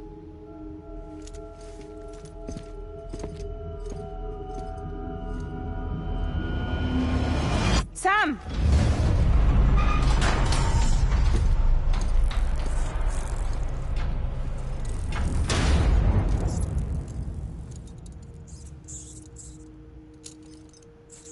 Come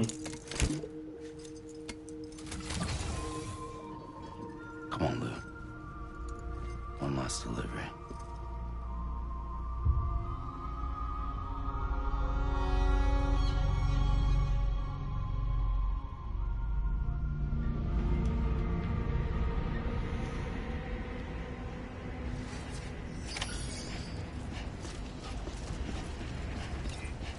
Keep on keeping on. Dette er ikke greit, altså.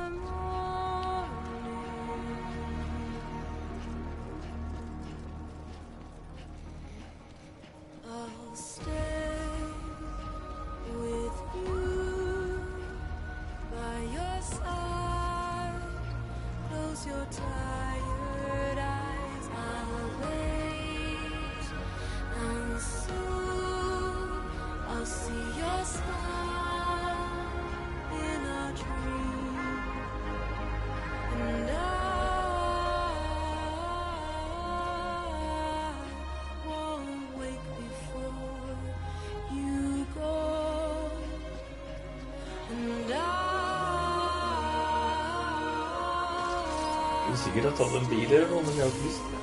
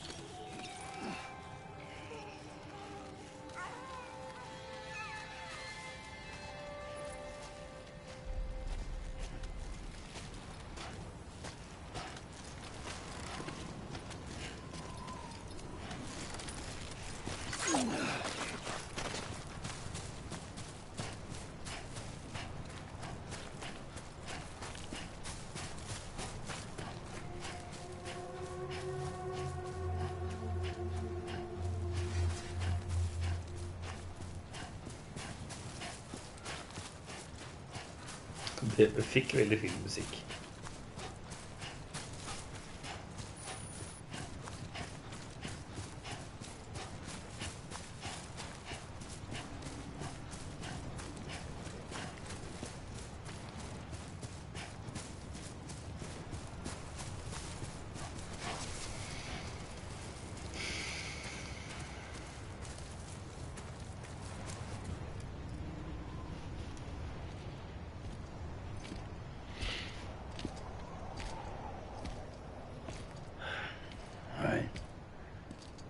We're here. You still with me, though? Poor thing was never truly alive. Not in this world, at least. Thanks for everything. Child's special. One of a kind. A BB candidate. Either that, or a sacrifice.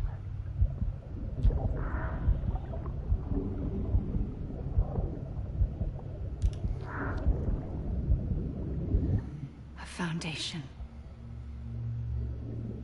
Lisa, det hun som ligger I den tanken, det.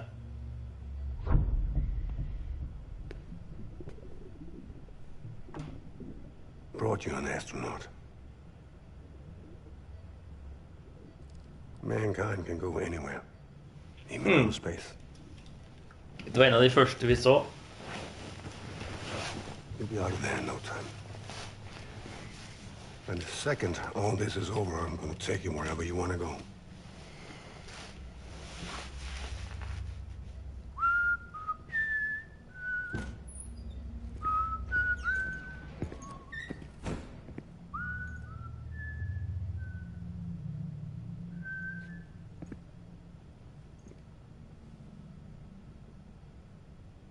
Can I help you?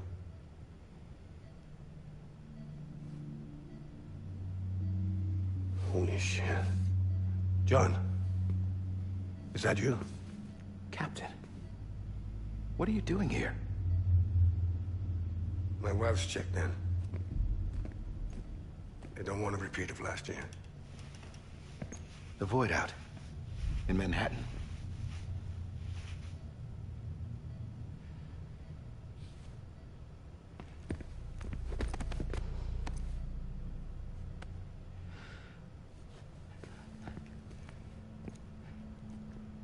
I'm so sorry. I didn't know you were the husband.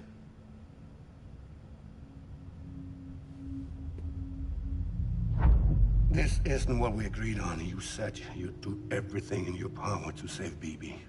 We are. But we cannot release your son just yet. Believe me when I tell you it's for the best.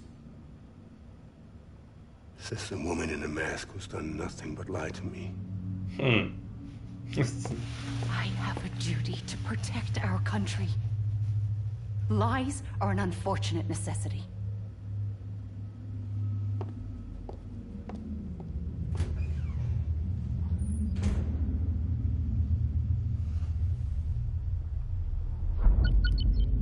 Ja, det nå vi får se hele den her storyen med.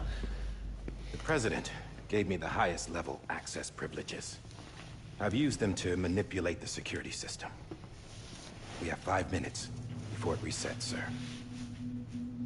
5 minutes to talk. Off the record.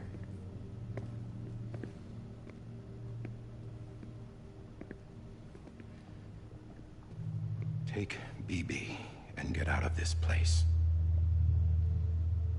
There's nothing I can do for your wife. I'm sorry.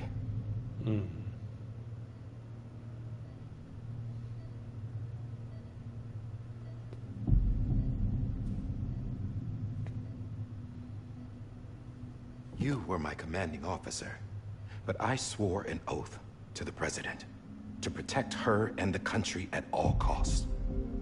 Now, if she orders me to do something, I have to do it. I have to. But I served under you first. And your family doesn't deserve this. Any of this. Why are you helping me? if they catch you? Because you saved my life, sir. Again and again. When the brass sent us into the jaws of hell, it was you that brought us home. Back then, I thought I was invincible. I thought I was some kind of action hero. But I'm not the hero. You are, sir. You're the reason I'm still alive. And it's past time I paid that debt.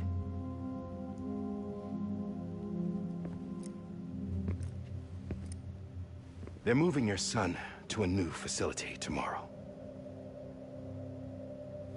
You'll never see him again. He'll serve as the foundation of a new communications network. A sacrifice for a nation that no longer exists.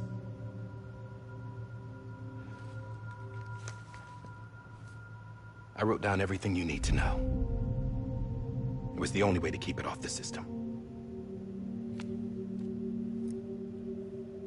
Burn it when you're done.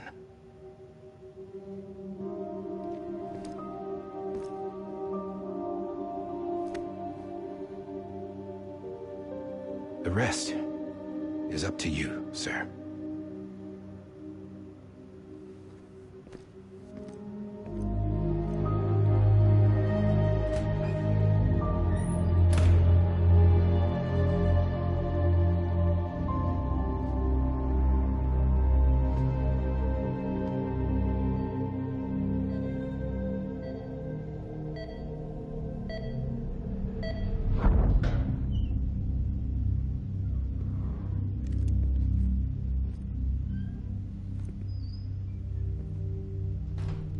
I believe this belongs to you, sir.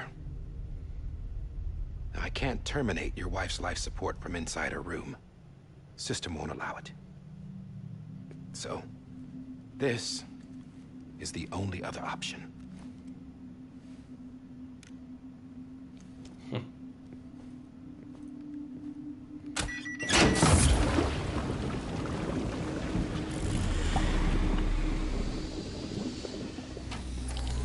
An alarm is set to go off if she flatlines.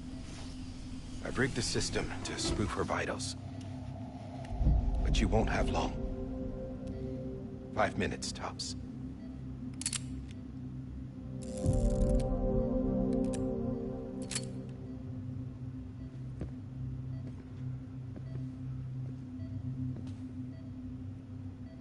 Don't hesitate, sir. This is the only chance you'll get.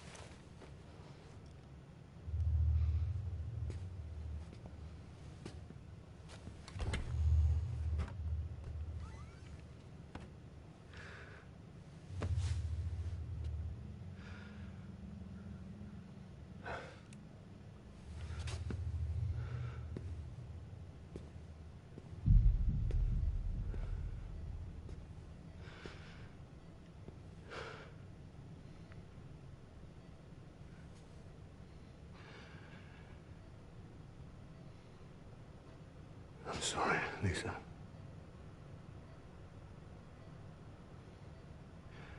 Don't worry. I'll take care of him. I promise you. Promise you.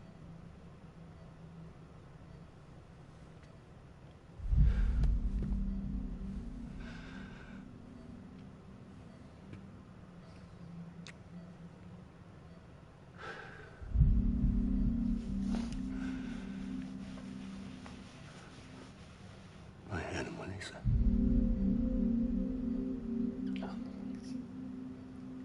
Sorry.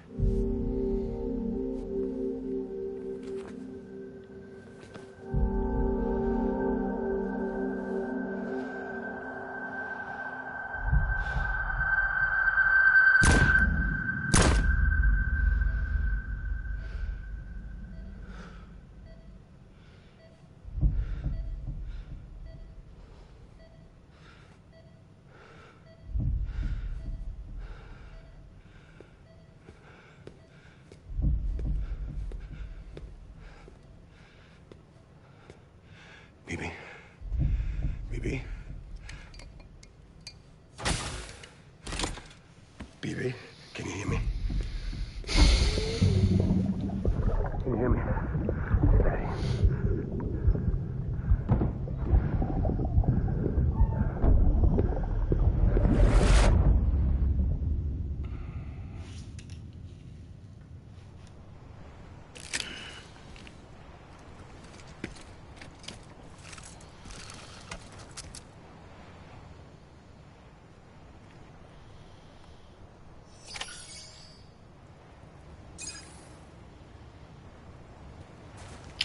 Så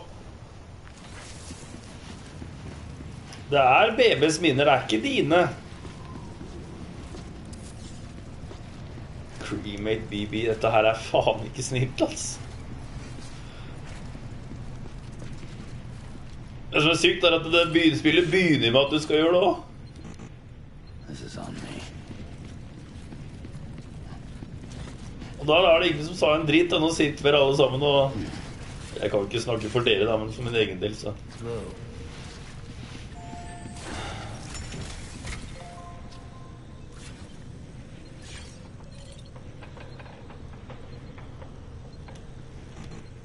This is on me.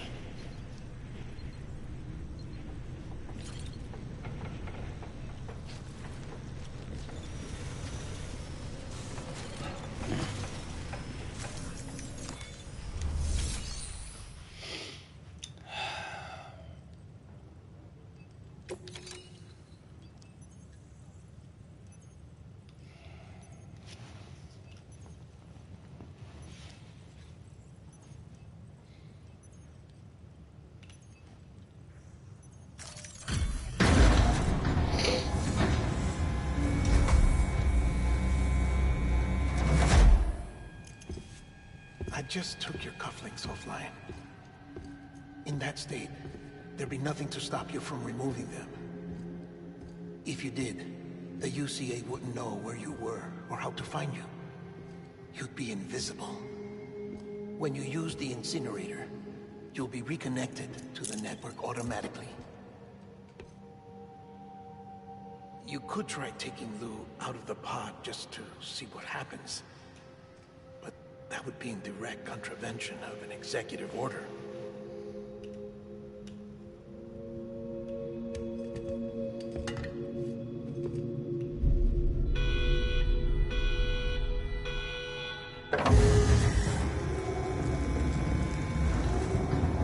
Og brenner den.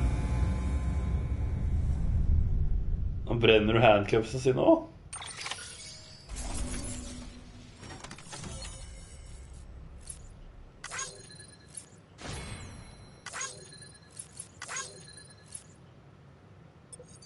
Jeg kan ikke få 40 likes for å cremate BB, da.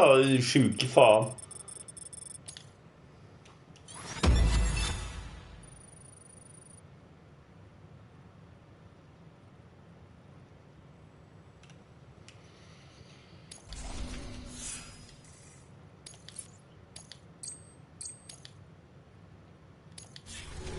Faen, jeg har spilt nesten 90 timer.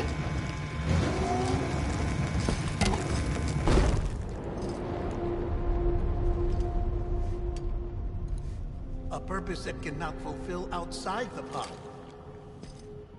There is a 70% risk of catastrophic failure simply in removing it.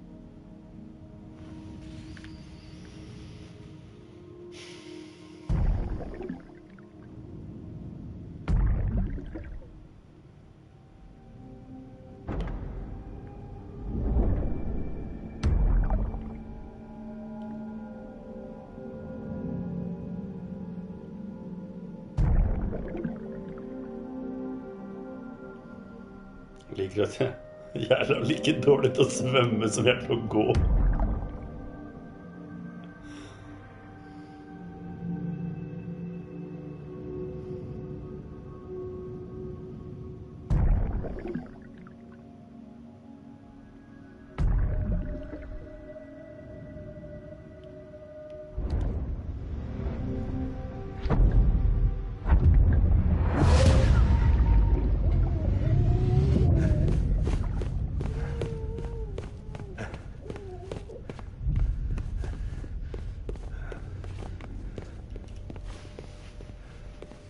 Hater våtløk.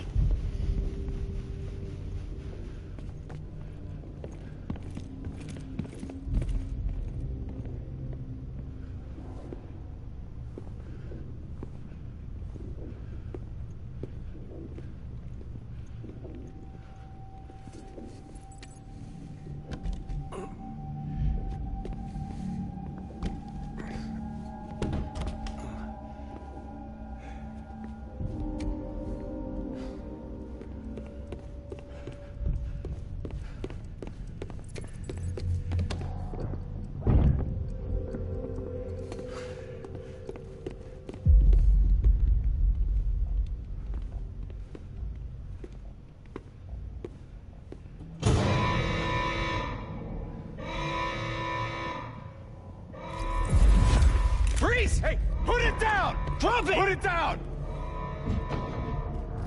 Back off. Back off!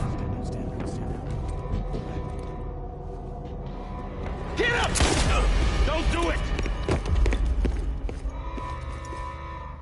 I'll handle this.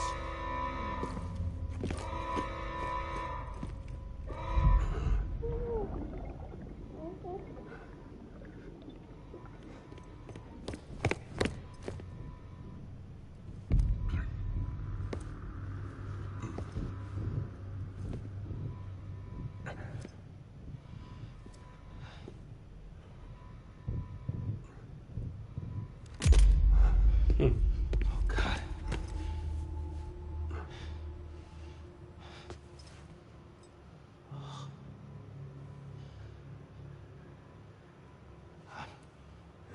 I'm sorry, Captain.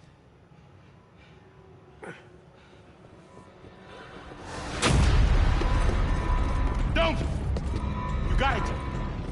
You two! Stay there! And hold your fire!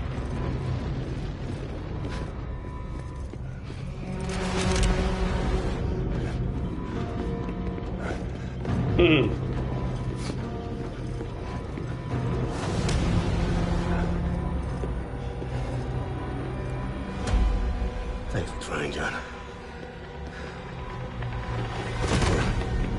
Stop! Step aside, sir, or we'll be forced to open fire. It's a dead end. He's trapped. Security will take it from here.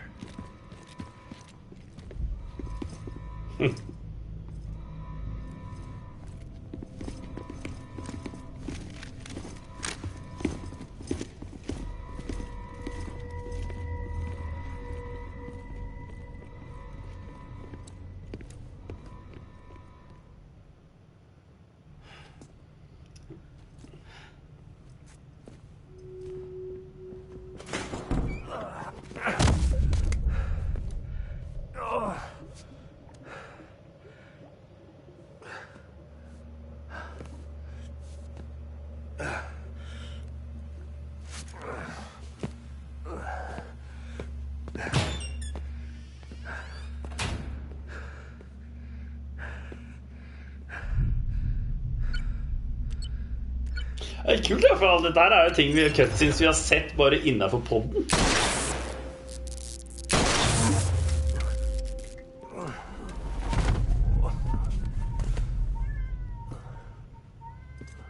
Eller jeg...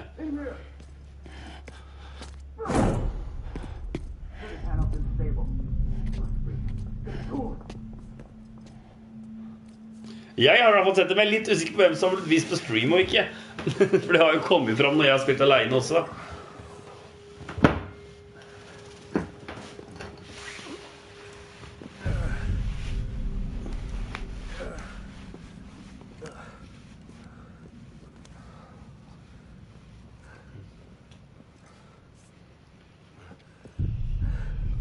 I'm sorry, Lisa. I screwed it up. I've ruined everything.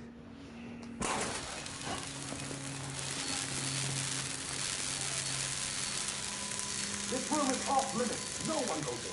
But he's in there, sir. I saw him. You saw him. Now check the other way. Go! Yes, sir. No. Open it up. He's inside. Move, dumbass.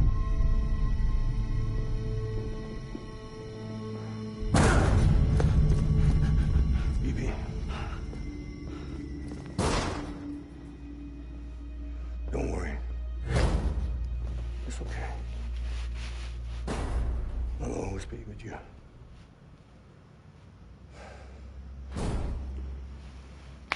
See the sunset, the day is ending. Let that yawn out. There's no pretending. Men det var den han plistret på det. I will hold you and protect you. So let me hold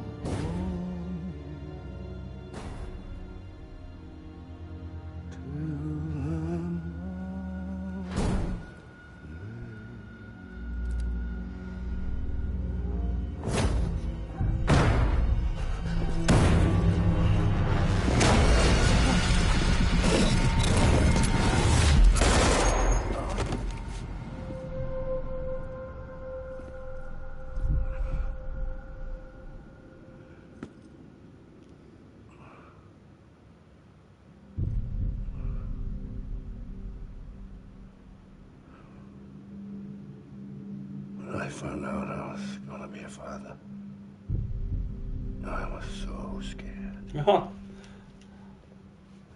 Scared of what it would mean. I had to be there for you and your mom. No matter what.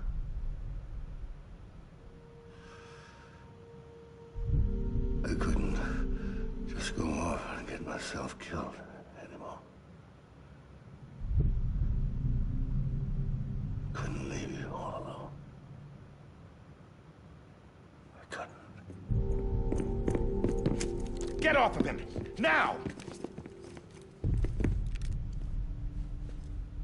I had it all wrong. All wrong.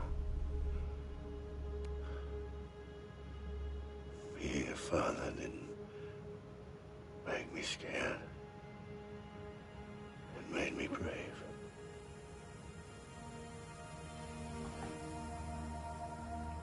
I'm sorry. Sorry it took me so long. Captain, look at you.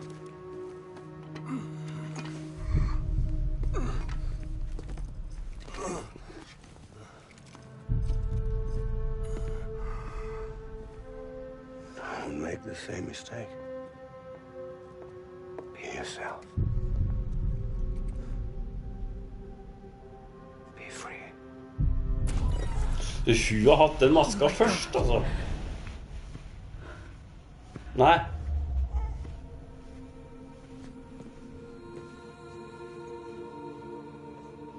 Captain, I need you to hand it over.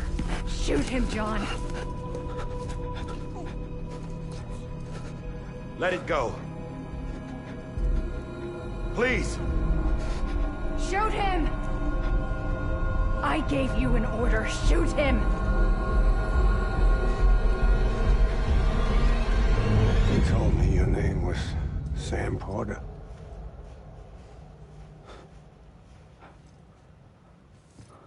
But you're Sam Bridges.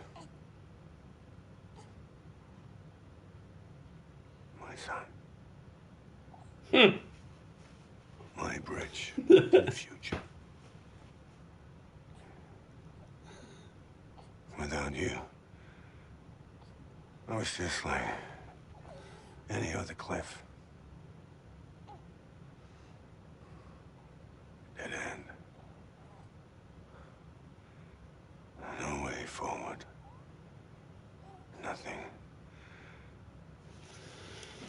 obstacle. Looking on at the world people like you were trying to build.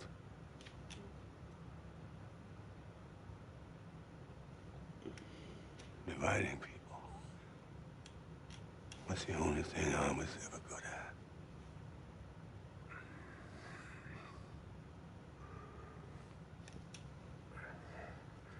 Ja, Kojima liker navn. Han gjør det.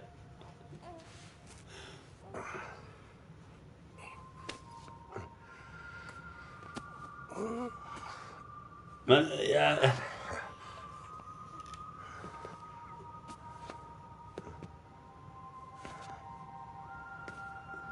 But not you, Sam. You bring people together. You're their bridge to the future. And mine. Come on, Sam. Stand up.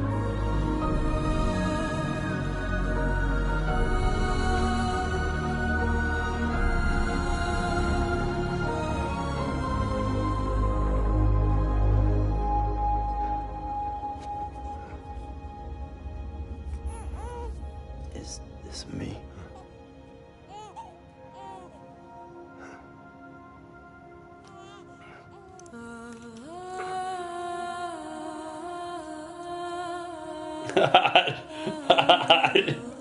Er Eplefe og Silo her enda, eller? Det var Hvitins ville ha tatt dem.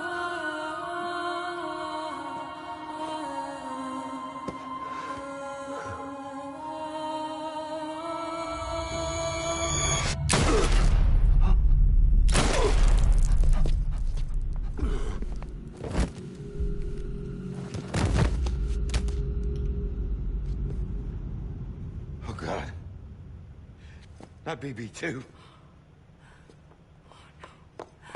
No, no, no, no!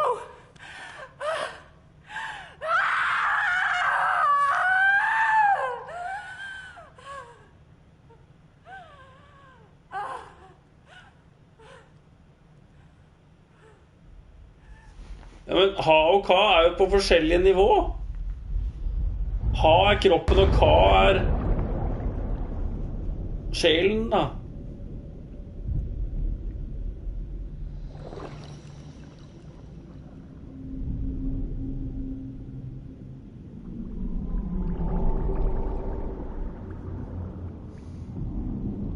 Jeg er for dum, ass.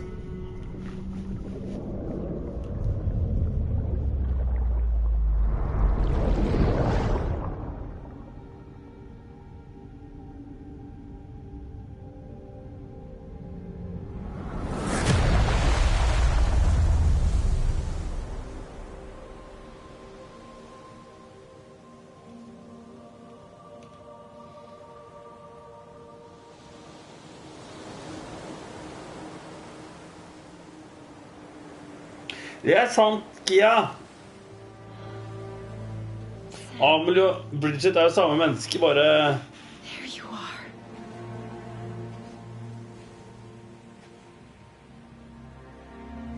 Men det blir jo motsatt, da.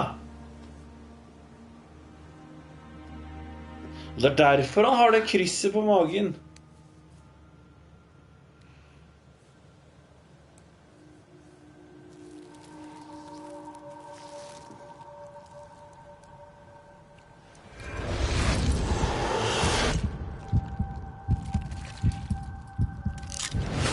Æsj.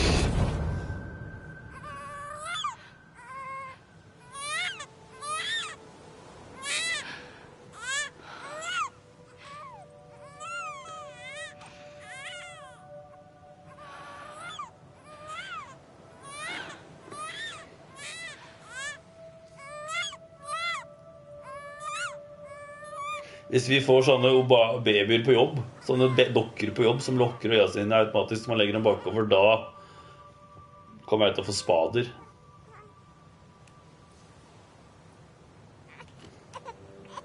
You want to go home? Let's go home.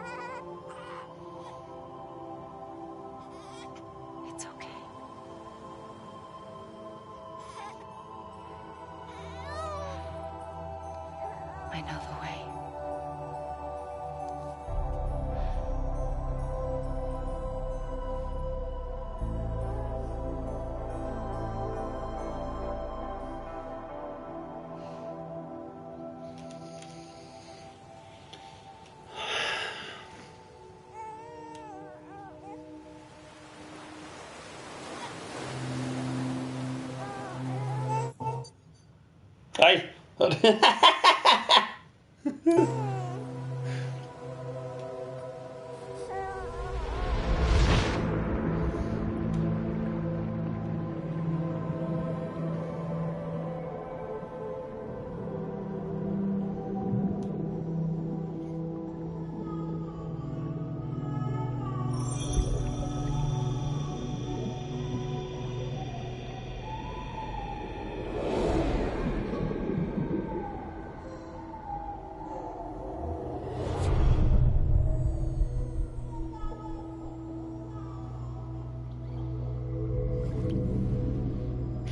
Kia.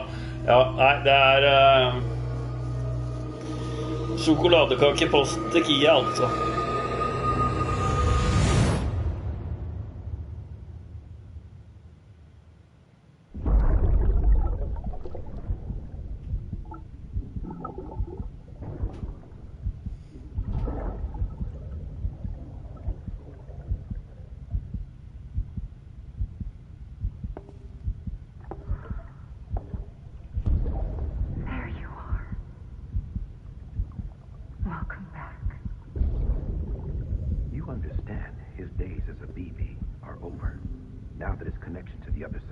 Severed.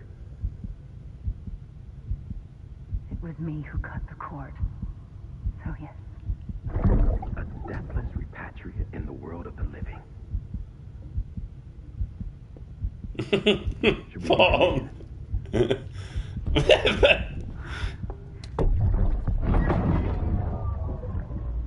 a manner of speaking. Take him out of the pod. Hvis han drømmer om Preggers glede for å bli hjemmesøkt av dette.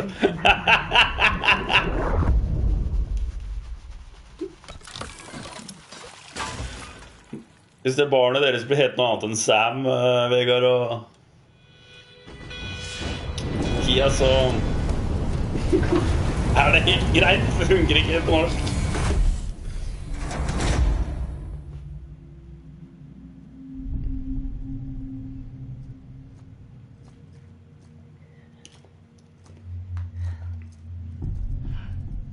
Liksom.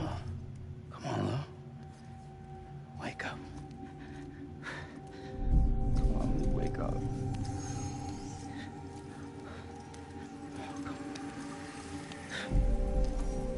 Come on, Lou.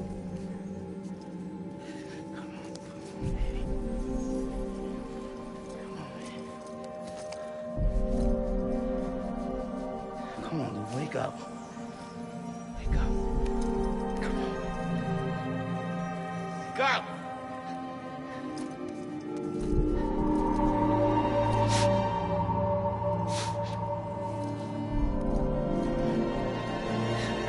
Wake up.